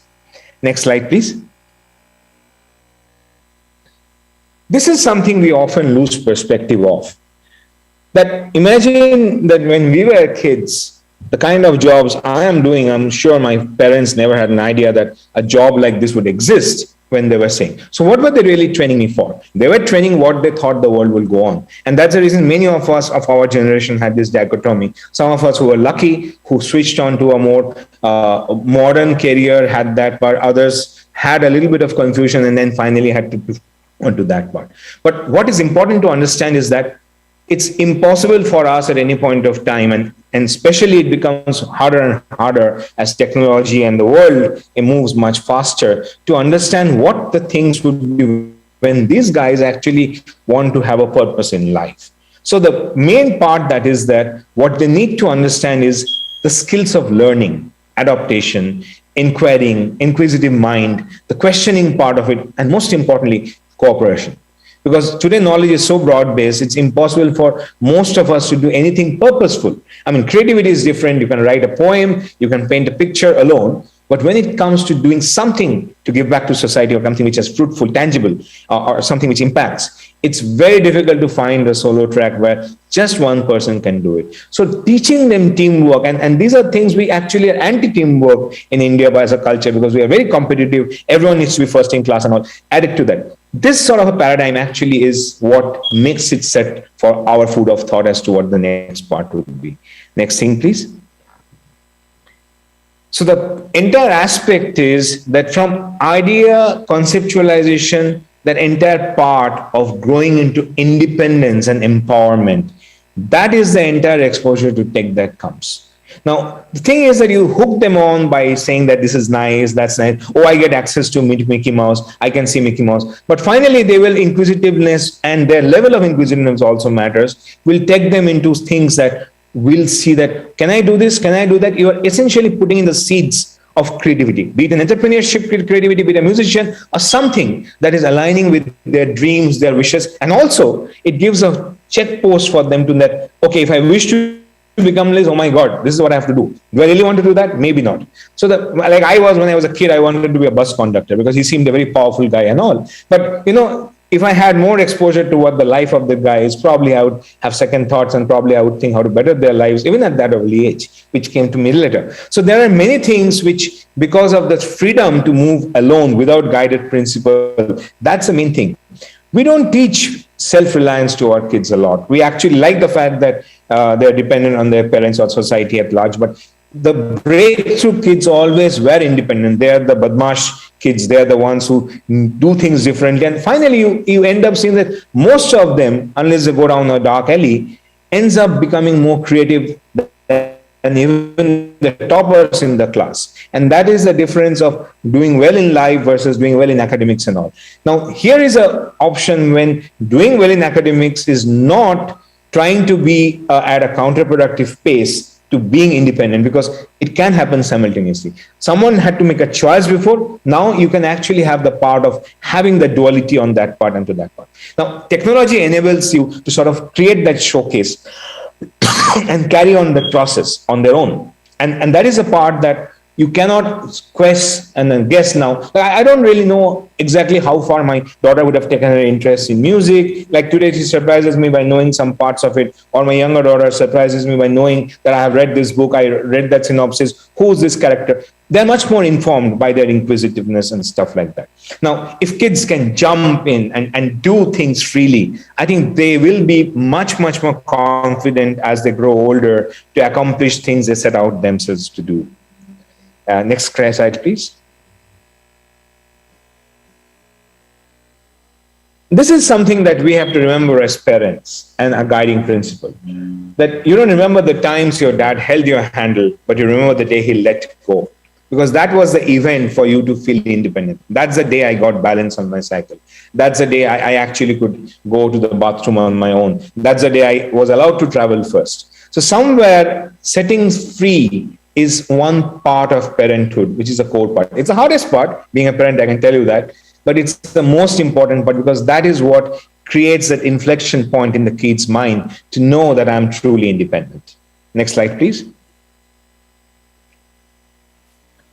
Now, this is something I'm just going to give an example. You can read in detail, but there is this survival mode thing in a game called Minecraft. And there are various other things. I have taken Minecraft as an example because it has been proven to show a lot of impact on kids. Now, what they do is they essentially just do problem solving, and which is random. And to that effect, there are many such theories that are coming up. Like there is this movement called synthesis, with which a lot of people who think differently about education are doing, where the kids are not taught anything. They're just given a proposition or a situation. They find their own problems, they collaborate, they decide and not. Now, what it happens is that this is just a framework for encouraging them to come up with an own imagination of what could be, not just a solution, but a problem also. And that is very important and leads on to what I believe we should build our kids for. Next slide, please. This is a guiding principle which I hope that we bring up our kids and the country to that part, that they believe that they deserve the right to think that they can change the world. That's the first step towards thinking that they want to solve problems, they want to change, and that means solving something. This heart, with the augmentation of the freedom to go out and try things, is what will essentially become the hallmark of how we build the next generation for ourselves. Next slide, please. Now, this sounds much like the making of a budding entrepreneur. Why not? Everything, if there's entrepreneurial aspects to it, makes that person much more creative. And who knows in the future, as we see the amount of entrepreneurs or self-employed or gig workers or whatever we call them, that number is increasing, and it will become increasing as we become hyper specialized. We are seeing a transformation towards more and more people having the freedom, not exactly doing a job, but having enough work to sustain themselves and lead a life of their choice without having to look at that part. So a lot of these things, I have given some examples onto that part. The good thing about technology and the other aspect of limitation of technology that we have to understand is technology by itself is nothing, but it helps in making things happen. And it touches, because of that reason, almost everything. So every aspect, which means that if you look at anything in tech, there always has to be an underlying entrepreneurial aspect to it. And when I say tech, we get confused about technology being only programming and all. Building a great bridge is also enough tech. Building a great sustainable burner, or building a nice pot in which cooking is happening, that's also technology. And this is the exact kind of things that happen where we forget and take things for granted, and that's why innovation stops. But if we look at everything with a fresh perspective, and let me assure you that a kid has 100 times the potential of looking at things and saying, how can I think of it new than us? Because we have already given up a part of it because of our old age, habituality. We think if it's not broken, let's not fix it. But a kid loves to reinvent the wheel. And it is important to reinvent the wheel. If we didn't reinvent the wheel on a purpose-driven part of it, a bullock cart's wheel would not have been able to make a plane land. So we have to take everything with a pinch of salt. Don't reinvent the wheel and all unless necessary. Do not fix unless broken. Why not? If it's better. All those things, that entire contrarian thinking is what leads to innovation, the rebelliousness. And the more exposure they get, the more heart they develop, the more inspiration they get by leading from everyone. I think the chance of that happening more and more is more likely. So getting that exposure to them is very important. Please, next slide, please. The last thing that I want to keep as a factor is, if we teach today as we taught yesterday, we rob our children of tomorrow. And that's very important. Next slide, please. So what we mean by that is, we have had our parts, and yeah, we often have the logic that we have come out good. So what's wrong with that? The times have changed. And any time that we are sort of throwing them back, we are essentially throwing them back to the dark ages, because that's the pace of which innovation has happened and all. So there are better tools, there are better options, and whoever has adopted has become more capable of survival. And survival has always been the kind of advantage for the fittest. And that's something that we have to look at it. So whatever be the expression, whatever be the part, exploring that and doing it is very important. Now, this is all the framework that I look at for the presentation part of it. And I'm now going to bore you with just talking about it. For me, these are the pivots for how the design thinking paradigms should be about. And the key part of it is obviously how we look at using this part. So when we are looking at a design of a framework, all these aspects come into play. Now, coming back to Are there no dangers? Of course there are dangers. There are dangers in crossing the road also. But we do train our kids how to cross the road. Look left, look right, look left again, then cross the road, estimate, don't run, don't look anywhere else. We train them for years for such a simple thing. Why do we do that? Simply because we know that we cannot always be guiding them. They have to go on their own. And if they become dependent on us, then they will not have the necessary time and independence to go and do what they need to do. We cannot be there all the time. It's the exact same thing for tech. I guess the fear, and obviously all of us have phobia, that we hear of all the bad things. There are pedophiles here, there are stalkers here, there are people who are tracking kids, using that madly. Some kids are going bad. That, unfortunately, is any innovation will have its own parts of it. Do you not want to be part of that 0.2%? All of us wants to be not part of that 0.2%. But does it mean that for focus on that, we completely make sure the 99.8% thing that are good, that we deny them of that? That's the challenge that we do. I'll just end this with some sharing of some personal aspects as to what these things are that we do. First of all is to make sure, and please do let me when I'm talking, I'm not looking at the watch. So when I just ping me here to know when I have crossed my time limit. I think I'm the range there. I'm just not sure exactly on that. So one thing that we do is we make sure that the kids can talk about anything with us. The values that you create in your kid is the reason they will not do bad things in future. Is the same reason they will not do bad things now. They will be more inquisitive. We were all inquisitive. We all have had our things that we did as kids, which our parents forbid us to do. We did it, but we knew it was not the right thing to do. But our curiosity often got the better of us. Sometimes we got exposed to things which we were not meant to at that age. Sometimes because of that exposure, we propelled ourselves much faster. So there has been good and bad to it. There are always the chance. Now just because tech is just a distribution media doesn't mean that in real life you can actually stop all those things from happening. If it has to happen, it can happen in many other ways. Whatever sense of security that you preserve for that part. One part is not to be too active on the social media. I mean, I have never heard of a case where because of playing XYZ game, because of doing XYZ courses, a kid got stopped. But I have heard of various cases where the kid was given access, not in a safe environment, on a general social platform where they had the chance to meet with some malicious characters and do it. So making sure that you're not exposing them to non-kid friendly zones or where you are not able to guarantee the quality of adults they're interacting with is very important for a safe environment. Does it mean that we should not let them use social media at all? No, of course, there are purposeful medias meant for it. All the gaming societies, all the gaming companies and all have very good social networks on their own, and they're pertinent. A global social media where anyone can join without a purpose, I would stay away from that. But again, that's something that's a perspective of each guide and parent and mentor, which a parent is. The second aspect is communication.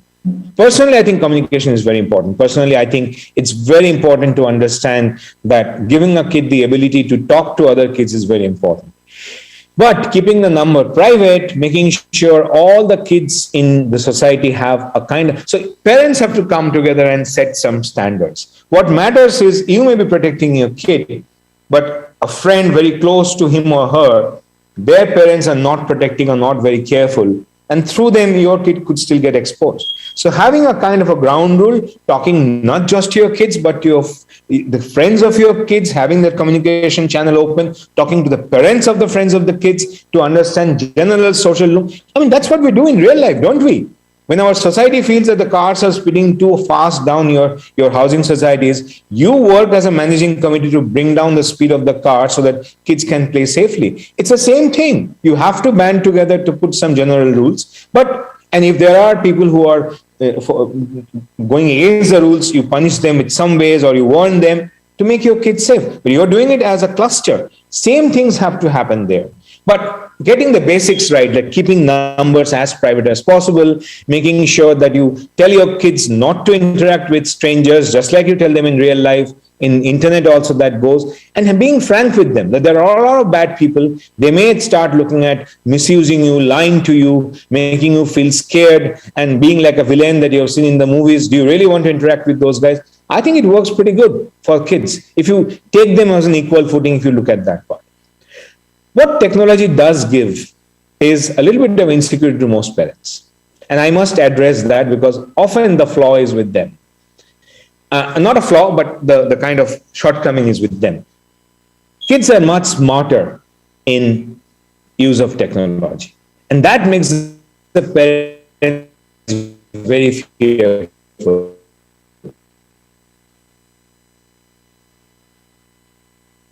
Because they feel that I don't understand it. God knows them, not talk to you openly. Accept that you don't know. Ask them to teach you. Learn together. The greatest opportunity technology gives is the ability for us to act as a new learner, a colleague, a co-student along with our kids. So when the kid comes to you, they don't come to you to solve a problem. They come to you to learn and solve the problem together. If we can just foster that aspect, all the problems that we think, whether right or wrong, they tend to water away completely onto that part. And that is the most important point. The relationship you build with your kid, just like in real life, it's the exact same aspect which controls whether or not your kid has a chance to get, as long as you put a gate on your house, you put a lock in the door when you go to sleep at night, you make sure the kid is never home alone. Equivalent of that also exists for the net world. But that's it. It's very similar in paradigm to whatever you're doing in real life to that part. And it is known that kids who have more interactive sessions with parents obviously get a much bigger share of faith and also not slipping down the dark alley for most kids because they come and talk to their parents first, even if they've done something wrong. And that's something very important. Preventing that they should never do any wrong, to my mind, is also diminishing the chance of them having the faith to experiment. But no matter what they do wrong, they should have the freedom, they should have the expression power, and they should have the confidence that they can come talk to you. In fact, that is a relationship if we build using technology is a no-brainer. It has to be done because otherwise they will become unsuitable for adoption to the next phase of their life and growth. I want to end with the last part of what I want to say, and these things happen. What if something bad happens? I know of an instance where a kid in our known circle got exposed because of some careless attitude of one of their uncles or relatives to some material which they should never have seen for the next 10 years. That has happened. But again, the kid was not looking for it. The kid had access to someone's machine who essentially was not that sanctified or that proper. So making sure that you protect them or protect them from people that like you do in real life, make sure that you have to go a little more than that. The privacy aspect of making sure they don't look into other people's devices is very important. Because someone, for social reasons, on the face of it may look very different, but the internals or what is inside their device could be completely different. Could be all the suppression that they're not trying to show, because we do have hypocrisy in our society. A lot of these things do happen, and there is no better, collection of it than in their personal devices. Kids getting access to personal devices of other people is not that good. And this brings to the last point, and I insist on this. Give them their own independent machines. Let it be hand-me-downs of your machine, wiped clean and all. But that will actually keep them safer than you think, than giving and letting them use machines that are used by other people also. That always increases the probability and chance of them seeing something they should not have seen. Trust me, with their own devices, as long as they've secured it and set the right ground rules, they are much safer off than if you think they should do it from my machine. That's a contradiction that I have seen often that has people. And I think I have spoken enough. It was a pleasure to talk, and I have shared what I live by. I hope this is of important thing. That's a nice face to see. Hi, Brijesh, and we'll carry on from there. Thank you so much for giving me this Deepan, I was listening to you, and my first impression of you was always that he's a philosopher. Rather than a technologist, he's a philosopher, and it still stands. And I had joined under some other name, and I was listening to you, and it's really fantastic always to listen to you. Thank you so much. Thank you so much. Thank you, sir. What more can I say? The way you focused on how the world has evolved and how we need to be able to align with this change and offer our children what they may need, and to encourage them to be themselves, to ask more questions and get ready to soar in their own grand way. This is so important. Let them Most fall. importantly, to accept that we will not know things that they will know. I think that's where most people, most parents start getting dissociated. They fear what they don't know, and they think that can have other consequences, but that's completely wrong. As long as you keep a relationship like you do with a friend, you have to take your kids as friends. Yes, we It's transfer a time. yours to them. We can't live 20 years, 40 years before. Yes, yes. And the way you said, just let them fall, rise, and fly. That was quite inspiring. Thank you so much. Thank you so much. As a token of our love and respect, we'd like to present to you a virtual memento.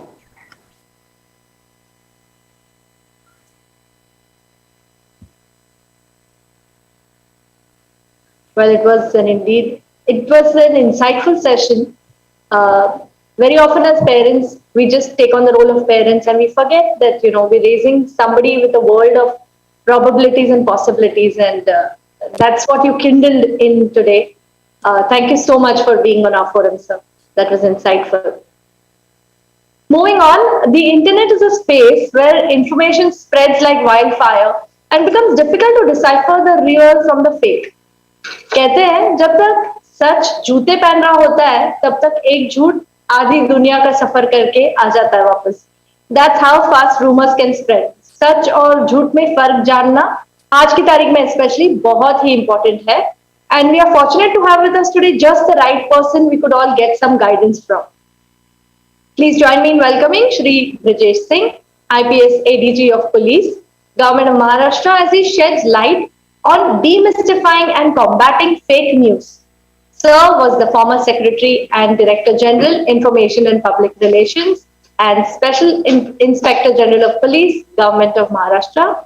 Shri Singh headed Maharashtra Cyber, a unit looking after cyber security of Government of Maharashtra.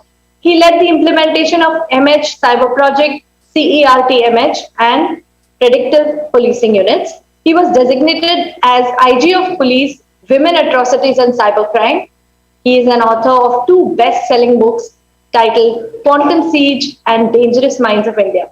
Ladies and gentlemen, please join me in welcoming Shri Brijesh Singh. Welcome, sir. Can I start? Yes, sir, please. Thank you. So I'll take the thread from where my dear friend Sandy left. He talked about critical thinking, and I think that is where the problem is, that as a society, our critical thinking skills are on a decline. In fact, there is a very interesting paradigm which says that today's society is afflicted by this mass madness called information disorder. And I'll elaborate more on that, as how this information space has been weaponized, and wherein people are playing and preying on our deepest, darkest fears and our basic human tendencies. So if you look at the difference between the production of news or information in press, there are layers of curation and layers of checking. So this whole concept of an editor being there, who basically checks facts, veracity, quality of news, sources, and what impact it would have on society. Plus also, if you look at press laws around the world, then publication is a serious business, that it has legal liabilities and legal and personal liabilities, both for the platform, and the author and the editor, if something goes wrong. However, when you look at social media, which does not call itself as a publisher, today is becoming almost the main source of news and information. And that is ironical because there is no fact checking, there is no curation, there is no quality control, there is no research. It is just news in, news out. I mean, like garbage in, garbage out. So you are encountered with this huge volume of information that is floating around. And it is algorithmic in a sense that things which are sensational are driven up the chart. So if you look at what is trending on Google or on Facebook or any other Instagram, Twitter, it's basically designed to put up those pieces which attract your attention more. And what attracts your attention more is something which is either interesting or creates any kind of interest which is driven from your fears, your motivations, your wants, your desires, so on and so forth. Now, one more thing that can be done in this information space is that it is hugely data driven, and it can be used to micro target people. For example, with data, I would know what are your tendencies, your proclivities, your wants. So something that was used in advertising is now also being used for information and disinformation. This is a very serious thing. So you see that there is an algorithmic spread which is designed to prey upon your basic emotions.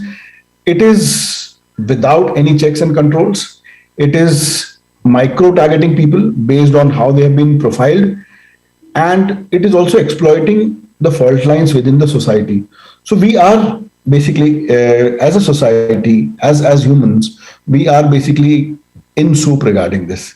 And this has to be answered as of yesterday, that we, society, will have to come up with some kind of countermeasures against this information disorder. Now, why can't we control this? If you look at governments, or if you look at nation states, there have been various efforts. Like Singapore has come up with a law called POFMA, which is about fake news.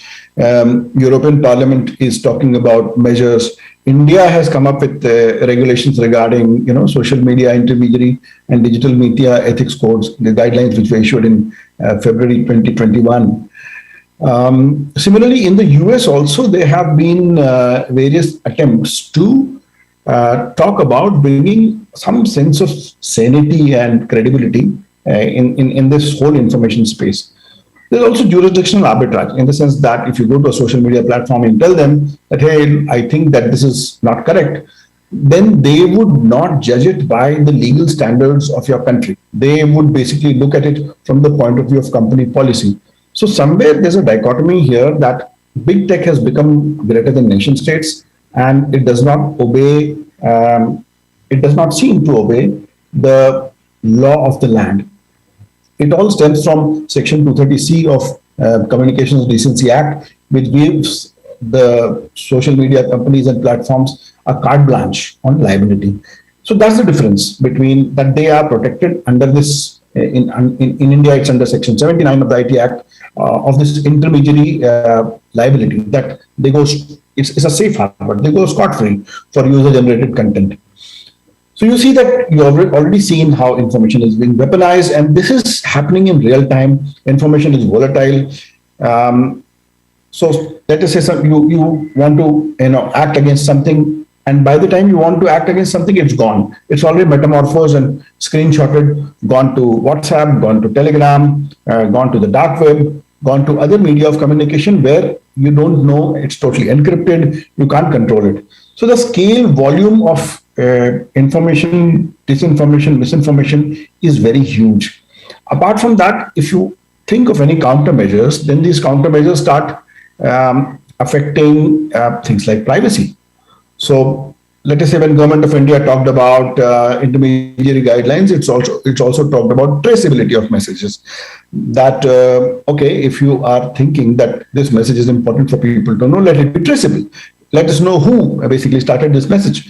But then there are fears around privacy that if you know which user is sending which message, then this would in some sense break the encryption or end-to-end encryption, which is promised by the platforms. Encryption is a very good thing. Encryption is used by militaries, by fintech, by governments. However, it's not a question of technology. It's a question of what use technology is put to. Let's say Bitcoins or blockchain. The technology is good, but if you're using it for money laundering, if you're using it for terrorism, if you're using it for drug, if you're using it for some other purposes, then the use of technology is bad. Similarly, what has happened here is that this innovation requires an unbridled free technology space, but somewhere after a time, if you have to counterbalance, public good versus the advantages of these technologies. Now, there are various kinds of entities. There are nation states like Russia, like China, like Pakistan. Pakistan has a very evolved offensive, machinery for spread of disinformation. There are thousands and thousands of accounts which are run from Pakistan, which masquerade as Indians, which speak their languages. I've even seen tweets in Marathi from Pakistani accounts. There are paid propagandists. There are a huge market for these things. So in an election, you would have these, online armies who would start propagating a particular philosophy or particular candidate.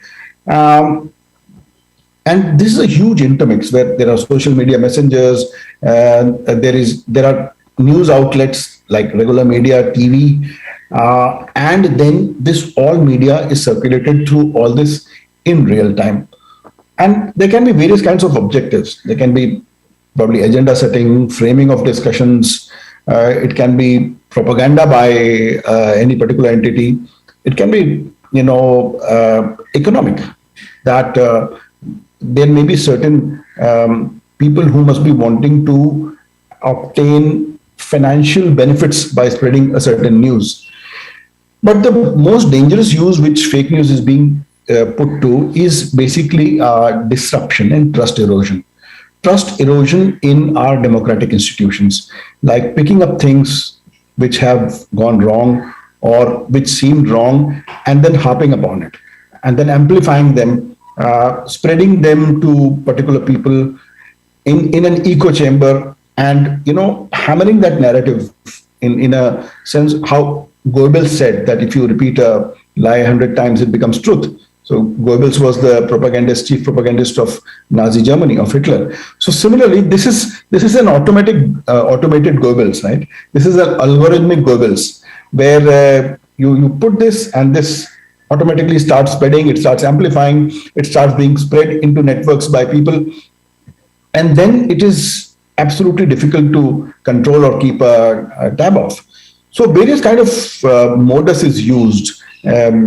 So you would have seen that there have been campaigns regarding downvoting of certain things. So let us say if a business does not agree to you or to your philosophy, or if you find some fault with them, then there are these huge online armies of trolls who would just go and say downvote this or don't purchase this, and it happens.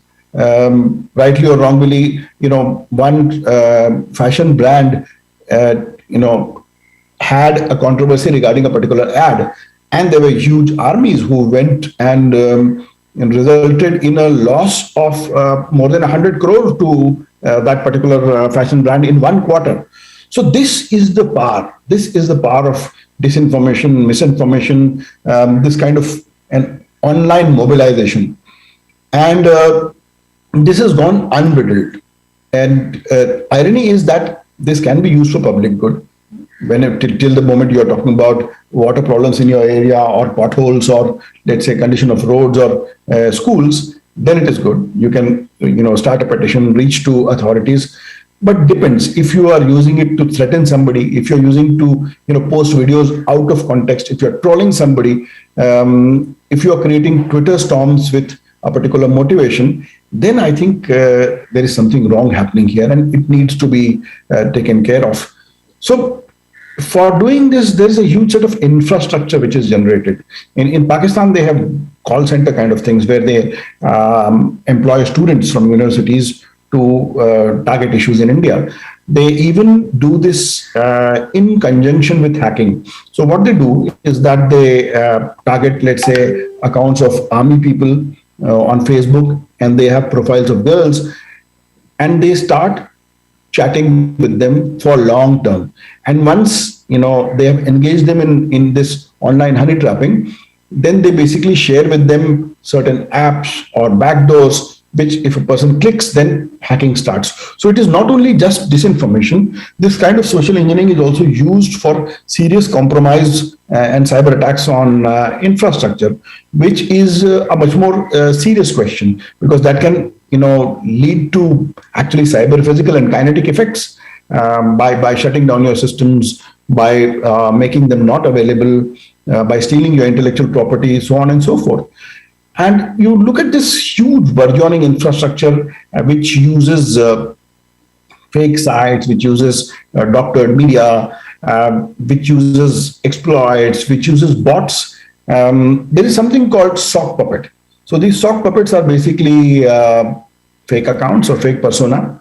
And the term sock puppets come from these children's, puppetry, where you basically put a sock on your hand and it starts talking like a real person. So you basically tell stories to children with sock puppets. So sock puppets are these online accounts which have been made with this purpose. And let me tell you, the sophistication of sock puppets is now so good that if, let's say, you have an account which is operating from Algeria, then they would take care that everything regarding that account, including the time zone, including the bio, including the IP from which the person logs in, comes from only that kind of account. So they create a total environment, because social media platforms have become very smart. So you try and log in into your Twitter account from somebody else's account, then somebody else's computer. It immediately identifies that, oh, this is not the same environment where it is coming from. So it starts you asking for, for an OTP, for other things. Now, so tech platforms do have real-time mechanisms to actually check what is happening. But if you actually see, there is, I would say squarely, I would say there is a failure on part of these large platforms, and wherein they do not take care of authentication of who's coming on their platforms. They do not give information. See, in a way, these people are creating these algorithms which are pushing this kind of news. And this is pushed according to your likes. So what is happening is that these are forming networks of like-minded people. So if there's a hate group, it would automatically bring together this hate group, right? So one content is posted, then a hate group would automatically start propagating it. Not only propagate it, it would take this media and also sort of take it links and started propagating on other media like WhatsApp, like Telegram, like WeChat, like WeContact. So the amplification is real time, but any kind of countermeasure, like I think Divya said that by the time truth is tying its shoes, the falsehood has already covered the world. It's like this. At the speed of light, misinformation, disinformation is spreading through the world, and fact checking is slow. Another thing about fact checking is that fact checking should also be taken with a pinch of salt, because you may be a fact checking organization, but then you decide to fact check only certain things and not for certain things. So you are fact checking, you are finding out the truth, you are debunking, but you may be targeting only a specific thing based on your basic philosophy. Also, all through the world, a fact checkers network has been formed, which is being supported by Google, which is being supported by somebody else. So there also there are certain interests. So you see, there is a countermeasure which has come up, but that countermeasure may also be taken with a pinch of salt. And it's essential to know that it is difficult to understand these things in real time, because they are using evasion techniques, they are using anti-forensics. In China, when the government started filtering keywords, people started taking pictures of that particular thing on which text was written and started posting. In Hong Kong protests, any keywords were banned, so people started posting pictures. Then the government started reading optical character recognition. So what they started doing is that they started emoting these pictures. So technologically, it becomes very difficult to sort of track these things in real time. In a way, these things, when they are posted, they are also helpful. For example, the Capitol Hill riot, which happened in the US, almost all the evidence was then taken from social media because people were live streaming. So not only disinformation, in actual disorders, you find that people are live streaming, people are giving information, people are asking to mobilize. In London riots many years back, the rioters were keeping a real-time eye on the police movement, and they were actually writing on Twitter that police van dispatched from this area to this area, and these many people are coming, and that they are armed or not, or things like that. So there was kind of a counter surveillance by rioters. In Black Lives Matter protest also, a large mobilization was done through these social media accounts. But look here, as your child would tell you, that on Instagram or on YouTube, if you try to upload a video which has a music which may be copyrighted, it doesn't allow you, right? It is finding out in real time this copyrighted content.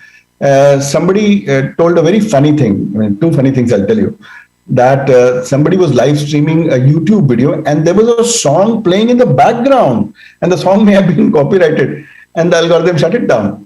Similarly, some smart policemen in US, what they did was that they were seeing that people are live streaming, police action. So police started playing copyrighted music, which basically sort of triggered the algorithms on social media platforms, and all the live streams went off. So technology is a game of wits, and in real time, it's very difficult to have countermeasures against spread of disinformation, of hate, of confusion, of erosion of trust.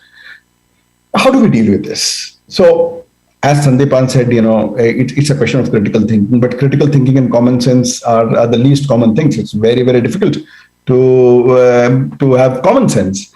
But somewhere we will have to have these skills. So earlier, our soil minister, Mr. Mahajan, once said that anybody who does not know computer is an illiterate. Today, anybody who doesn't have cyber literacy is illiterate because he'll be taken for a ride. So these critical, thinking skills have to be inculcated everywhere. The irony is that if we want to inculcate them in the kids, they are 2 steps ahead of us. They know how to wipe browser histories. They know how to create various accounts. They know how to block parents from viewing Instagram stories. They are on such platforms which you are not. They laugh at you if you are on Facebook, thinking that only old people are on Facebook, because they've shifted to some other platforms which have very different mechanisms.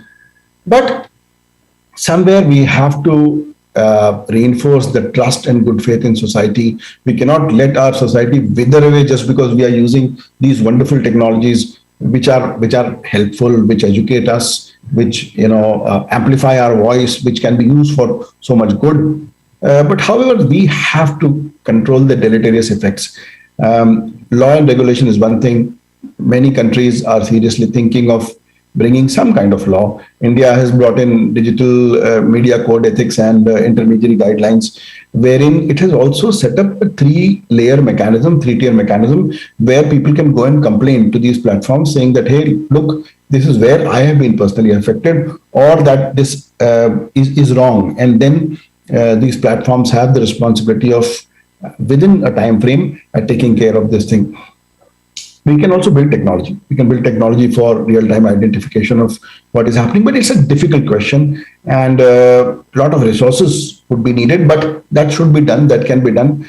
One thing has to be understood, that if big tech can do this for copyrighted media, then I think they can also understand. They have so much of information on you. They even know whether you are viewing it on, your account is viewing it on mobile or from a desktop, or from which laptop. They know your IP address. They know your device. They know whether your system is patched or not. And they know whether you're on a VPN, on a Tor. They know everything. So I think there is a responsibility of big tech, which I would say is a duty to care. So big tech has a duty to care, and somewhere this has to be told to them, because innovation needed a free space. But today we have come to a time where these technologies have gone mature, and somewhere we have to control the deleterious effects of these technologies, and we have to build a resilience in society. We have to see to it that while using these wonderful technologies, our social cohesion, our trust, our sovereignty, our national security, our sanity is not destroyed. So that's my 2 cents. If there's any quick question or something, I think I'm well within the time. Unmesh ji, Divya ji. Yes, very well in time, sir. If you have any questions, we'll have them right away. Meanwhile, sir, I'd just like to thank you for highlighting how the facts that, the predicament of how social media can pose a threat by its very nature of not having to be censored. I mean, we don't realize this, but everything else has censorship, and here everything's freely available and nobody's checking on it, and that's a big threat. The encryption dilemma, which of course was quite interesting, and the irony of how algorithms can lead to further violations. So it's really, a double-edged sword here. And there are so many angles that you explored that we were unaware of, the way you brought it about so simply with some interesting stories. You made it so interesting, sir. Thank you for educating us on so many aspects. And thank you for reiterating how cyber literacy is so very critical today. I think that brings us to the conclusion of your session, sir. And we'd really like to thank you for your time. Have a good day. And sir, as a token of our love and respect, we'd like to present you a virtual memento here.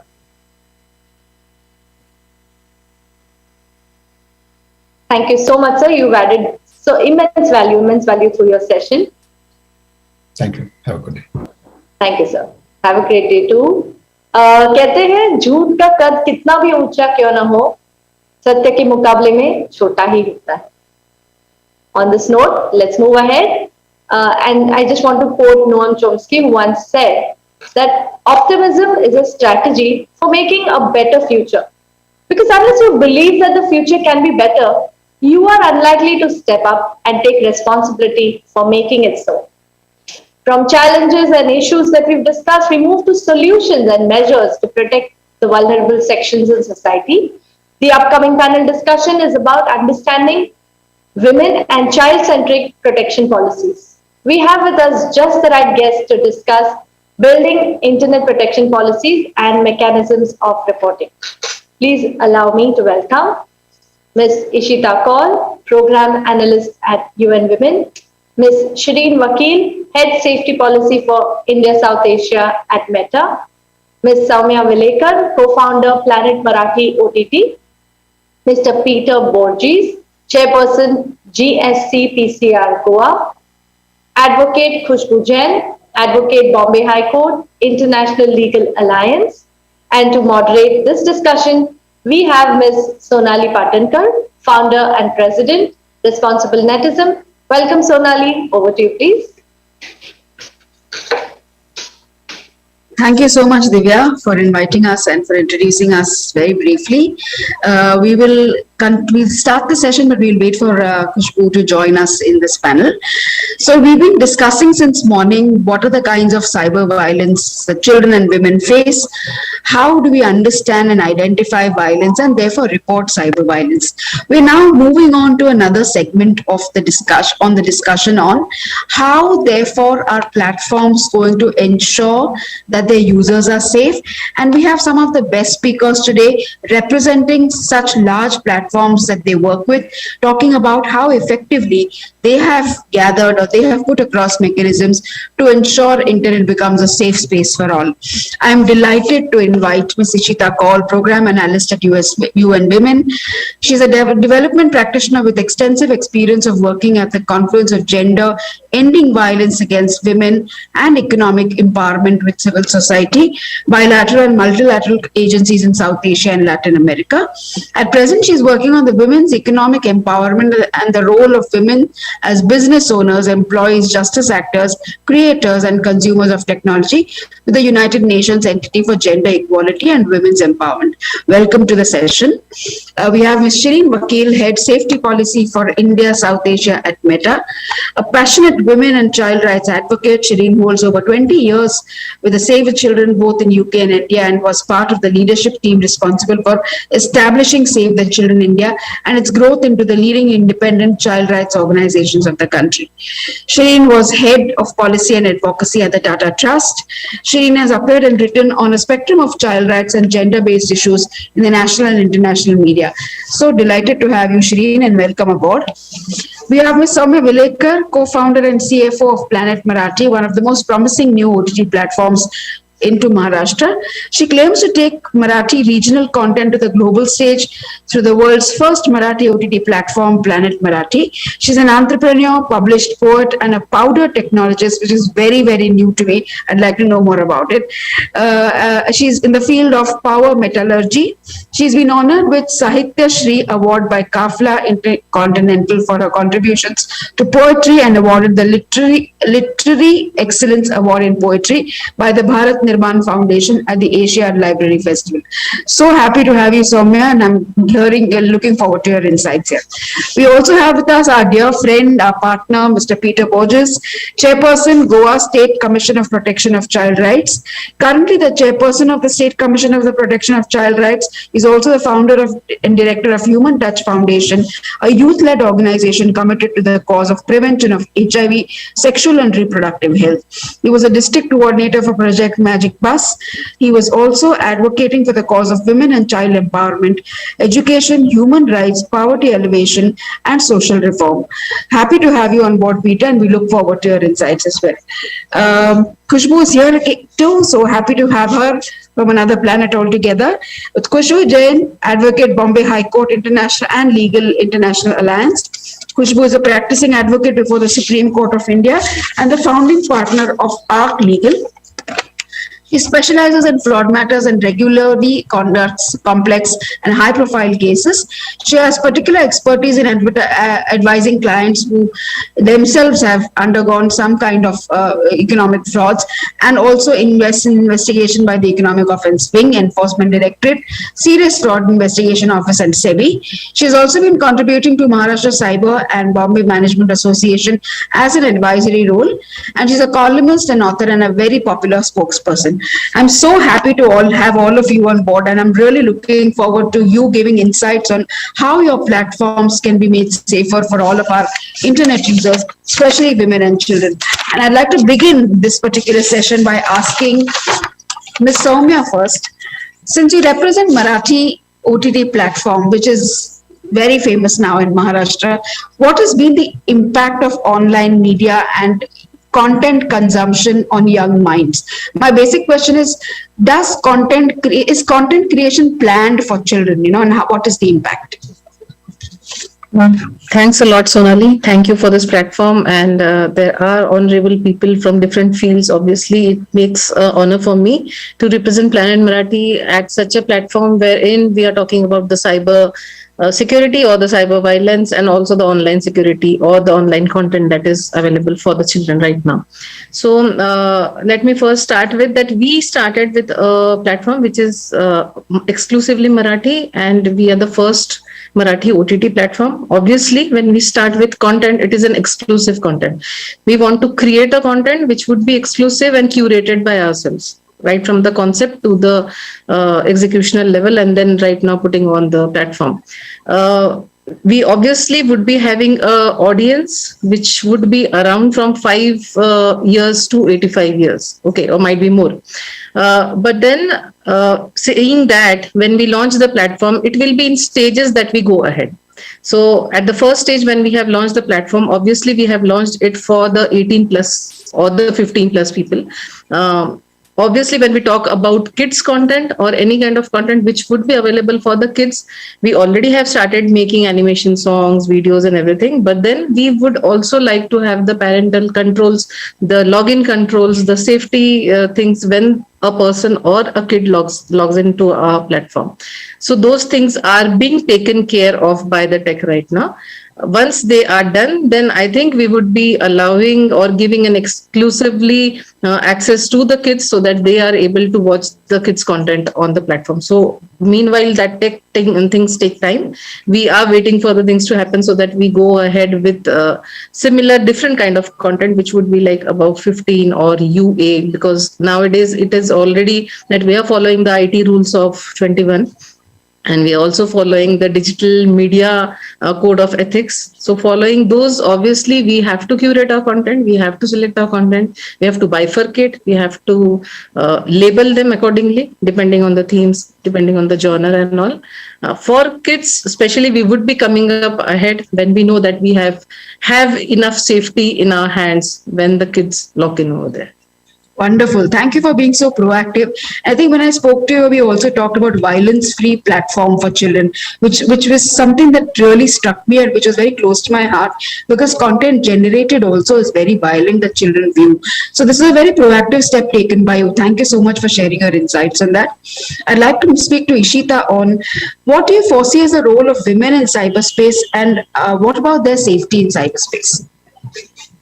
Thank you so much for that question. Good afternoon, everyone, and I'm pleased to be here and to discuss this very important issue addressing violence against women in the cyberspace and what preventive and response measures can be undertaken to address this. But coming back to your question, I foresee the role of women in cyberspace, in fact, in the tech field, as not just consumers of it, but also producers of technology that give access, control, and lead to the use of the cyberspace as well. But we all know that for that to happen, we need to ensure that women and girls engage in and with the technology and in the ICT larger space. For they need to be creators of that technology as well.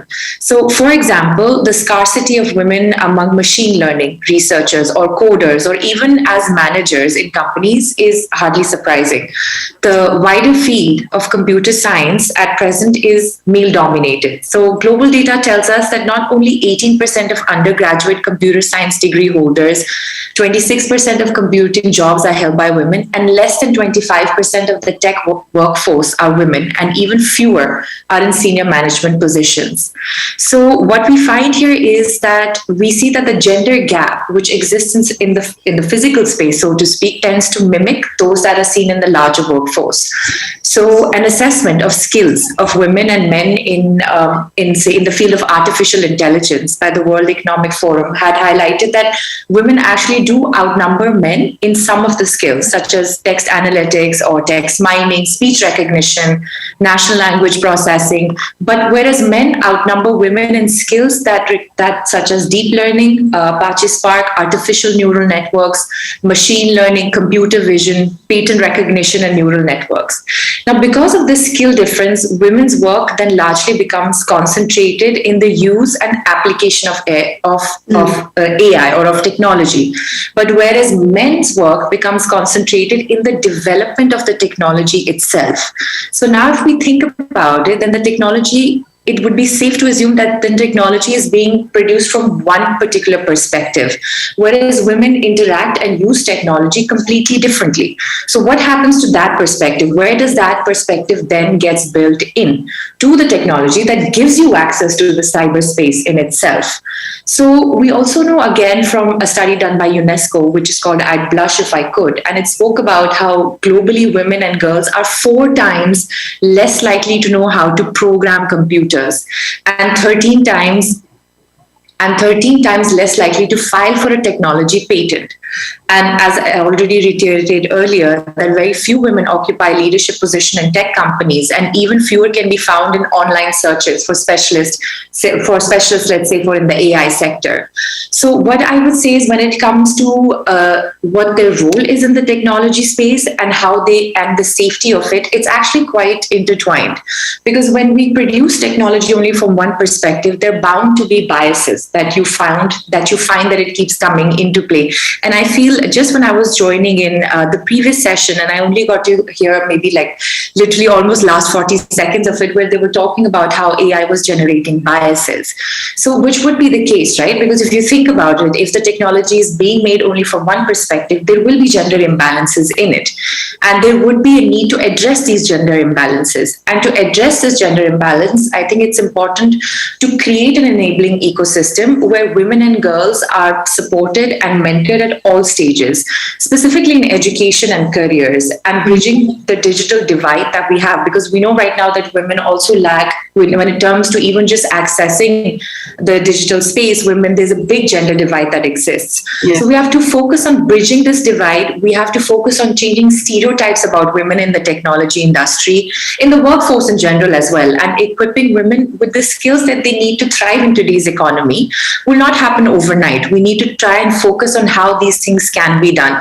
And I think with the pandemic, we have seen that most of the people now are extremely relying on technology. I mean, even today we're meeting virtually. I mean, I'm on Zoom. You're sitting in a different place. I'm on Zoom. But then again, it means that women must have access to these kind of devices. Like you must have access to a smartphone or a computer or a laptop. You must have the basic digital skill to be able to use that itself. So each one of us, I feel, has a part in working on closing the gender divide and overturning the stereotypes and encouraging more women and girls to pursue career in technology sector. Because once they actually do start pursuing career in the technology sector, and there are avenues for them to rise up, to become programmers, to become coders in greater number, you will find like the way the technology is being developed will drastically change. It will also be able to combat a lot of the gender imbalances that we see that end up being produced in technology. And with that, I hand it back to you, Sonali. Thank you. I so agree with your views. Inclusion is something that we really need to focus on, especially when it comes to women using technology. And I also find it very promising now, since platforms are, upgrading their security measures, are providing platforms to report, are teaching people how to be proactive and report online. So I think these are elements that will encourage women and girls to use technology more effectively. Thank you so much for your insights. Moving on to Peter, I'd like to ask him, in the current context, there is tremendous surge in cases of cyber violence, which is evident through our work in Goa. In your experience, why is the reporting so low? You're on. We can't hear you, Peter.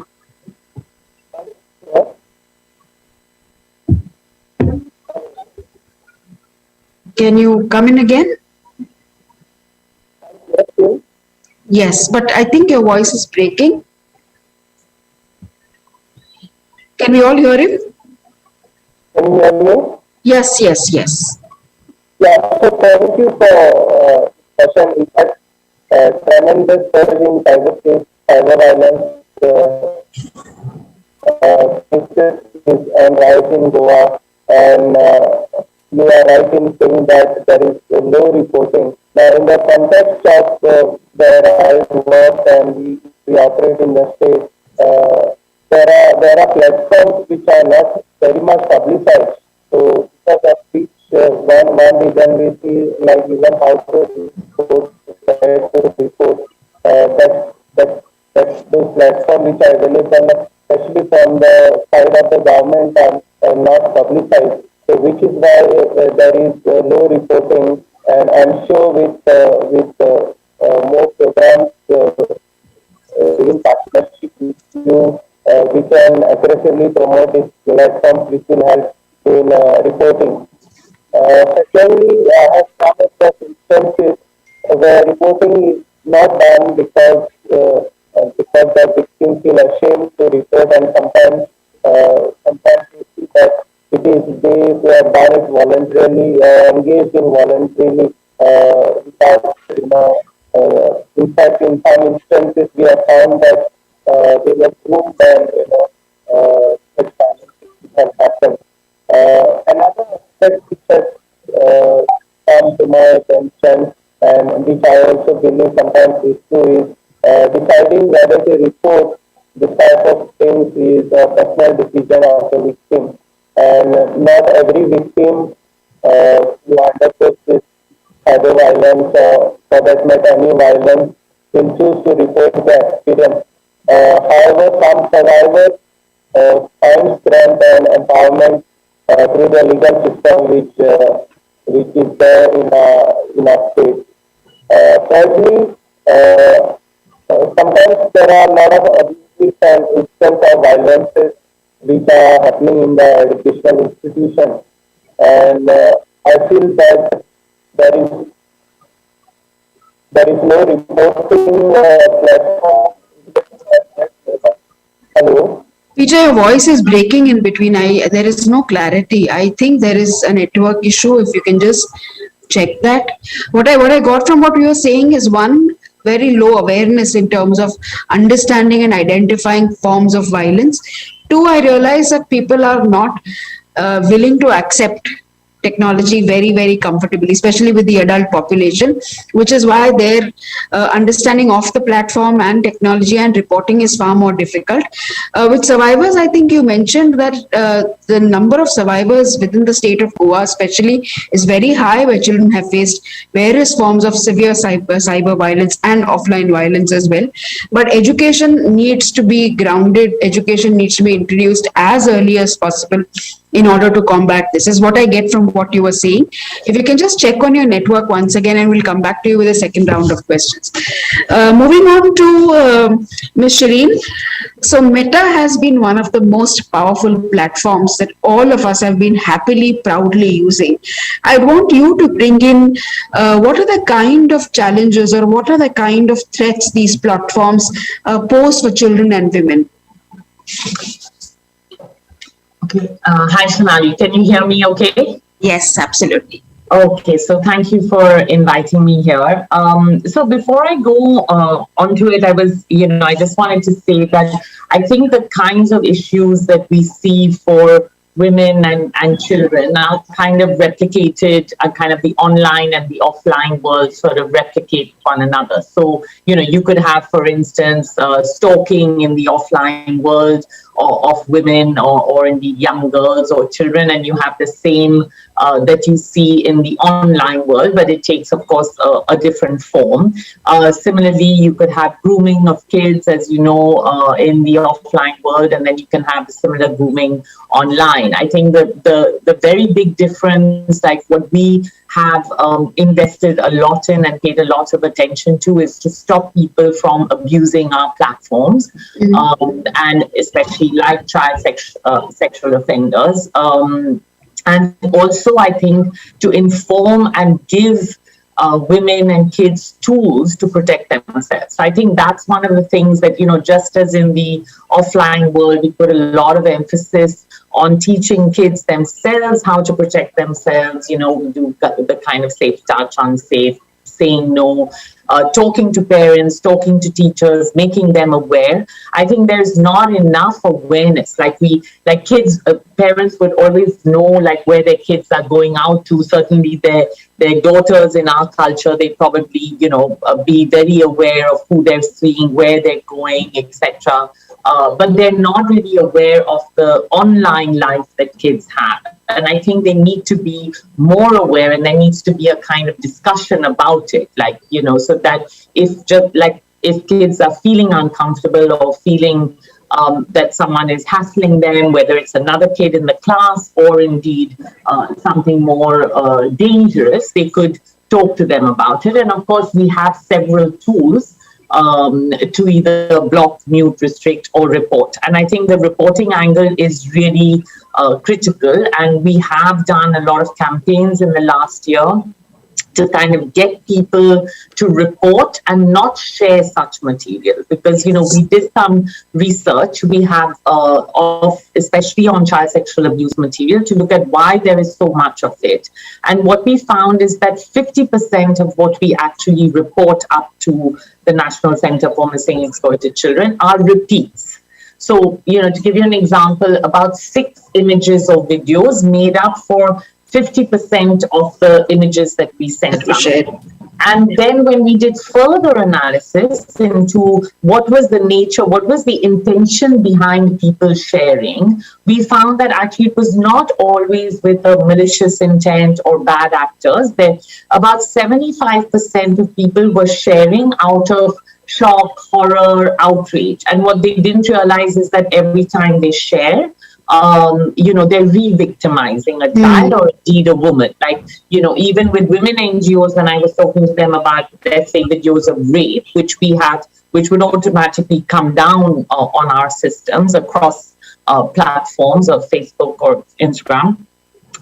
What they didn't realize is that every time it's shared, it re-victimizes a woman. So people should not share this. They should report it. So we did a big campaign, called Report It, Don't Share It, trying to get in partnership with other NGOs. And we'd have been really happy to partner with different state commissions. I mean, it's there out in different Indian languages, so it can still be done. And then when it comes to women, I think similarly, there are similar issues that are replicated. There are certain issues like the non-consensual sharing of intimate imagery, which we have looked at very seriously, and we have very strong policies against. That is kind of what they call it's like revenge porn. It's often referred to, but it's it's something that has the online world has kind of it's taken off and can be extremely devastating to witness. So we have put in place policies as well as tools to enable women to share report it to us so that it's not shared or reshared. Absolutely. Thank you so much, Shireen. I think we were also a part of the Report It campaign, and I think it made so much sense to equip organizations with strategy. We believe it's a very, very, a strong stakeholder approach that we need to, work with, so that we are reaching out to the last mile and teach them how to use the platform and actually report. Tools are available. There is just no awareness about how to use them, and which is why we need to definitely come together on it. Thank you so much for your insights. Moving on to Khushbu, being a lawyer, what are the concerns you foresee in cyberspace with respect to violation of children and women's safety rights? See, to start with, I think much has been covered by all the three panelists before, but let me just talk about where we stand, whereas cyber law is concerned. So the first problem that is faced by criminal law system of India or any other country is that the existing criminal offences which we have it as of now, fail to cover the newly emerged cyber wrongdoing. And that obviously touches women at large, because let me come to the point that when we are seeing the kind of crimes that are happening, especially whereas human crimes are concerned over internet, it's tilted more towards its gender bias. It's more towards women. Now, the second problem that persists is that even when there is a cyber-specific offences on the books or transnational nature of cybercrime can blur the scope. Now, the criminal sanction is most drastic in some states and whereas others it is not. Now the scope of criminal law is very much limited, and therefore the criminal provisions of such intentionally limited scope creates a very outdated and creates a very outdated space, whereas this rapid evolution of cybercrime is concerned. Now development in computers themselves can serve an example. One can understand that how this field of cybercrime legislation needs the same kind of development or evolution as development technology is happening. Now the third aspect is its transnational nature. Whatever the crime which we are seeing are not exactly though one can understand traditional crimes confined itself to a specific jurisdiction. The crimes which we're seeing before, not that crimes were not happening, were very much limited to your own jurisdiction. Now with the advent of internet, these have become, the nature of crime have become more of transnational, not limited to one jurisdiction. Also, there is an issue of which country has an authority to prosecute, which country has a priority to prosecute if the question which has coming in jurisdiction aspect. Now, one can understand that there are trials which are going on in one country and the second cannot happen. Also, I would say that there's another threat, there's another issue which persists, which is how do we coordinate between the different law enforcement agencies? That's still pending. If I start with, I think Sonali ji would agree with me that a crime happening in one state in India, and if a criminal is sitting in another state in India, that becomes a huge problem. To get things solved. Now imagine there are three different jurisdictions of students are in part of it. So yes, that's where which is there. Lastly, maybe I would say that the international level, this problem presents an international level. Therefore, we need a cross-border cybercrime, regulation across state boundaries. We understand, I completely understand that I cannot have a definitions across. Yes, cybercrime is national, but making an offense by a nature that national legislation should govern with manifestation at the international level is something which is need of the hour. Now coming to your direct question or the topic in hand, that how women and children are getting affected. So if you see, I would just sum it up by saying that it's literally a gender biased crime, because if you see the numbers from the last, if you see 73% of women have been subjected to, some sort of online violence, be it coming from social networking websites, be it from gaming companies, gaming platforms, be it from, online harassment or some kind of it. It is even evident from the part that even if you're not on internet, not that you're not subject to the the online abuse, the online violence. The numbers are pretty much there. If you see that 53%, this is the data which is lastly available with me, which says that 53% of the women have received sexually explicit images without even asking for them, where the internet world is concerned. If you look at the survey conducted in India, almost 97% of women have been subjected to online aggression, whereas European countries are concerned, 5 to 18% of women have experienced cyberbullying. 1 in 10 women have experienced online violence. These are the countries which I'm talking about, whereas cyber legislation is to an extent in place.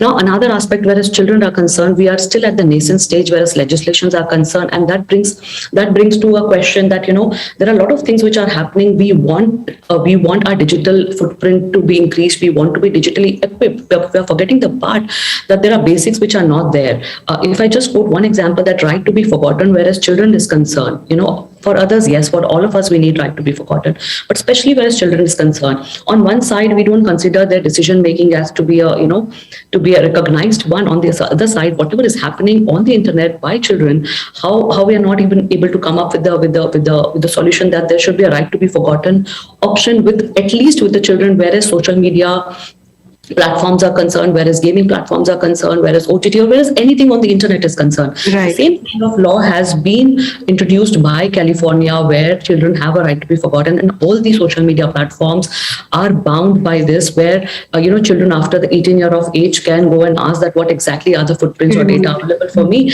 and I would want to change or delete all of that, as the repercussions are different. Over to you, Sonali ji. So I totally agree that there is a huge divide and there is a huge gap in terms of what exists and what needs to exist. But I also feel we're all gearing up and equipping ourselves to make this space more safer.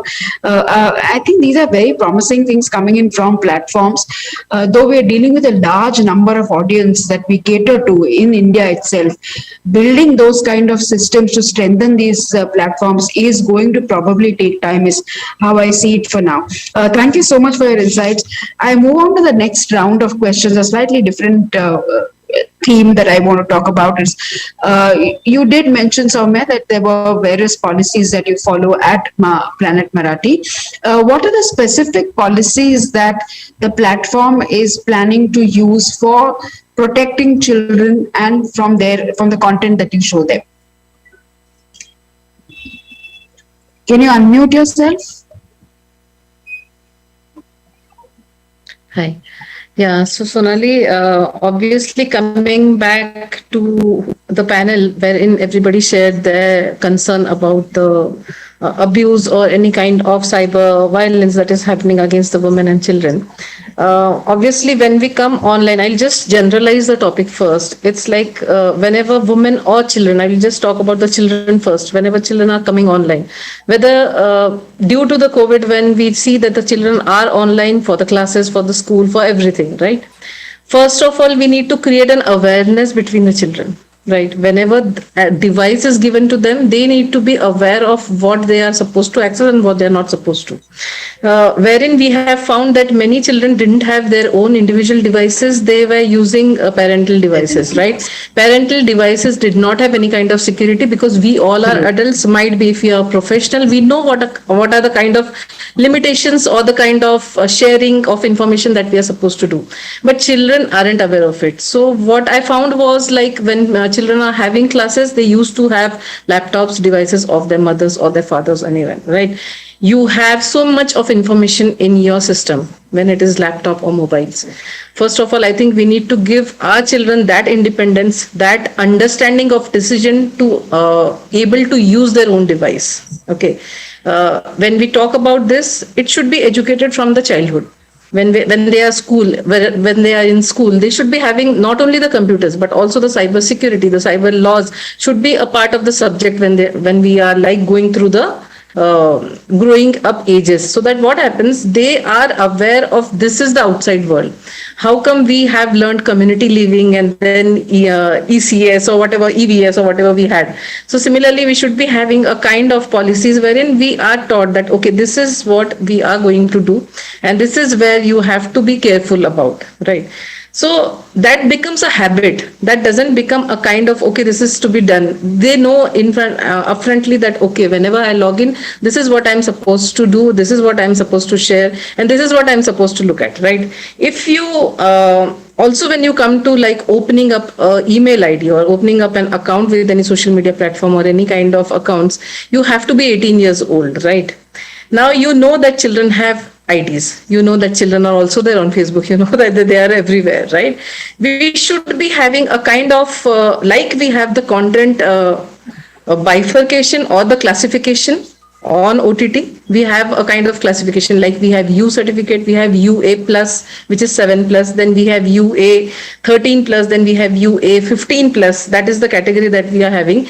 Similarly, we should be having a category when we are creating an account, whether it is a Gmail email account, whether it is a social media account, so that they are accessing only that content which is available for that particular age group. Like we have seen that YouTube has started recently with the YouTube Kids, right? So once you go for YouTube Kids, you know that this is the content which will be available only for the kids, right? So that is filtered right from there. So when we talk about OTTs, similarly, OTTs, obviously, we are aware that it doesn't come under the censorship, obviously under the CBFC and all, but still we have the IT 21 laws. We also have a code of ethics wherein we are classifying what is the genre, what is the theme, how much abuse, how much language, how much explicit content are we supposed to show or not show, depending on the topic or depending on the content that is required to be there. I mean, there must be a kind of social issue which is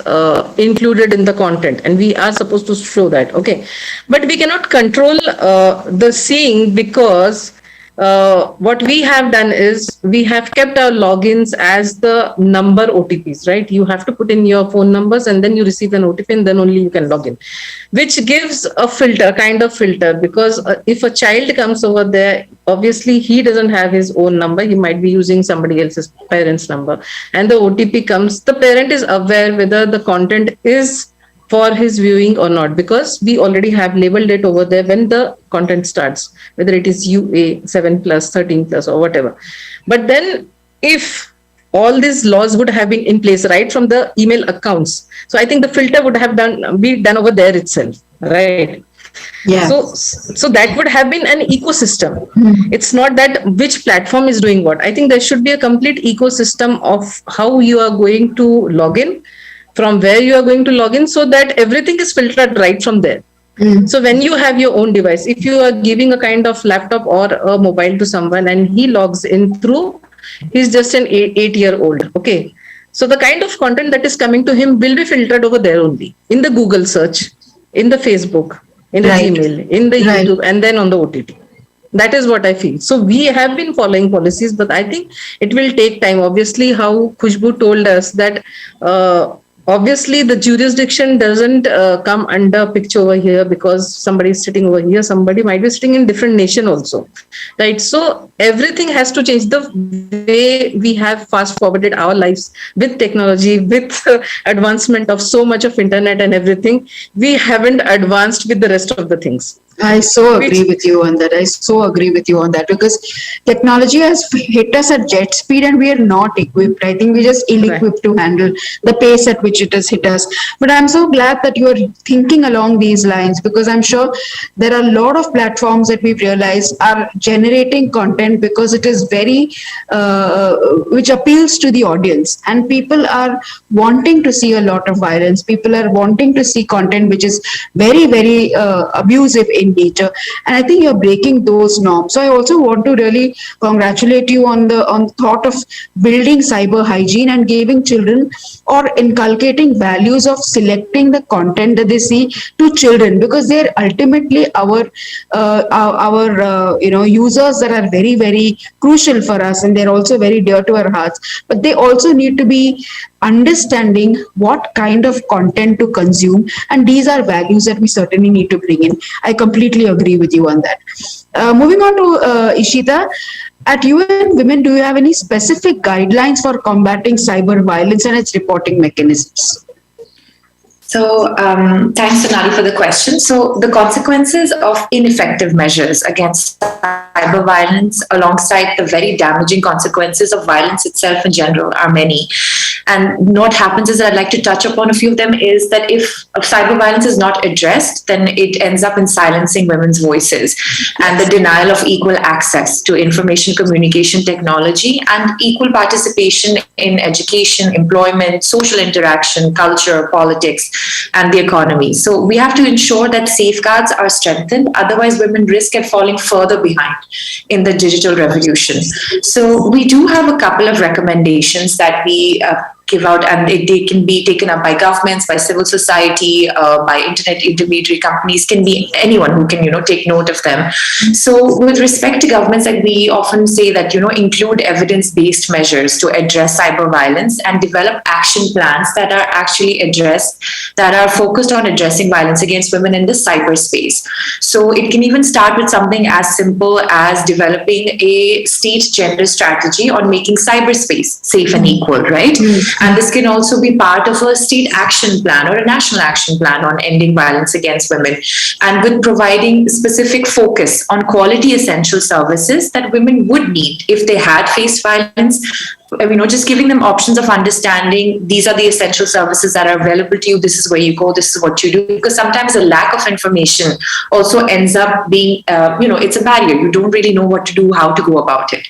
So invest in continuous and ongoing training for specialized law enforcement, prosecutors, and judges on the specificities of cyber violence and its dissemination and impact on victims and survivors. And this is something that I believe Khushbu also previously touched upon. And strengthen specialized, clear, and efficient protocols which you have, and code of conduct for law enforcement officials when addressing cyber violence.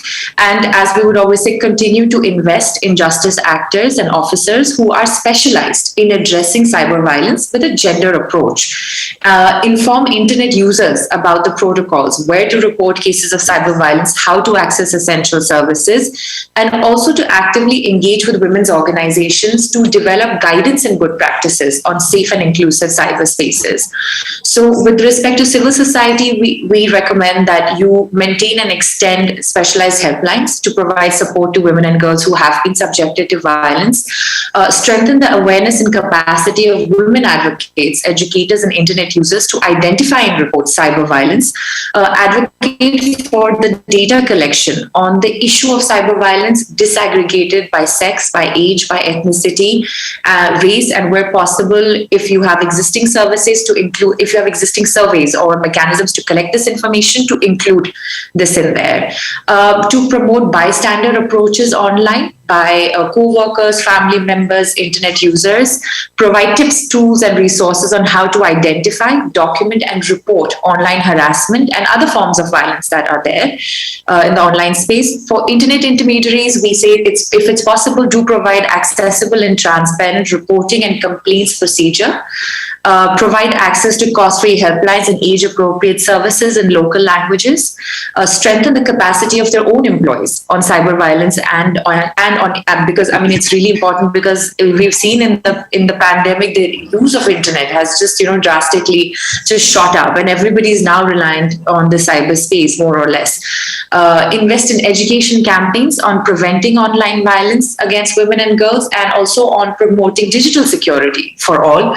Continue to invest and collaborate with companies and civil societies that keep gender equality and a survivor-centered approach at the center of their work, in developing solutions of short term, whether they be short term, medium, or long term. And I think we have a range of guidelines for different actors, because I mean, we understand that creating a gender responsive and a safe and equitable cyberspace will require innovation in policy making, in implementation, and to remove the barriers for those who are left the furthest behind and most marginalized. Absolutely. I couldn't agree more with what you've said. And you've covered all aspects. You've covered the survivors to the platforms that need to strengthen their systems in order to report. I think very crucially, you spoke about collection of research and data. We have absolutely no data which are users, which will then represent the amount of damage that has taken place, and therefore measures that have been taken to combat kind of online distress. So ensuring that we have enough research is certainly very, very important. I'd also like to request each one of you to, in the chat, put down resources that you would like people to make use of through either your platform or through the guidelines that you share, which will also be circulated within the platform, the participants who've joined us here today. Thank you so much. Moving on to Peter, I would like him to share what are the critical measures, or what are the critical inputs that you would want as the State Protection Child Rights Chairperson to for content creators to follow. So what are the kind of child-centric or women-centric policies they must be able to follow? Peter? Yes. Yes, much better. I think there is a network lag, that's why. And I'm not putting on my camera so that it will be up properly. So and commissions across the country, child protection is one thing which we want to feature in any content. And when we say child protection, we talk basically in line with what is mentioned in the Juvenile Justice Act, Care and Protection Act, safeguarding children and is abused. Peter, I'm still not able to understand what you're saying. I think there is a major network issue. I can't hear the words that you're saying. I can just hear some sounds. Now can you hear? Yes, but as you keep talking, we lose out on what you're saying. Would you be able to put some points in the chat? Maybe I'll be able to put them up from there and share them, and we can try another, try again if we can hear you better. Can you hear me now? I can't understand. Hello? I'm unable to understand what you're saying, Peter. Will you be able to share on chat what your thoughts are? Maybe I can pick them up from there and come back to you with the next round. Sure. Okay. Okay, so moving on to Shireen, we were a part of this program that they organized for non-profits on what is their safety center all about. And I think it's an amazing space that they've created within Meta to ensure all their users using the Facebook family of apps to strengthen reporting, to understand all kinds of violation of rights. If you can just quickly take us through the safety center that you host on Facebook, please. Yeah, sure. So the way we look at safety issues, we look at it in 4 broad buckets. So one is the policies that we have around several issues, which include sort of violence and bullying and harassment, as well as adult sexual exploitation, and then child sexual exploitation, child nudity, and we have very detailed policies which are called community standards, which basically tell you what you're allowed as a user to post and what you're not allowed. And these are on Facebook that are there publicly. And then we have a whole set of tools that we have developed. So some of these tools are, of course, using technology to proactively detect. So we have developed technology, photo matching technology, to recognize photos of child sexual exploitation and automatically take them down. So this technology is available to anyone to other industry members, etc. So if, for instance, Soumya here wants to use it, she's free to use that technology so that they can also make sure that such material doesn't appear on platforms. And then we have specific tools that we develop to kind of, such as like block, mute, restrict. We have recently introduced kind of comment control so that you can actually choose who is allowed to comment on your post or not. And that's up to you to choose. And as you know, like from the very basics of account security, which people actually don't follow thoroughly, but it's really important, like how you create your password, a two-factor authentication, it's really important. And with India in mind, actually, and women's safety, we developed a tool called the locked profile. So I don't know if all of you are aware of it or use it. I certainly wasn't aware of it till I joined Facebook. So it means basically that with one click of the button where you have your drop-down menu of profiles, you can go to lock profile. And we did it as just one click so that for people who are not, don't have strong digital literacy. So then when you lock your profile, no one can access even that photo on your profile. They can't enlarge it, they can't use it, they can't share it, and nor do they have access to any of your posts or your photos or anything. So it's obviously your friends can see your post, they still can't use the photo, but that was a specific tool. So we have several tools like that, and right now what we're looking at is also prevention. So where we try and one is the whole sort of campaign. So it's a pop-up comes in. So if you're searching for child sexual abuse, you will get a pop-up saying what you're searching for is illegal. You could face certain legal consequences, as well as that it causes harm. And we also direct people to resources in case they need help, like offender diversion resources to help them. Like we have two different pop-ups that say, if you are troubled by your thoughts, to see what would work better. And we also look at preventing sort of grooming, let's say, online.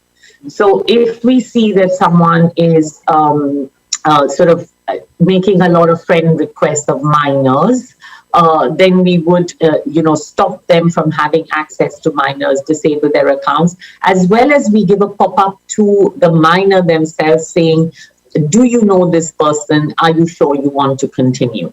So we're looking very much, and that's why, again, reporting is really important, because the more, let's say, we get a lot of people who have blocked one certain person, that gives us a signal that something is going on, and we make sure that that person doesn't then have access to minors' accounts or can follow them, etc. And I think the point also, a lot of parents, what we've noticed is that a lot of parents actually create accounts, Facebook accounts, Instagram accounts for their kids. Yes. And they really need to be aware. I think that we really need to do a lot of education with parents as well. It's fine to give, the reason that we have an age is because, we want to safeguard kids. So you need to be very clear. And in fact, we encourage people to report, because we are, again, developing technology to assess age, but this is quite hard, right? So if people know that there is an underage account, it should be told to us. And certainly parents should be aware we have something called Messenger Kids, which is for under 13-year-olds, which has full parental control and parental supervision. So they can have that instead of like creating Facebook or Instagram accounts for young people, for kids. And so there is a host of different, and as you said, you started by saying the safety centers. So the safety, we say child safety. And then related two things I wanted to be especially public figures, because women public figures, like, they could be politicians, they could be journalists, activists, get a lot of undue harassment. And we've also created a training. So we have training in different languages, but we also offer on-demand training. So if a group of NGOs, for instance, would like some training on the various tools to keep yourself safe, the various features, we'd be happy. There's one that's there, and you just click on it, and you can go through that training like an online module. And the other is we can create. We're happy to curate that if there's a good number of people to do that. We've also just signed up with UK Revenge Porn to create a portal which is called stopmcii.org. I'll put it in the chat. And here, this is actually a proactive measure, so that let's say you've shared an image I've shared it with you, and then I'm worried that you may share it on other platforms. You can actually go to this portal and answer a few questions, and then create a digital footprint on your own device. So the image will never leave your device. It will create that for the alerted. Whoever comes up on our platforms, we will immediately take down that image. And it's open for industry. We just launched it in December. So it's open for all industry members. And we hope that other platforms will also join, so that women can, be at ease and have a good night's sleep, that an image that they don't want shared is not going to be seen by others. Absolutely. So those are some of the things. So I think today's homework for us is to take at least half an hour out to look at the safety center, because that has a whole lot of resource that we've also been using while we talk to children and adults about online safety. That's one place to go to for sure when you want to protect rights of children and women and users in cyberspace. Peter has some suggestions here, which I'm going to quickly read out. He says that critical features of content creators should focus on child protection. Also, responsible content needs to be generated, which is why we're also having a session with creators in the next round. But I agree that responsible generation of content is a very, very important element or a value that we need to instill in our children, because everybody is a content creator today. So those values have to be instilled, keeping in mind the kind of safety measures that we need to follow. He's also talking about how it is important to focus on cyber violence and so apart, the supervision of children's access to the internet could be definitely one of the reasons why children face or probably are committing various forms of violations in cyberspace. So education is going to be very key, which we all agree with totally.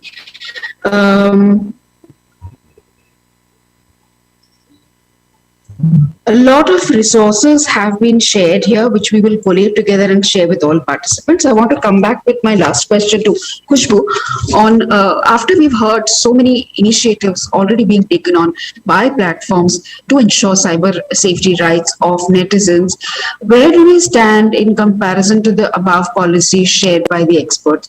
Is it hands-on? So there are a lot of questions that have come in the chat. Are we really equipped as a country to combat cyber violence? Do we have enough laws in place? Are they effective? What is your thought on that?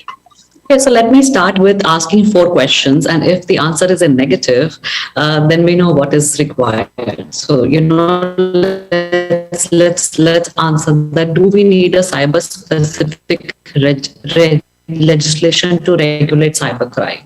Do we have specific legislation? And if we do not have it, then what are adequate and systematic approaches that are required, which something which one has to ponder on. The second, what principles are sufficient and appropriate to determine the jurisdiction over cybercrime?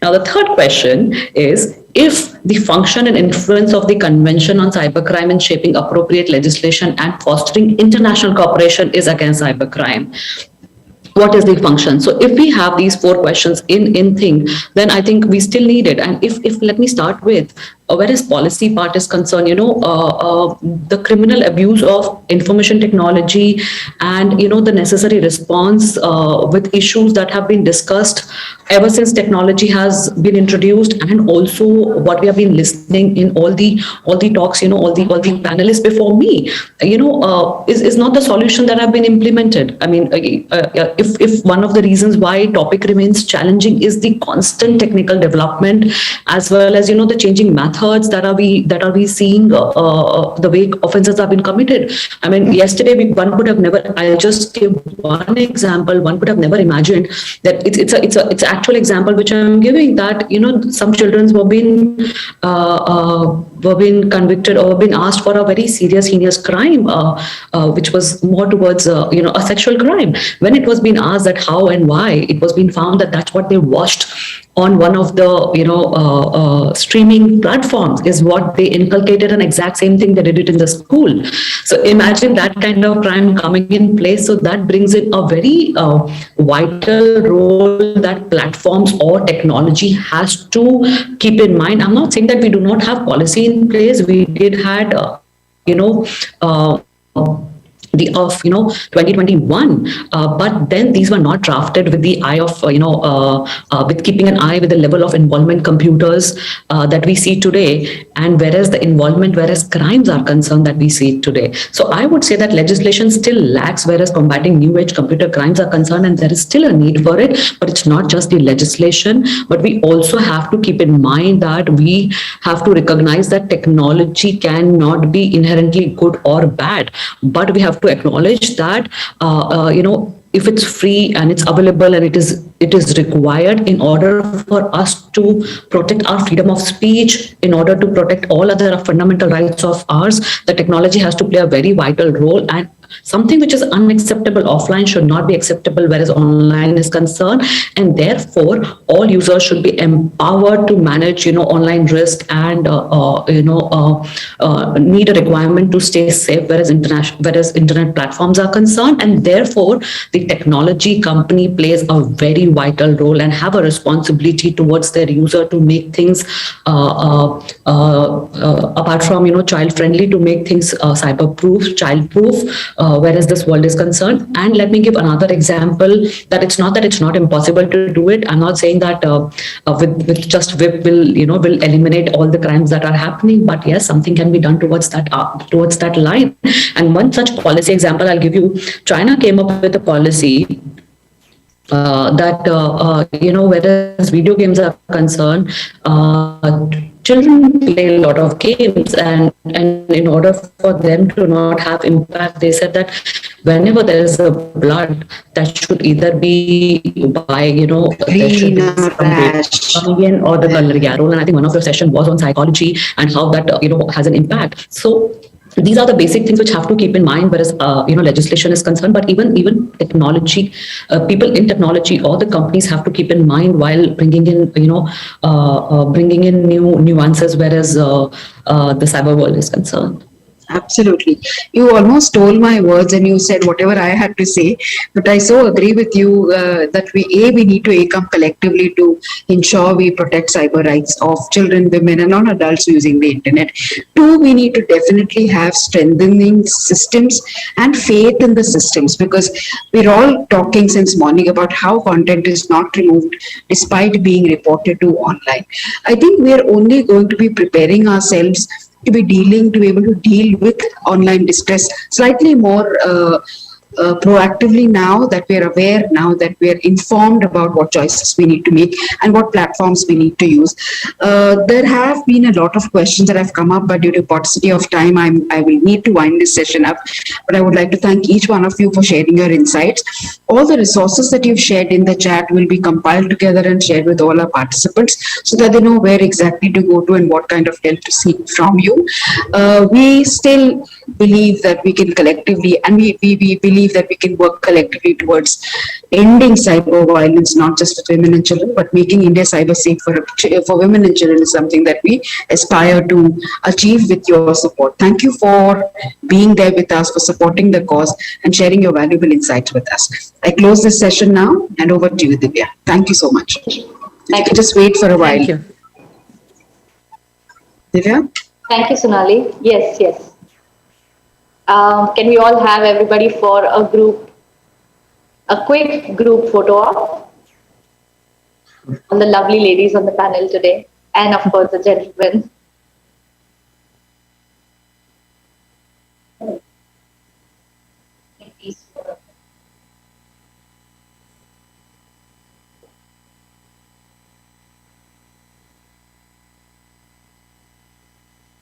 All right, smile.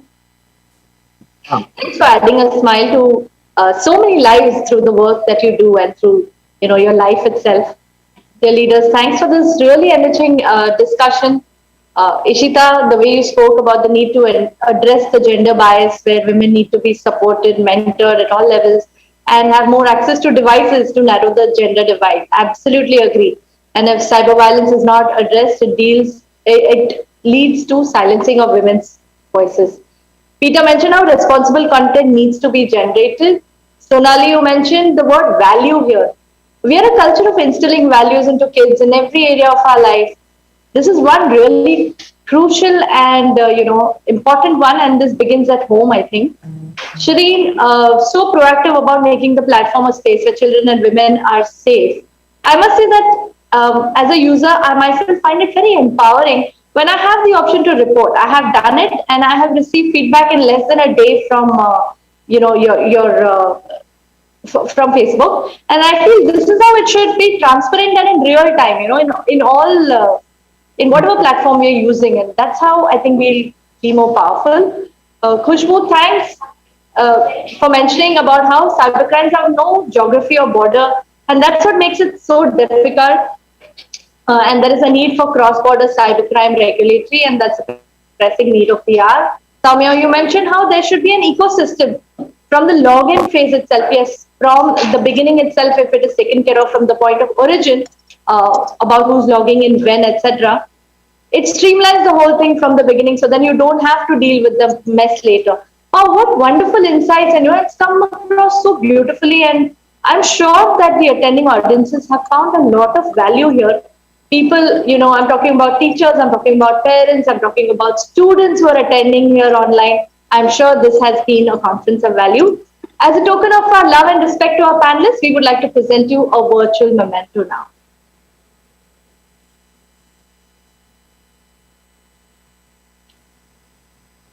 This will be seen on the platform that is running the conference, not visible to us here. We will send the recording of the same to you. So everybody was waiting for the momentum, but it didn't seem to appear. With the momentum. Okay. Thank you. We will share them. Thank you so much for having me. Thanks, everyone.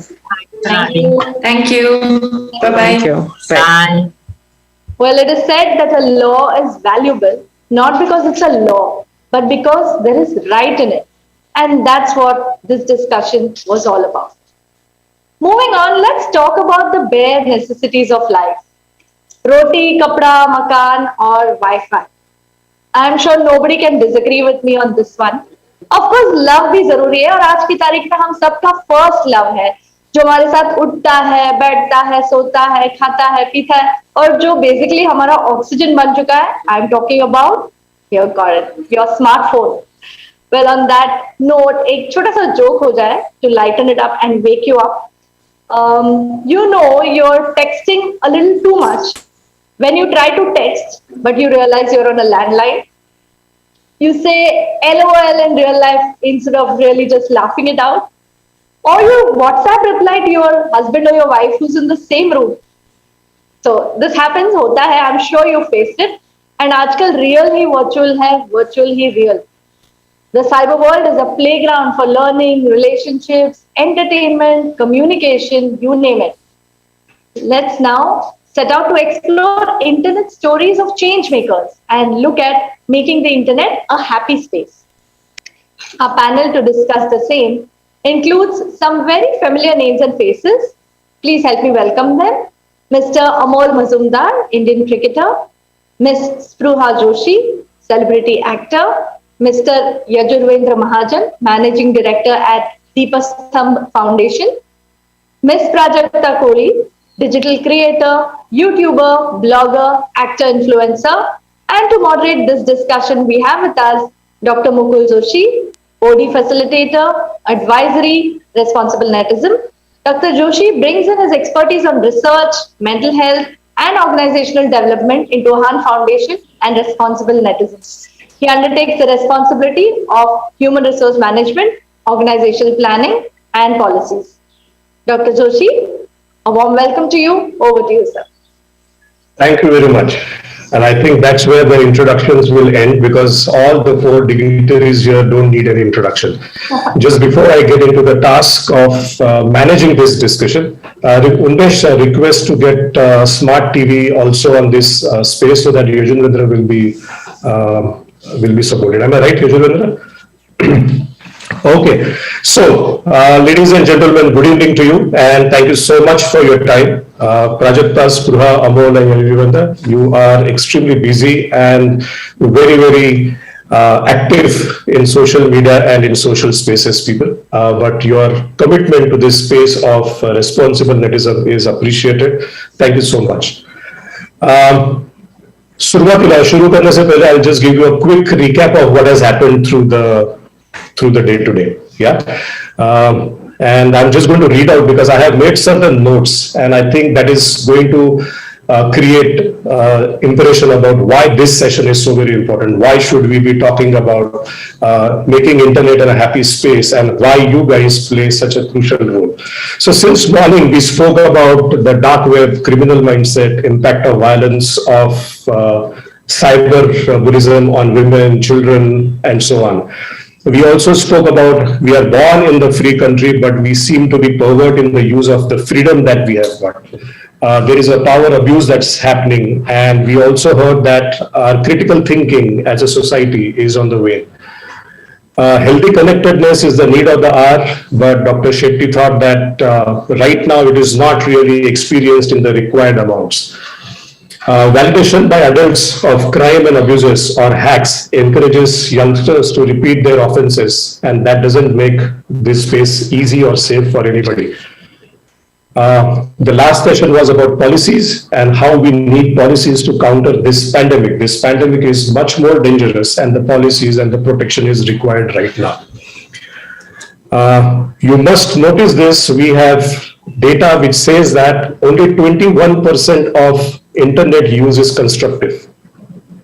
And 4 of you possibly are few of the members who make that constructive use available to many people. So congratulations and really appreciate the work that you do. And I'm going to ask few questions.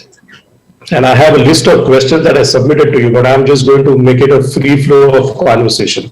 It is important for me that all the audience and the members who are watching this over YouTube are able to understand and grasp the impact that you have created. And I just want to start off with this whole axiom that internet is a tool and the impact of a tool depends on the user. And here are 4 users in their rational and a very principled use. They make this whole cyber world a very safe as well as a happening space. Right. So, ladies and gentlemen, request you to welcome Spruha, Prajakta, Amol, and Yajurvendra. Prajakta doesn't need any introduction as far as her presence on social media is concerned, but I just want to call out her responsible use of the presence on the social media. She's been part of and she has led a lot of social campaigns, and a couple of those social campaigns that have caught my attention is Girls Count campaign, Instagram Safer Internet Day program. She has also come up with a video called Shameless, which spoke about body shaming and got a huge followership on that particular program. That's Prajakta's footprint on responsible social media usage.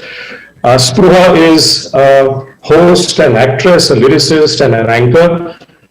Born and brought up in Dadar, Mumbai, now in Bombay, Goregaon, but has been a very studious user of internet. And when I spoke with her, it came across very clearly that she knows that it is a medium and that she cannot get addicted to that medium. A brilliant thought, Spruha, for bringing that in. Amol Muzumdar, I will not his game that I find the best possible runs on first class debut to 60 runs. If I'm not mistaken, the winning team for 8 times. But beyond that,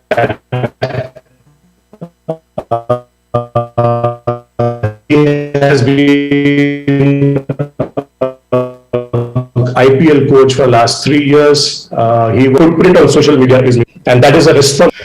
And then last but not the least, ladies and gentlemen, please welcome Yujurvendra Mahajan, an institution in himself. And I have heard this about Yujurvendra.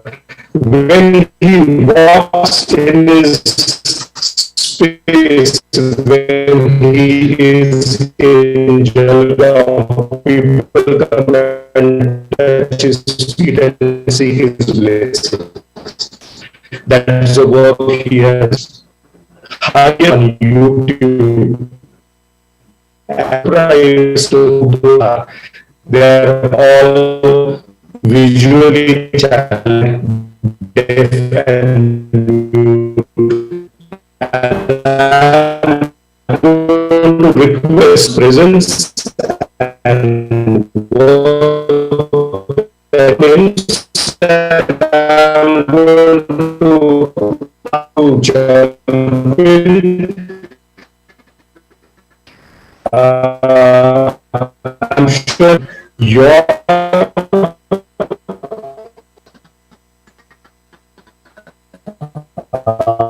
media. So,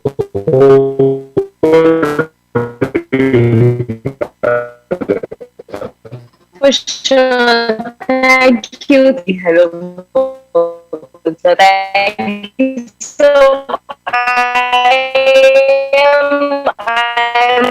very about things that. So thank you so much for making me a part. Recording stopped.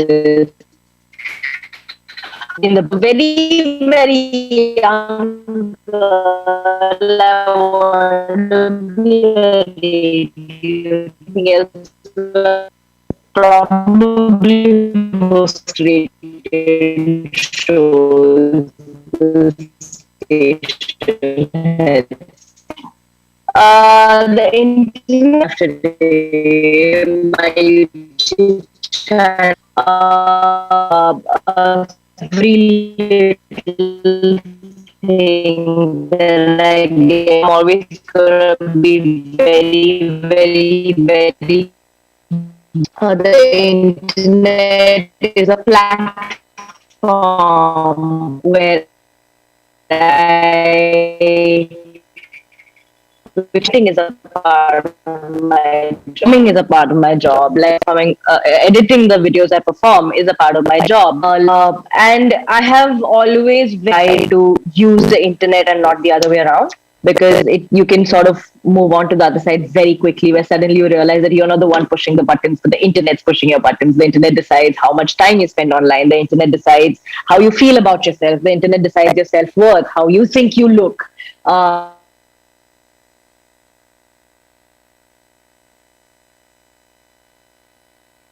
Being on my phone and my laptop as much as I need to. So as much as I am grateful, I also understand the whole yin and yang situation of it. I get that we're in for both the good and the bad. However, I'm an annoying optimistic person, so I'll just sort of always stick to the silver lining. Absolutely. I think when you talk about yin and yang, you cannot go away from the center of life, and that's great to hear about it, Prajakta. But let me invite Amol, because Amol, for Prajakta, it's the way of life, and for you, it's nowhere in your way of life. So how do you look at social media? Right. Firstly, thank you very much, Dr. Joshi, for that introduction. I think that was a way too lengthy introduction for me, more lengthier than my social media usage, actually. So thank you very much for that. My social media, I mean, I'm really intrigued by the presence of all these younger participants in this conversation. And I feel that, sometimes you get a feeling that you're not a millennial kid. Way before that, 70s and 80s, that's where I grew up in Bombay at that time. And it was quite a free world. It was a pre-internet era. And, as far as social media is concerned and my usage of social media is concerned, it has been in three parts. Basically, I was, the three parts have been when I was playing, when I was actively playing, there was hardly any internet and I was not involved in the social media, although there were some platforms where you could promote yourself as a player. But I happened to go past that, and then later on I became a commentator. I commentated on a lot of domestic cricket. Also, that was a phase where I thought social media was important, and I used social media.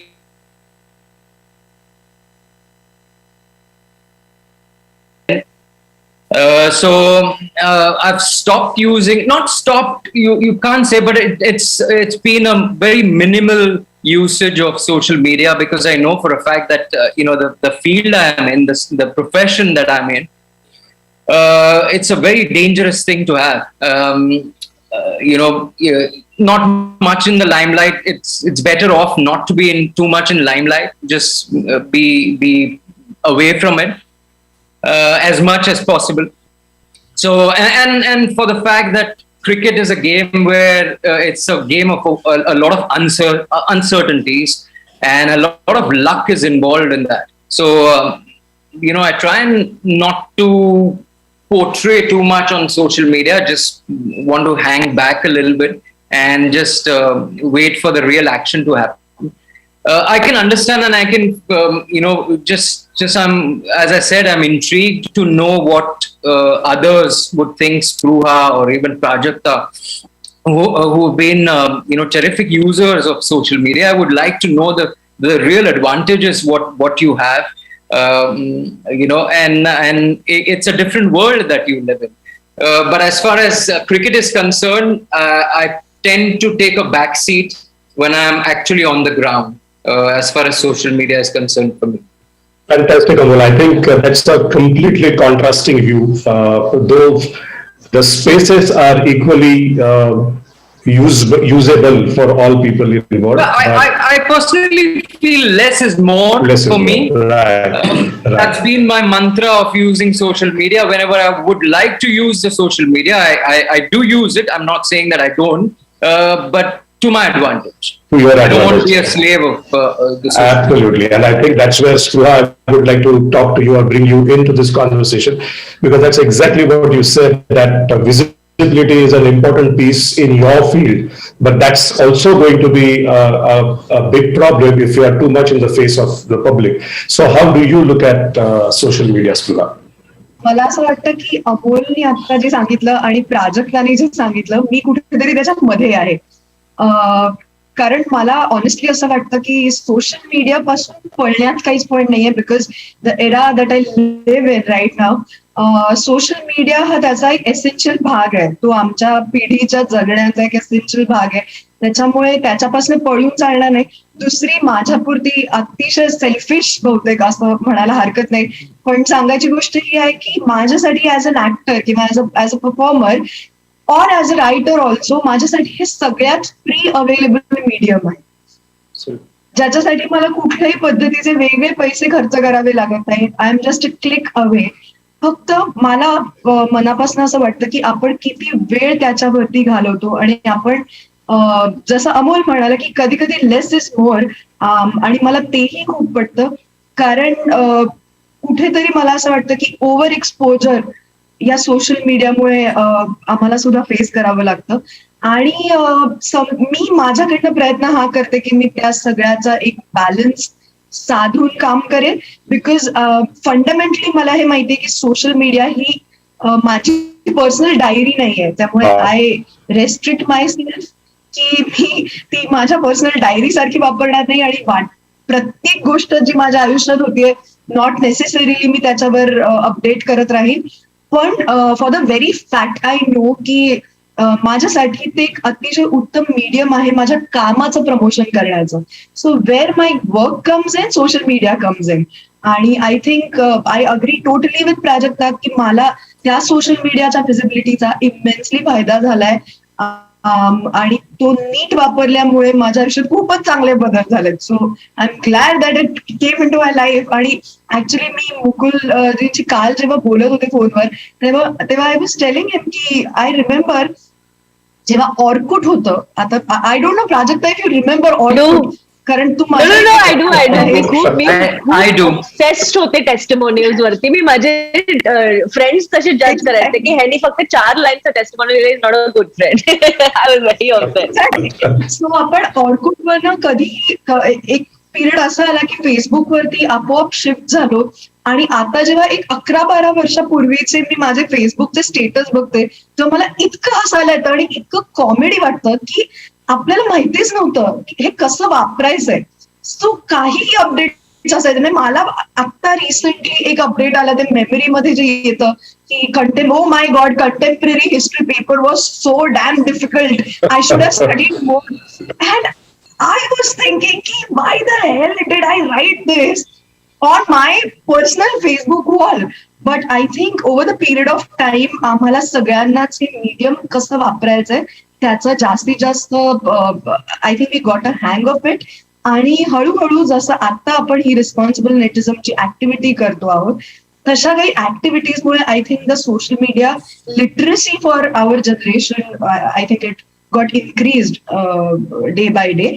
आणि आता आम्ही खूप जास्त responsibly आमच्या परीने हे माध्यम वापरायचा प्रयत्न करतो. आणि मला असं वाटतं की आमच्या परीने I myself am a big fan of Prajakta, कारण she is one of the creators ज्यांनी इंटरनेटचे जे एक बेसिक काही नोशन्स होते की तिथे तुम्हाला काहीतरी टाइमपासच करावा लागतो, किंवा तिथे तुम्हाला काहीतरी खूप अश्लील बोलावं लागतं, तिथे तुम्हाला फार कमरेखालचे विनोद करावे लागतात तरच तुमचा कॉन्टेंट चालतो, हे जे तरच तुमचा कॉन्टेंट चालतो वाले नोशन्स आहेत त्यांना ब्रेक करणारी she is one of the very important creators of our generation. So त्याबद्दल तिचं प्रचंड मला स्वतःला कौतुक आहे. आणि मला खूप आवडेल हे सांगायला की she is one of the creators ज्यांना बघून मला असं वाटलं की though I am an actor, I have something more to give as a creator, आणि मी माझा युट्यूब चॅनल चालू केला.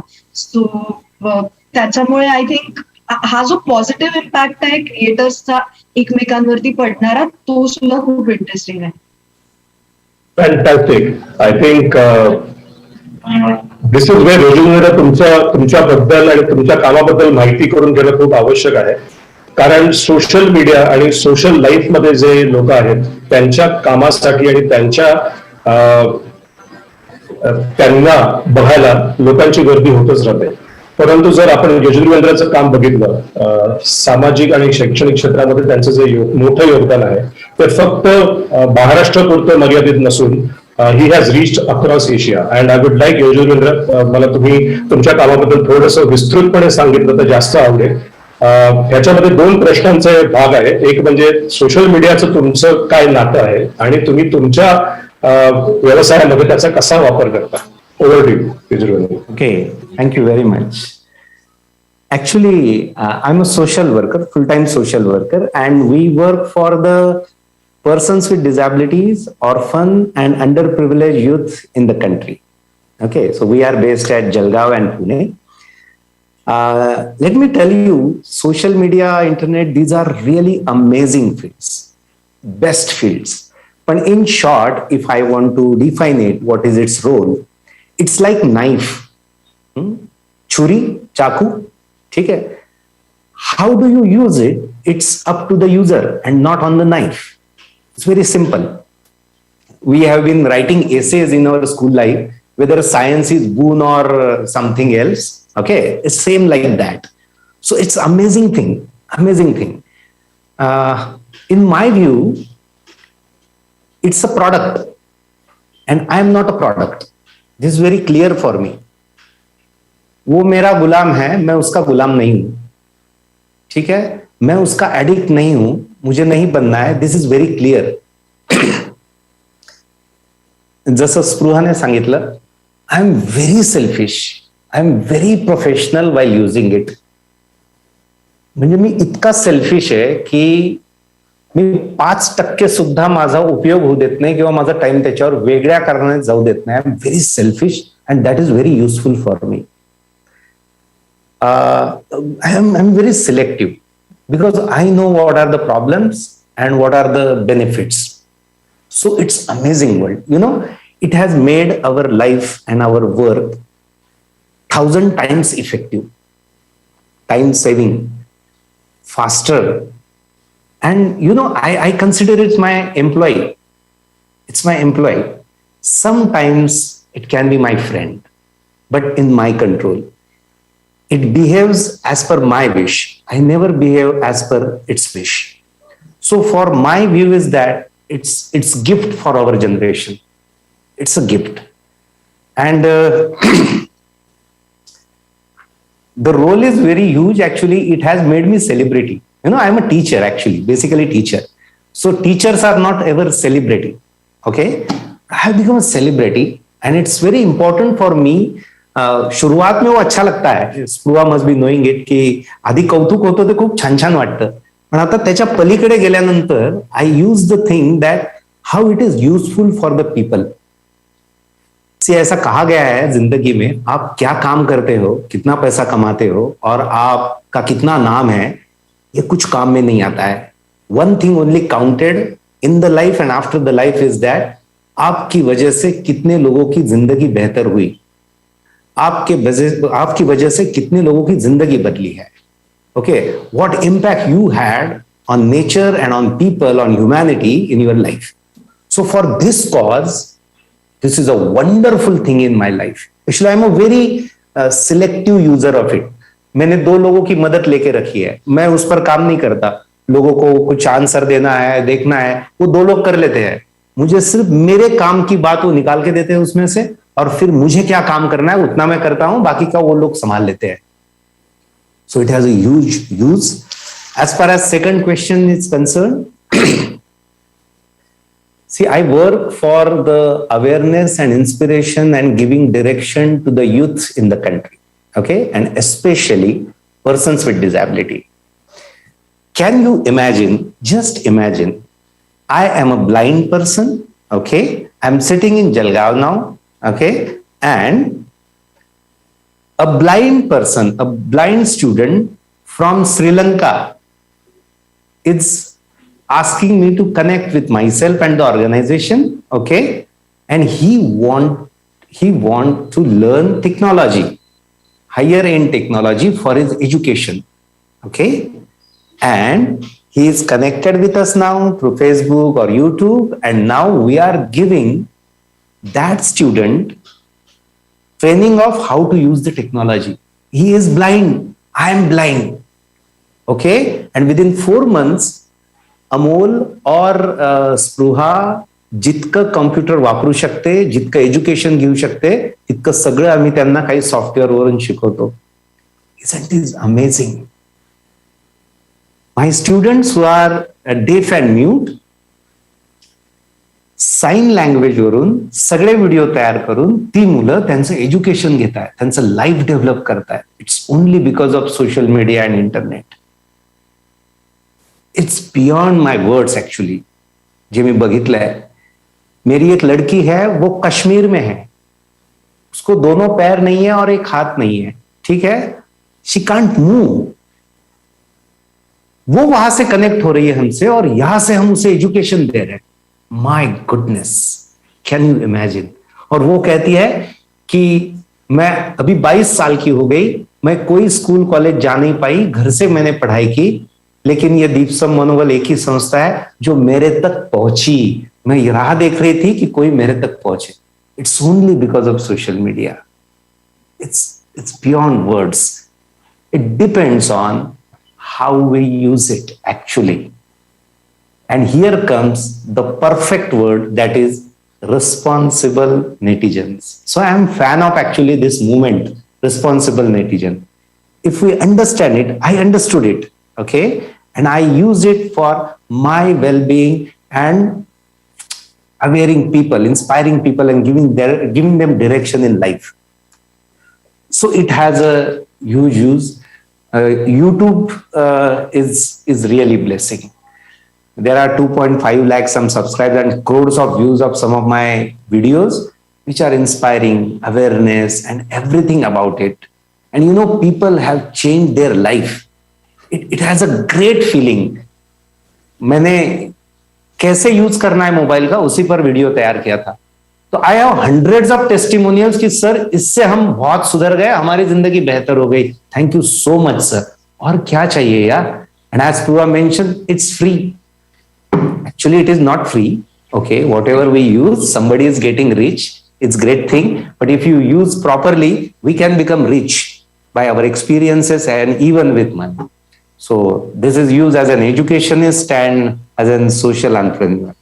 Thank you. Wow, awesome, Mr. Wilder. Thank you so much for sharing this piece. And I know that you don't really talk about it, don't want to talk about it, but this is important for us to know that there is just not dark media that is around. There is also some light that people like you are bringing in this world. Now, त्याच्यामध्ये एक महत्त्वाची गोष्ट आहे, तुम्ही चौघांनी जी गोष्ट सांगितली त्याच्यामध्ये एक महत्त्वाची गोष्ट आहे की त्याच्यामध्ये डिसिप्लिन लागतं. प्राजक्ता म्हणाली, स्पृहा म्हणाली, अमोल पण म्हणाला आणि यजुवेंद्र तुम्ही पण म्हणाला. So how do you manage this discipline? So and I would like to go back to each one of you again. म्हणजे Amol, I know he can tell me that अरे Mukul, I have always played cricket, so ball outside of stump I will never touch. Right? But to get that kind of mindset is not easy, right? And so what are two things that you follow, Amol, and each one of you, to maintain that discipline? If you can share that, that would be useful. I'll start with Amol and then I will take it forward. Yeah, please, Amol. Right, the two things for me is firstly discipline. It depends on individual, I think. You know, everyone is different. Every person is different.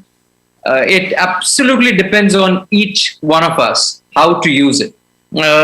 In the sense that some of them would love to show what they're eating at this moment of time. I'm not that kind of person. I really don't like sharing something that I'm doing day in, day out. Why should people know? This is my inside feeling. And that's the way I am. But maybe it is different for someone else. And I totally respect it and I totally understand what they are trying to say. So I'm not saying it is right or wrong. It's just from my end, I don't need to show what I'm doing. So that's one. Second, I feel it's just a discipline that I grew up in. And again, I relate it to my profession that I'm in. As a batsman, Wankhede stadium वरती 9 वाजता सकाळी जेव्हा ball हलत असतो आणि ball take off करत असतो तेव्हा you need to leave certain deliveries outside off stump. You play every time, and every time you flash outside off stump, one of the time you're going to get nicked off in the slip. And you'll have to go back in the dressing room and watch others play and others enjoy the limelight. So you might as well leave those deliveries when you're there. And that's the way I look at things. Even social media, if certain trolls happen, I try to leave it outside off stump. Just leave them alone. Don't touch them at all. Just make sure that you are not inclined towards it or you are not affected by it. There is criticism, there is praise, but at the same time, you need to take both the things, equally. Right. Those are two things which I try to adapt when I'm on social media. And as I said earlier, less is more. I don't need to be the slave of social media at all.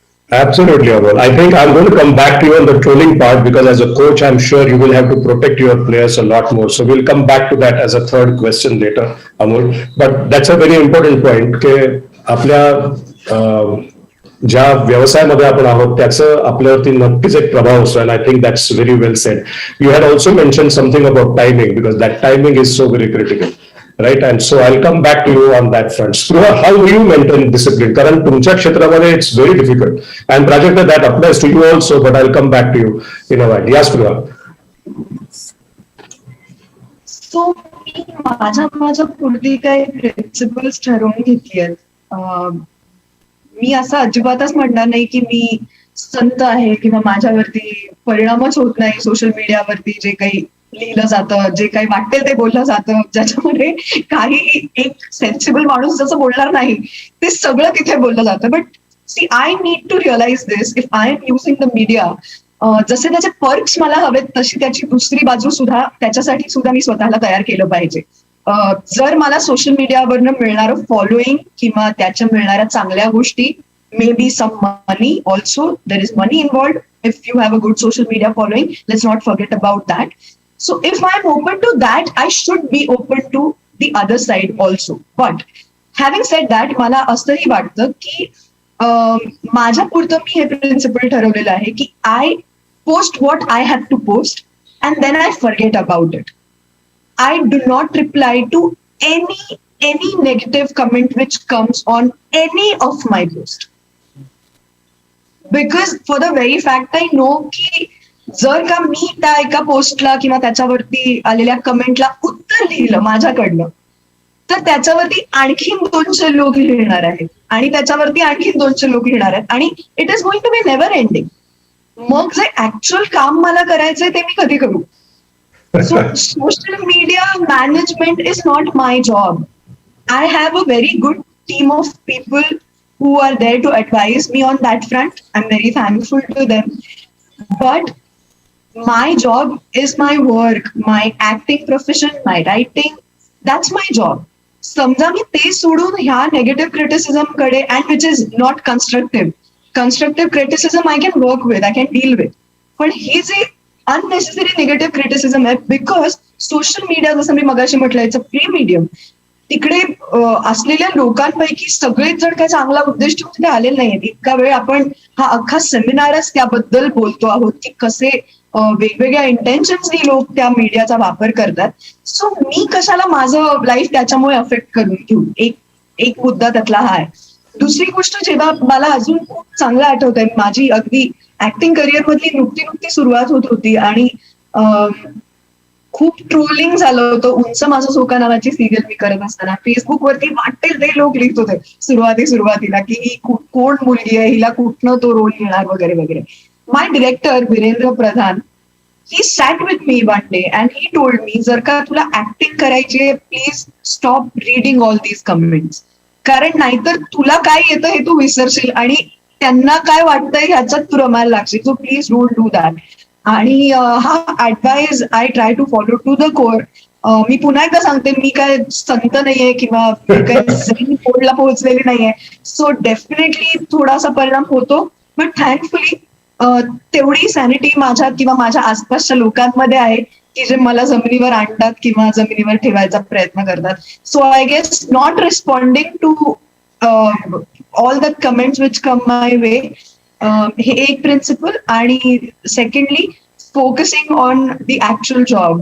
I think that's the another principle which I try to follow. अच्छा, purpose focus राहणं आणि outside of stump बॉलला हात न लावणं. I think this seems the trend here.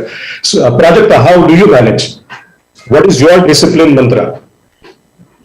माझ्यासाठी I think if I have to name two, number one, मी खूप ऍक्टिव्हली अशा गोष्टी म्यूट आणि ब्लॉक करते ज्यांनी माझ्या लाईफमध्ये काहीही व्हॅल्यू ऍड होत नाही. It doesn't have to only be a person, it can also be a kind of content. की जर मी माझा surfing experience is not a happy one, then because that's the good thing about social media ना, प्रत्येक जण आपल्या स्वतःच्या हिशोबाने त्याला कस्टमाइज करू शकतं की तुम्हाला काय बघायचंय, तुम्हाला काय मूड ठेवायचंय जेव्हा तुम्ही सोशल मीडिया सर्फ करताय.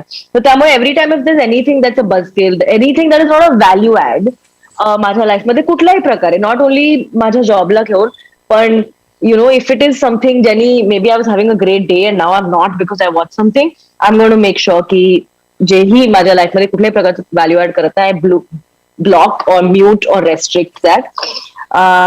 And number two, it was a very happy news when I realized that, oh, social media वरती everything is not real. Social media and the internet is not the start all and end all of everything. I think just understanding key, it is again a part of our life. Like friends are a part of our life, and watching movies is a part of our life, and napping and eating and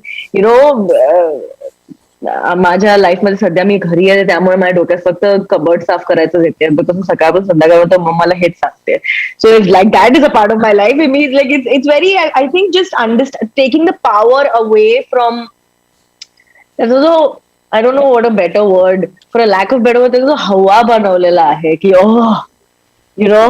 त्यांनी पण इंटरनेटवरती मला असं comment बोलतो मला असं like okay and have you ever met this person जर randomly कुठेतरी कोणीतरी तुमच्याबद्दल बोलत असेल तर तुम्हाला त्याचा अदरवाईज जर इंटरनेट नसता तर किती फरक पडला असता त्यामुळे आय think just understanding that as much as it is an important part, it's not our life. It's not the only life we have.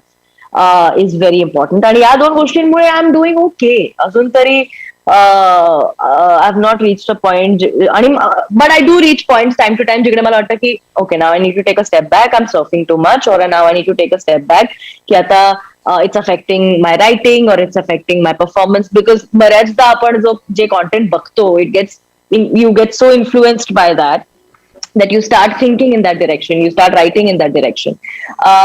Every now and then I keep hitting these places where I'm like, okay, now I need to take a step back. And the good thing is that it's never difficult. Like it always seems very difficult. I find it very funny. And this might be unpopular opinion when people are like, I'm going to go on a social media detox. I'm not going to use social media for 15 days. And I'm like, why did you push yourself to a point where you need a detox?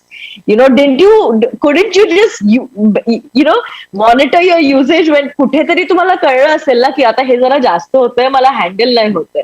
So if you've reached a point where you're like, okay, now I need a detox, that means you didn't really handle it that well till then. So how about we just responsible every day instead of reaching a point where we're at the edge of a cliff and we're like, oh shit, now I need to take a break. Right, but wisdom is always in retrospect, right, Prajakta? That's exactly what most of the times we struggle with. But times these are very important inputs that we can customize our life there. थोडं मध्ये interrupt करते हा बोल ना सुरू. पण मला एक थोडस फनी एक मुद्दा सांगायचा आहे. आपण कायम म्हणतो की आमच्या जनरेशनला किंवा माझ्या नंतरची पुढची जी थोडी मिलेनियल ती जी जनरेशन आहे त्यांना सोशल मीडिया लिटरसीची गरज आहे आणि त्यांना ते कसं वापरायचं हे शिकवायची गरज आहे असा एक सूर असतो नेहमी आणि देर इज म्हणजे 100% आय अग्री टू दॅट. पण मला कधी कधी वाटतं की आमच्या आधीची जी जनरेशन आहे ना त्यांना त्या सोशल मीडिया लिटरसीची थोडी जास्त गरज आहे. अशासाठी I share a very funny experience with you all. Prajakta जे मगाशी म्हटली आता बोलताना की इंटरनेटवरती जे असतं ते सगळंच खरं असल्याचा भाग नाहीये. So these people have to realise this fact. तुम्हाला कधी कधी सर्व करताना ना अशा काही गोष्टी दिसतील की बघा ही ऍक्टर हिच काय स्टेटस ऑफ लाईफ असं आहे हिचं राहणीमान असं आहे ही कमवते इतके इतके पैसे. So what happens is I get these forwards in my family group, which are about me.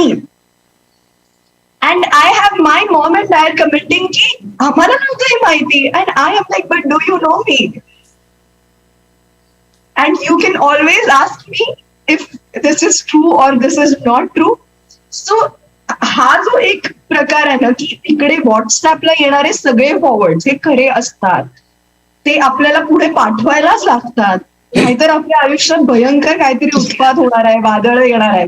ह्या इलिटरसी मधनं या जनरेशननी बाहेर येणं ही काळाची गरज आहे असं.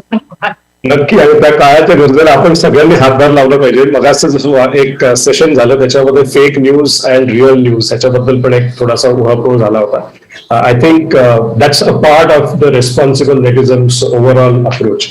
Usually coming back to you, मला तुम्ही बोलताना असं सांगितलं की गेले 16 वर्ष तुम्ही एकदाही टीव्ही बघितलेला नाहीये आणि that's a reality about usually life. That's the discipline. म्हणजे जर डिसिप्लिन काय असू शकतं जर असं असेल तर I want all of us to look at Yajurved कसं मॅनेज केलं. कारण हे ह्या सगळ्या टिप्स ज्या आहेत त्या डेफिनेटली उपयुक्त आहेत, पण तुमची जी काही टिप असेल ती I think it's a little हटके. तुम्ही हे जेव्हा बोलत होता तेव्हा स्पृहा हसत होती. अच्छा, तुझा विश्वास नाही असं आहे का? नाही नाही नाही, माझा पण विश्वास नव्हता असा. काय देर आर फ्यू थिंग्स ते थोडेसे जास्त आता मी हाय लेवलला बोलेल वगैरे असं वाटण्याची शक्यता आहे. पण फ्रेंड्स, मला म्हणजे जे ऐकतायत विशेषतः यंगस्टर्स आहेत, मला त्यांच्यासाठी सांगायचं आहे, some things are poisonous and you should not dare to take taste of it. है ना, काही गोष्टी आहेत ठरवून घ्यायच्या की दे आर वर्स अँड त्यांच्यावर एक फुली मारून टाकायची कायमची. हे आपणच करू शकतो किंवा कोणी सांगितलं तर किमान ऐकलं पाहिजे. We should listen. So first thing, some things are poisonous and don't take taste. Second principle is that anything excess is bad. Okay, अति तिथे माती असं म्हटलं गेलेलं आहे. ठीक आहे, हे प्रिन्सिपल मी बऱ्यापैकी फॉलो करण्याचा प्रयत्न करतो.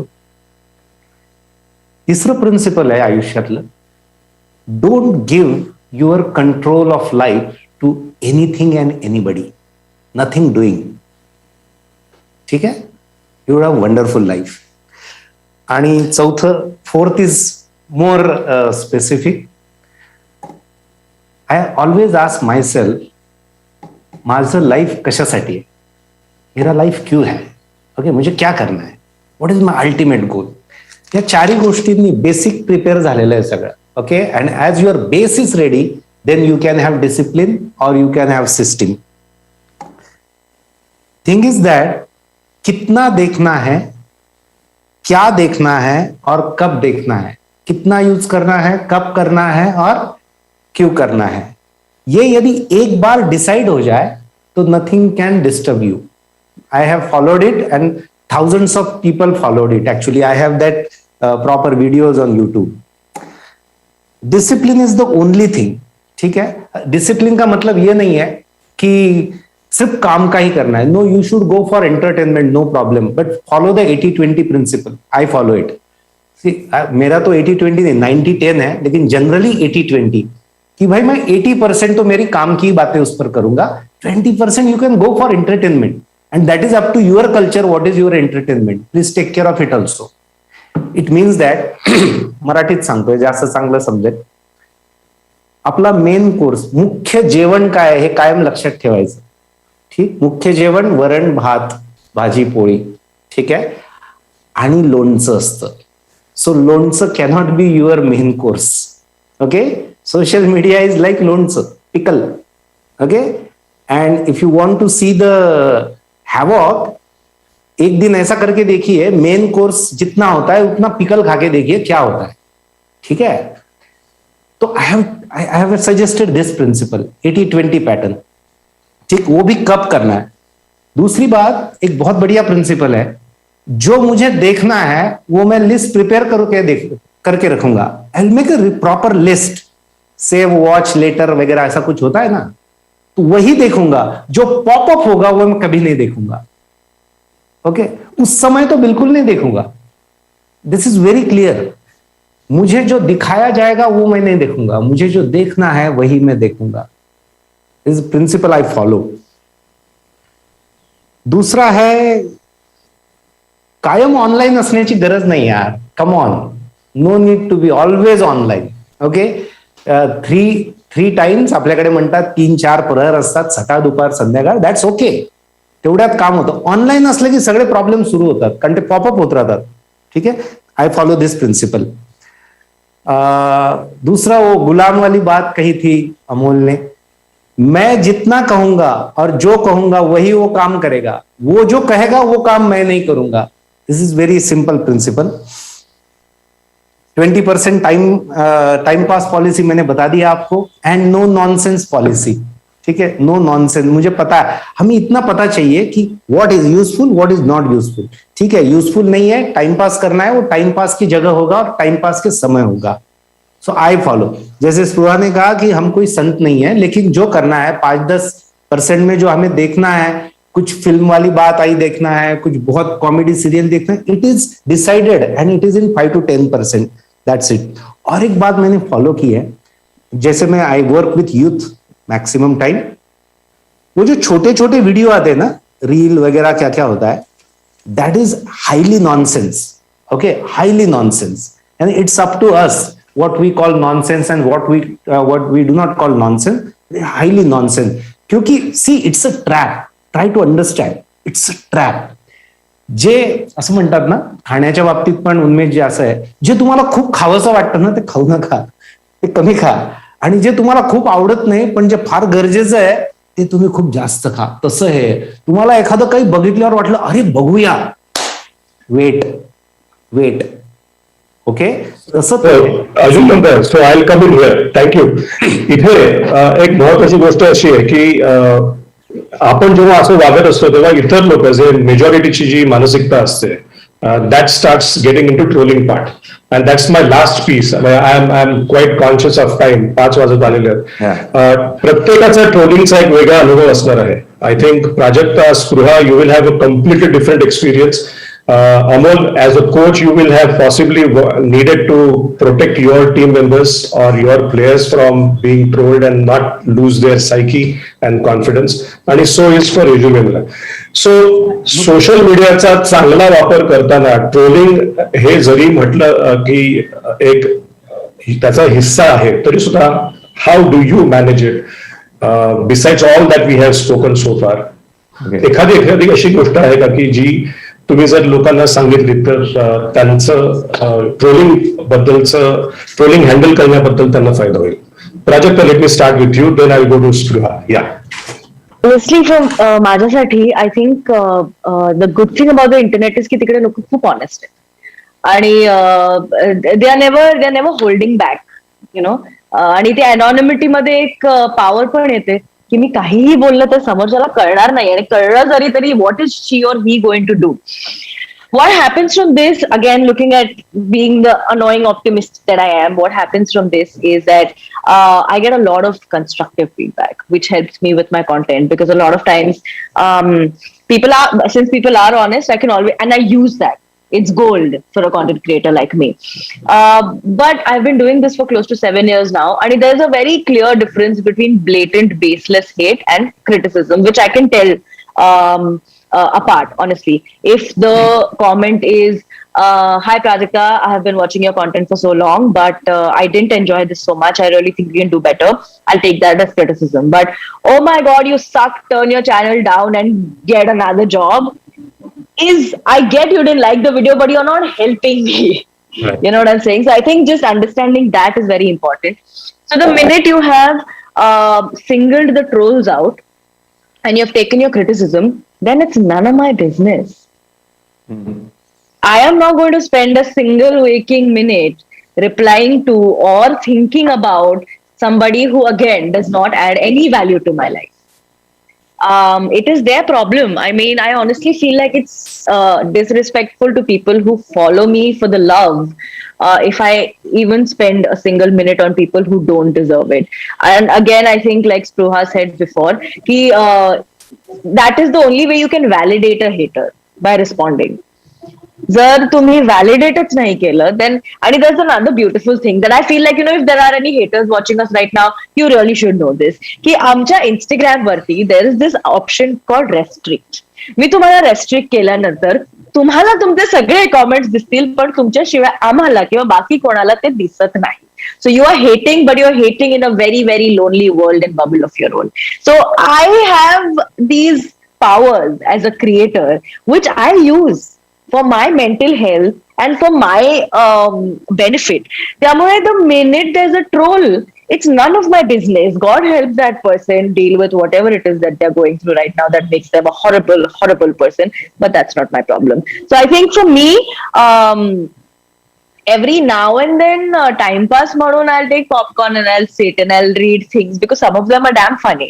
आणि बऱ्याचदा असं असतं की एखाद्या नेगेटिव्ह कॉमेंट वरती there's a whole fight of, like she said, 200 other comments that अच्छा तेरे को लगता है तू कर सकता है तो करके दिखाना, and I'm just like, this is great. I'll just use something from that for a sketch next time. त्यामुळे I feel very, very happy and very much at peace. I'm not at all bothered by baseless hate. It's not my problem. Awesome. How do you use anonymity to your advantage? It's a lesson in itself, Prajakta. Great. Thank you so much. Yes, Pruha, I know you have to rush, but just help us with your inputs, and then you can just step away, Pruha. Over to you. सो मी ना actually आता प्राजक्ता म्हणली तो शब्दन शब्द मला पटलाय आणि म्हणजे actually मगाशी मी जे म्हटलं त्याचा बराचसा सेमच कॉन्टेक्स्ट होता की इतका वेळ नाहीये आपल्याकडे या सगळ्या गोष्टींसाठी. म्हणजे if you going to spend so much of time thinking about trolling किंवा this absolute nonsense which is going on, मग ऍक्च्युअल करायचं ते काम कधी करणार? आणि I have a lot of creative work to do. I know my energy levels आणि मला माहितीये की कुठे ते संपतं. त्यामुळे मला असं होतं की मला जे पोस्ट, हा सोशल मीडिया आहे की नाही, सो ही माझी वॉल आहे, इट्स माय पर्सनल वॉल. तिथे मला जे वाटतं ते मी लिहिलं, तिथे मला जे वाटतं ते मी पोस्ट केलं. तुम्हाला आवडत नसेल तर ओके, टाटा बाय बाय, मला नाही फॉलो केलं तरी चालेल. मला काहीही, माझा अजिबात आग्रह नाहीये की प्लीज या या या या मला फॉलो करा, मला फॉलो करा. माझं अजिबात म्हणणं नाहीये. जर तुम्हाला पटत नसेल टाटा बाय बाय, ऍब्सोल्युटली काही प्रॉब्लेम नाही. फारच विचित्र काहीतरी लिहू लागला तर as Prajakta said, we have that restrict किंवा ब्लॉकचा ऑप्शन. पण मी तर हल्ली माझं असं की मी तर तेही करायला जात नाही. काय म्हणायचं ते म्हणा, मला जे म्हणायचं ते बोलून मी मोकळी झालीये. ह्याच्या पुढे मला जे म्हणायचं ते मी पुढच्या पोस्ट मध्ये म्हणणारच आहे. सो या दॅट्स अबाउट इट. आणि त्याच्यामुळे माझ्या असं लक्षात आलं की उगाच अवघड झालेलं आयुष्य खूप सोपं होतं त्याच्यामुळे आमच्यासाठी ऍज परफॉर्मर्स. हे फार प्रेमाने सांगितलं असतं तुला. Thank you so much. Thank you so much. Yes Amol, coming to you, it's not easy as a coach to manage your players if they are getting trolled. And it's difficult to instill discipline somebody else. How do you manage as a coach the trolling piece? Just एक small incident सांगतो. IPL मध्ये पहिली गोष्ट म्हणजे IPL start व्हायच्या अगोदर 15 दिवस प्राजक्ता तू अग्री करशील का नाही, पण डिटॉक्स असतो, होतो तो. Phones are basically our phones are tapped. So माझं एक बेसिक प्रिन्सिपल आहे की मी माझा फोन घरी ठेवून जातो माझ्या बायकोकडे, आणखीन एक दुसरा नंबर घेऊन मी ते 2 महिने IPL चे काढतो. कारण तो नंबर माझ्या फक्त घरी असतो, आणखीन माझे अगदी क्लोज फ्रेंड्स असतील त्यांच्याकडे तो नंबर दिलेला असतो. सो 2 महिने मी तर कम्प्लीट, हे 15 दिवस ती बोलली प्राजक्ता, 15 दिवसाचा डिटॉक्स, माझा तर 2-2.5 महिन्याचा डिटॉक्स असतो. त्यामुळे I am absolutely fine with the trolling, कारण मी वाचतच नाही. आणि बेसिकली मी प्री इंटरनेट एरा मधनं आलोय. I am pre internet era person. So newspaper, अगोदर न्यूजपेपर असायचे, आणखीन आम्हाला सांगितलं जायचं, as when we were playing, I never bothered, reading the newspaper the next day. Whether it was praise or it was criticism, I never bothered about it. So, माझे 8 तास 10 तास जे ground वरती जायचे ते ग्राउंड वरतीच जायचे. सो त्याच्यामध्ये लक्ष देणं फार इम्पॉर्टंट आहे जे तुम्ही करताय. The work is more important than people knowing what you are working on. So that's been my funda. And the instance is that in the IPL, there was an incident with I'm with Rajasthan Royals, and Jaydev Unadkat is with Royals, and he was being hammered on the social media, absolutely hammered. And he got into a battle with one of the guys, who was trolling and constantly pestering him. And he got into basically a verbal, battle on the social media. And I happened to message him quietly saying, just come off it. There was, in bold letters I had written, come off it. Do not bother about these guys. We know what you are. We know what personally you bring to the table in the team. So basically just come off it. And luckily sometimes these advices are taken, and he came off it and he was much better after that, throughout the tournament. So माझा फंडा हाच आहे, घरी phone ठेवून जायचा.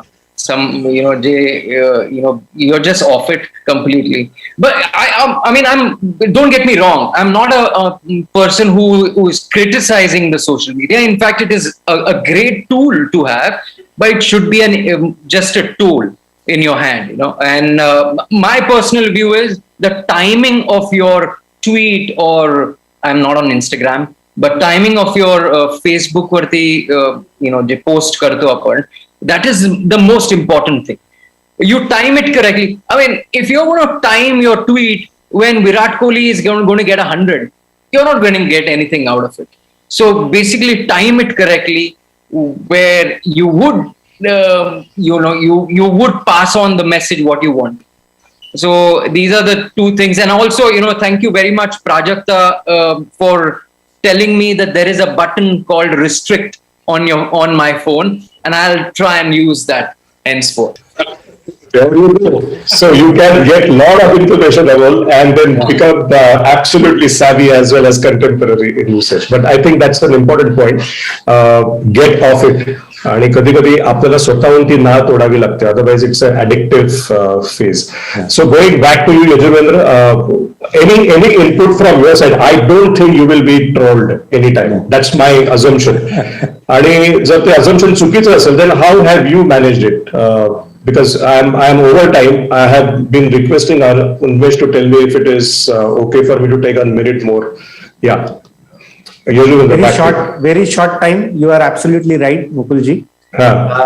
I always get positive vibes from, because I'm always in a different type of content. People like praise like anything, but sometimes some people troll म्हणजे ते काहीतरी टीका करतात किंवा त्यांचं मत वेगळं असतं. What is important, everybody is different. आपल्या सगळ्यांसारखे सगळे असू शकत नाही. Everybody has different views, different approaches, even misunderstanding, bias. So many things are there. Okay, so we have to accept it. And just one thing which Prajakta said, just neglect. Neglect is the best thing in life. एकदम peace of mind, शांतता होते असं मला वाटतं. एखाद्याने टीका केली तर ती आपण बघून आपल्याला वाटलं की याच्यात काही एक्सप्लेनेशनची गरज आहे, काहीतरी शिकण्याची गरज आहे. Okay, no problem. एकदाच त्याचं उत्तर देतो मी. त्याच्यानंतरही तो ऐकत नसला तर जय हिंद, जय महाराष्ट्र. कारण वेड्यांना सुधरवण्यासाठी आपला जन्म झालेला नाही किंवा प्रत्येकाला उत्तर देण्यासाठी जन्म नाही. We have our own dreams, our life, our family, everything. So हे प्रिन्सिपल फॉलो केल्यामुळे मला फार तसे प्रसंग आले नाही, फार थोडे आले, बट इट्स व्हेरी पॉझिटिव्ह. असं काम मी बघितलंय की लोकच उत्तरं देतात बाकीची, आपल्याला काही बोलायला लागत नाही. ती बाकीची लोक जी सोबत असतात ना, तीच त्यांना बरोबर काय कार्यक्रम करायचा त्यांचा सेट करतात. So that's it. Thank you very much. Fantastic. Thank you, Yajurvendra, Amol, Prajakta, Spruha, once again for your time and your insights.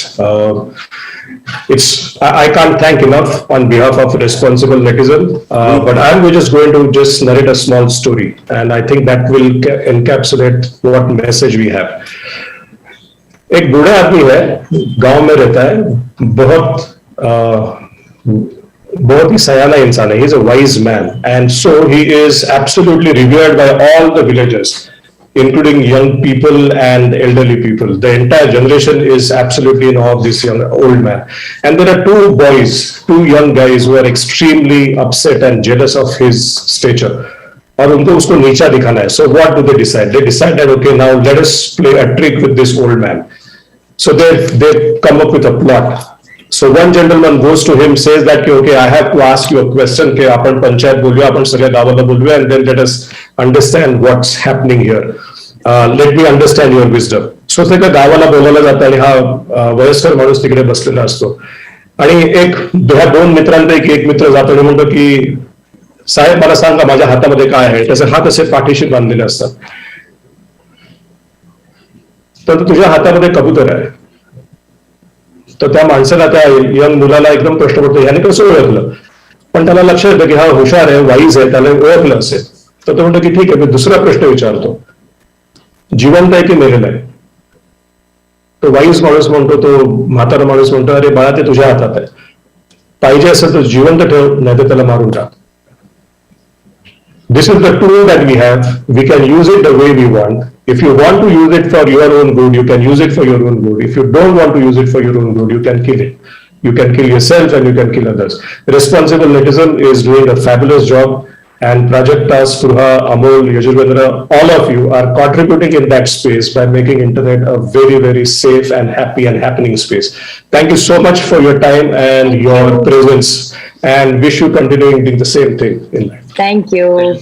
Thank you very much. Thank you, Dr. Joshi. That was, Well, we learned a lot. Yeah. Yes. At least I learned a lot. each one of us Take did care. learn a lot through all of your sharing, in fact. Just a quick line about each one that, from your sharing exactly. Prajakta, hats off to you for keeping content relevant and using the internet in a good way and inspiring other creators to do so. Understanding social media is just part of our life, and you've done exactly that. And I loved the bit about the troller being on a lonely island. I was visualizing it and having fun. True, our social media does not have to be a diary and should be used cautiously. Yes, we'll definitely take a page from that. Amol, our takeaway from you, less is more. Bring minimalism into conducting yourself on social media. That really helps for a lot of people, I know. Yajurvendra, you really drove home the point about discipline and how to use social media and not have social media use you instead.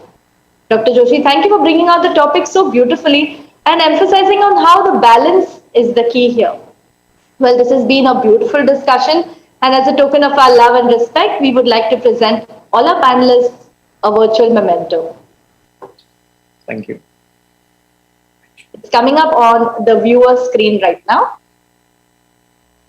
Yes, I can see 5 beautiful faces. Thank you so much for partnering with us in this initiative. Thank you. Thank you. Well, for all those, thank you so much. For all those who've been keyed into our session today, please fill in the feedback form and let us know how you liked the event. It's come up in your chat. So please take a few seconds and do let us know feedback about the event. Well, दोस्तों, definitions change with time. जैसे हम पहले सुनते थे, happiness is माँ के हाथ का खाना, या फिर happiness is a vacation with friends in Goa. पर आज की तारीख में happiness is unlimited high-speed internet connectivity. है कि नहीं? Those who agree with me, give me a happy in the chat right now. Come on. I want you to type HAPPY happy. And of course, fill in the feedback forms because that will make us happy. It'll get us to know you better and serve you better. HAPPY is what we're looking at. Moving to our next session, it is my privilege to invite our esteemed guest to present the valedictory note. We have with us today Mr. Purnendu Singh, Director, Operations and Strategy, CyberPeace Foundation, Ms. Sonali Patankar, Founder and President, Responsible Netism, Mr. Unmesh Joshi, Co-Founder, Responsible Netism, and Srimati Supriya Sule, Member of Parliament of India of the Lok Sabha. May I now invite to say a few words Mr. Purnendu Singh, Director of... Welcome, sir. Thank you, Divya, and a very good evening to everyone present here. सबसे पहले तो बहुत बहुत धन्यवाद आप सब participants का जिनकी वजह से हम ये पूरा कॉन्फ्रेंस पूरे दिन चला पाए. A very big thank you to team Responsible Netism and the team at CyberPeace Foundation for putting in their efforts to make sure that all the sessions, all discussions go through and smoothly. And it has been so because I've been switching in and off during the entire day, owing to a bit busy schedule that I had to be here and there as well. But I heard some great discussions in between, and they were quite impactful, pretty learning. So be very big thank you to all the panel members who took out time from their busy schedules to be a part of our panel discussions and share their thoughts and pointers. And I at the same time, I appeal to all the people from NGO and government to come together so that we can be very impactful in and helpful in the policy making, because it through the discussions it has definitely come through that we need to make better policies to regulate this internet thing across our country and for the rightful usage. And I was present throughout the few sessions, like the last session that we heard, minimal usage, neglecting the trolls, and then having some policies and legal frameworks. So they were really insightful for me and for Team CyberPeace Foundation and Responsible Netism, and I'm sure this will help us as well to work together and move ahead in this space so that we can make internet as safe as possible for any and every user. So thank you very much to all the people. And मैं बस यही उम्मीद करता हूं कि जितना safe हो सके और जितनी अवेयरनेस फैल सके, बिकॉज जितना अवेयरनेस फैलेगा सेफ्टी उतनी ही बढ़ेगी, यूजर्स उतने ही अच्छे तरीके से इसको यूज करेंगे, और हमारे लीगल फ्रेमवर्क अच्छे हो रहे हैं, हम उसमें अपना योगदान देने की भरपूर कोशिश कर रहे हैं और करते रहेंगे. And I am sure Unmesh and Sonali ji will agree with me कि काफी सालों से हम इसमें लगे हुए हैं और अब देख के अच्छा लगता है कि इसमें और बहुत सारे लोग जुड़ रहे हैं. तो जितना ज्यादा हम जुड़ेंगे उतना ही इम्पैक्ट हम बढ़ा पाएंगे. बस मेरा सबसे यही आग्रह है कि हम सब एक साथ जुड़े, एक साथ मिले और इस कार्य को जितनी गति से आगे बढ़ाए उतना हमारा फायदा है. So a very big thank you to everyone, and I wish everyone a very safe cyberspace. Thank you very much. Thank you, Mr. Singh. As you mentioned, we've just touched the tip of the iceberg, और हमें अभी बहुत लंबी दूरी तय करनी है. And I'm sure with such capable leaders that inspired us today and continue to inspire us, this is going to be possible. Well, let me now invite to say a few words Ms. Sonali Patankar, Founder and President, Responsible Netism. Welcome, Sonali. You're muted, Sonali. Sonali, you need to unmute. Yeah.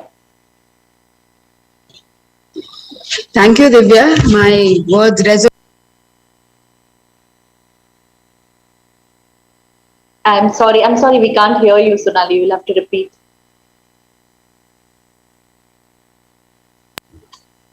Am I audible now? Yes. Sorry. So thank you so much, Divya, and I agree with each and every word Purnenduji has just said. So on behalf of CyberPeace Foundation and Responsible Netism, my heart fills with pride for what we've been able to accomplish today.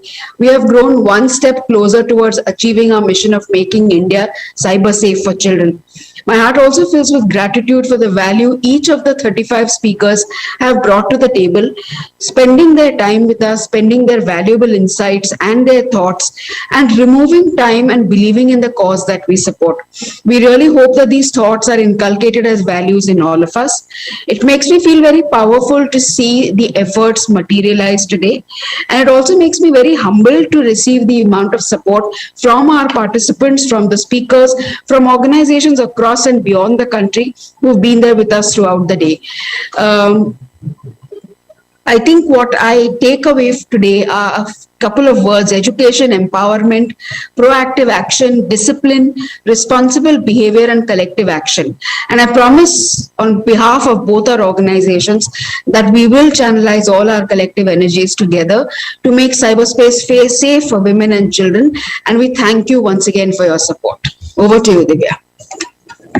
Thank you, Sonali. That was so beautifully put. It was, you encapsulated the entire day's proceedings in a few minutes. Thank you for that. May I now invite Mr. Unmesh Joshi, co-founder, Responsible Netism, to please address us. Good evening, everybody. I am overwhelmed by all of the sessions throughout the day. A lot of thoughts are discussed throughout the day, and I think the support we are getting from all the organizations, attendees, because more than 9,000 attendees were registered for this conference, and a lot of people are giving feedbacks to us. So I'm very thankful to everybody who supported for this cause and this conference. And I'm happy that Supriya ma'am is joining us today. So without taking much time, I will request Divya to go on and request Supriya ma'am to join us. Thank you. Absolutely. Thank you so much, Unmesh. I now have the privilege and the honor of inviting Srimati Supriya Sule, Member of Parliament of India of the Lok Sabha. Ma'am is a Member of Parliament in the 17th Lok Sabha representing Baramati. She previously served as an MP in the 15th and 16th Lok Sabhas. In 2011, launched a statewide campaign against female feticide. Recently, she's been honored with Mumbai Women of the Decade Achievers Award by All Ladies League for Social Service. Welcome, ma'am. It's an honor to have you. Request you to kindly deliver the valedictory address. Thank you so much for having me as a part of this very, very important activity that you're doing. Every woman was citizen security is exceptionally critical, and it's, of course, the duty of the government and we as society at large. And I always feel that the trends keep changing, but the harassment or the troubles that women's safety is, it's always lurking somewhere. And you all have taken up a very, very important and a sensitive issue of cybersecurity, which actually not only hurts women, men, but every part of society. And I think the whole concept of being a bully without showing your face really comes in the way in this thing. And I assure you that we are all very, very committed. It doesn't matter who's in power, but everybody in my fraternity is totally committed to making sure that nobody gets bullied. But at times, there are things like trolling, which from all sides, both sides, I mean, the left and the right in the political diaspora, sometimes does get carried away. And I think we also should take ownership of it and make sure nobody gets bullied and nobody gets trolled. Or even if you have a difference of opinion, there are 100 nice ways of saying that. And if anybody is being offensive, I think we need to strengthen our rules so that if anybody is bullied, they must get justice, and justice delayed is justice denied. So it has to be effectively done and very swiftly done. So I really appreciate your taking up this very, very sensitive issue, and age is no bar in this. So it can happen to anybody. It can happen to a woman. It could be just teasing. It could be about a view that you have about any kind of issue. So I think what is unfortunately happened to us as a society that we become oversensitive sometimes, and we react very extremely sometimes to a situation when we can live and let live. And I think that's what our constitution has taught us, and that's what Dr. Babasaheb Ambedkar sort of invented for us and put it to us 70 years ago, 74 years ago, saying that I think we all have equal rights, and dignity is something that we all must respect and give each other as good human beings. And I think what you all have brought today in the entire day's discussion, to sum up really well, is this is a discussion which was much needed, and I appreciate, and I take this opportunity to request all the organizers to send me a little note of what the outcomes of this conference are. So in all the legislations that we do, if we could implement some of the suggestions and recommendations that you do to make it a much better place in a society which is good for all of us and every citizen. Thank you very much, and best wishes for all your activities. Thank you, ma'am. Thank you so much for your support and your blessings. It is really very reassuring to hear it from you, and the way that you have come about, to address bullying. I'm sure that it's with your kind of support we can really go a long way, ma'am. And thank you so much for taking out the time and making it here with us. This is one. Thank you very much. Thank you. Thank you, ma'am. That technology has been a boon. Thank you. I'm not sure about that. At least for this bit of the conference, for sure, ma'am. It was a pleasure having you on screen with us. Well, that's been an inspiring session, ladies and gentlemen. And as a token of our love and respect, we'd like to present all our speakers with a virtual memento.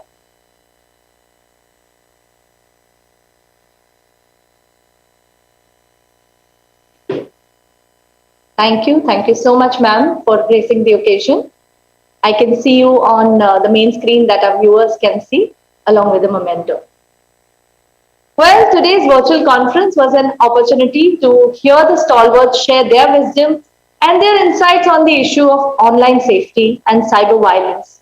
It has been a sincere and transparent dialogue on promoting violence-free technology in order to protect cyber rights of netizens, especially to build robust mechanisms to report and address online distress, thereby making India stronger and resilient in handling cyber violence and making India cyber safe for children and adults.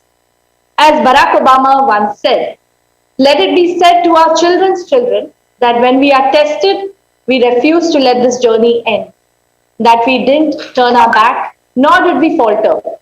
And with eyes fixed on the horizon and God's grace upon us, we carried forth that great gift of freedom and delivered it safely to future generations. Ladies and gentlemen, it's been an honor and a privilege to share this virtual podium with some great names and renowned personalities who provided invaluable insights from their rich domain expertise.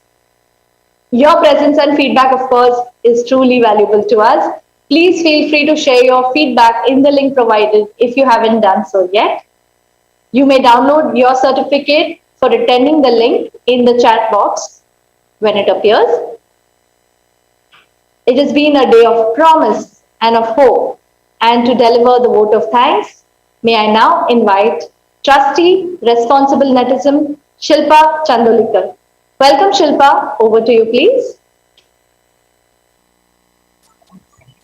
Thank you, Divya. Pleasure.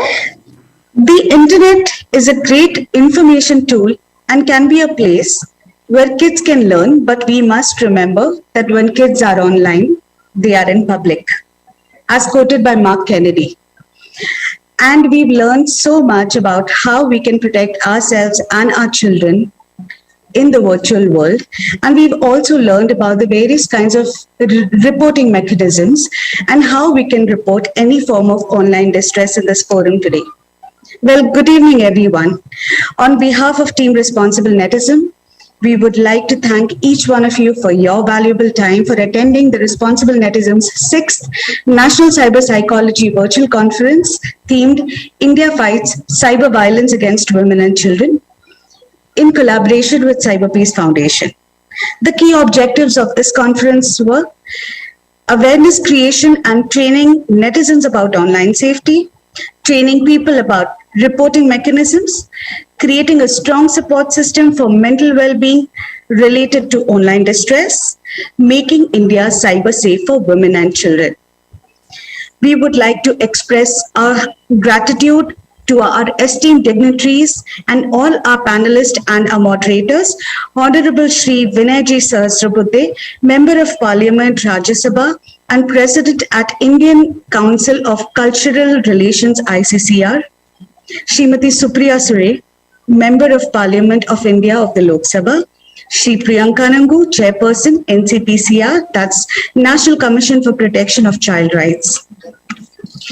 We are extremely thankful to our partners, Palo Alto Networks, International Institute of Sports Management, IISM Mumbai, National Commission for Women, Shri Uday Samant, Honorable Minister, Higher and Technical Education, Maharashtra, Maharashtra Rajya Uच्च Madhyamik Mukhyadhyapak Sangha Mahamandal, IMC Ladies Wing, State Council of Educational Research and Trainings, that is SCERT, ARPAN, SNDT, Human Touch Foundation, DISC Foundation, Maharashtra State Council of Education Research and Training, that is MSCERT, our community partners, Rotary Club of Addiction Preventions, that's RECAP, Women's India Chamber of Commerce and Industry, that's WICCI, our media partners,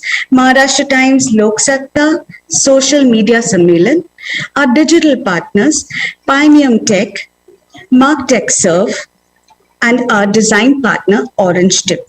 And finally, I would also extend a special thanks to Mr. Mandar Vadkar of Ajivasan Studios, Mr. Pavan More and his team of Pioneer Tech Private Limited for the relentless support, Mr. Stephenson Kumar and his team from Marktech Surf, who's our digital partner, Mr. Omkar Kadam, who's our design partner, and a very, very special thank you to our host, Divya Som, for holding the fort and keeping all of us engaged through the day. So finally, a big thank you to all of you for joining us through the entire day, and we hope that you found this conference very, very informative and worthwhile. We wish you a wonderful week ahead. Stay safe and stay connected. Good evening, everyone.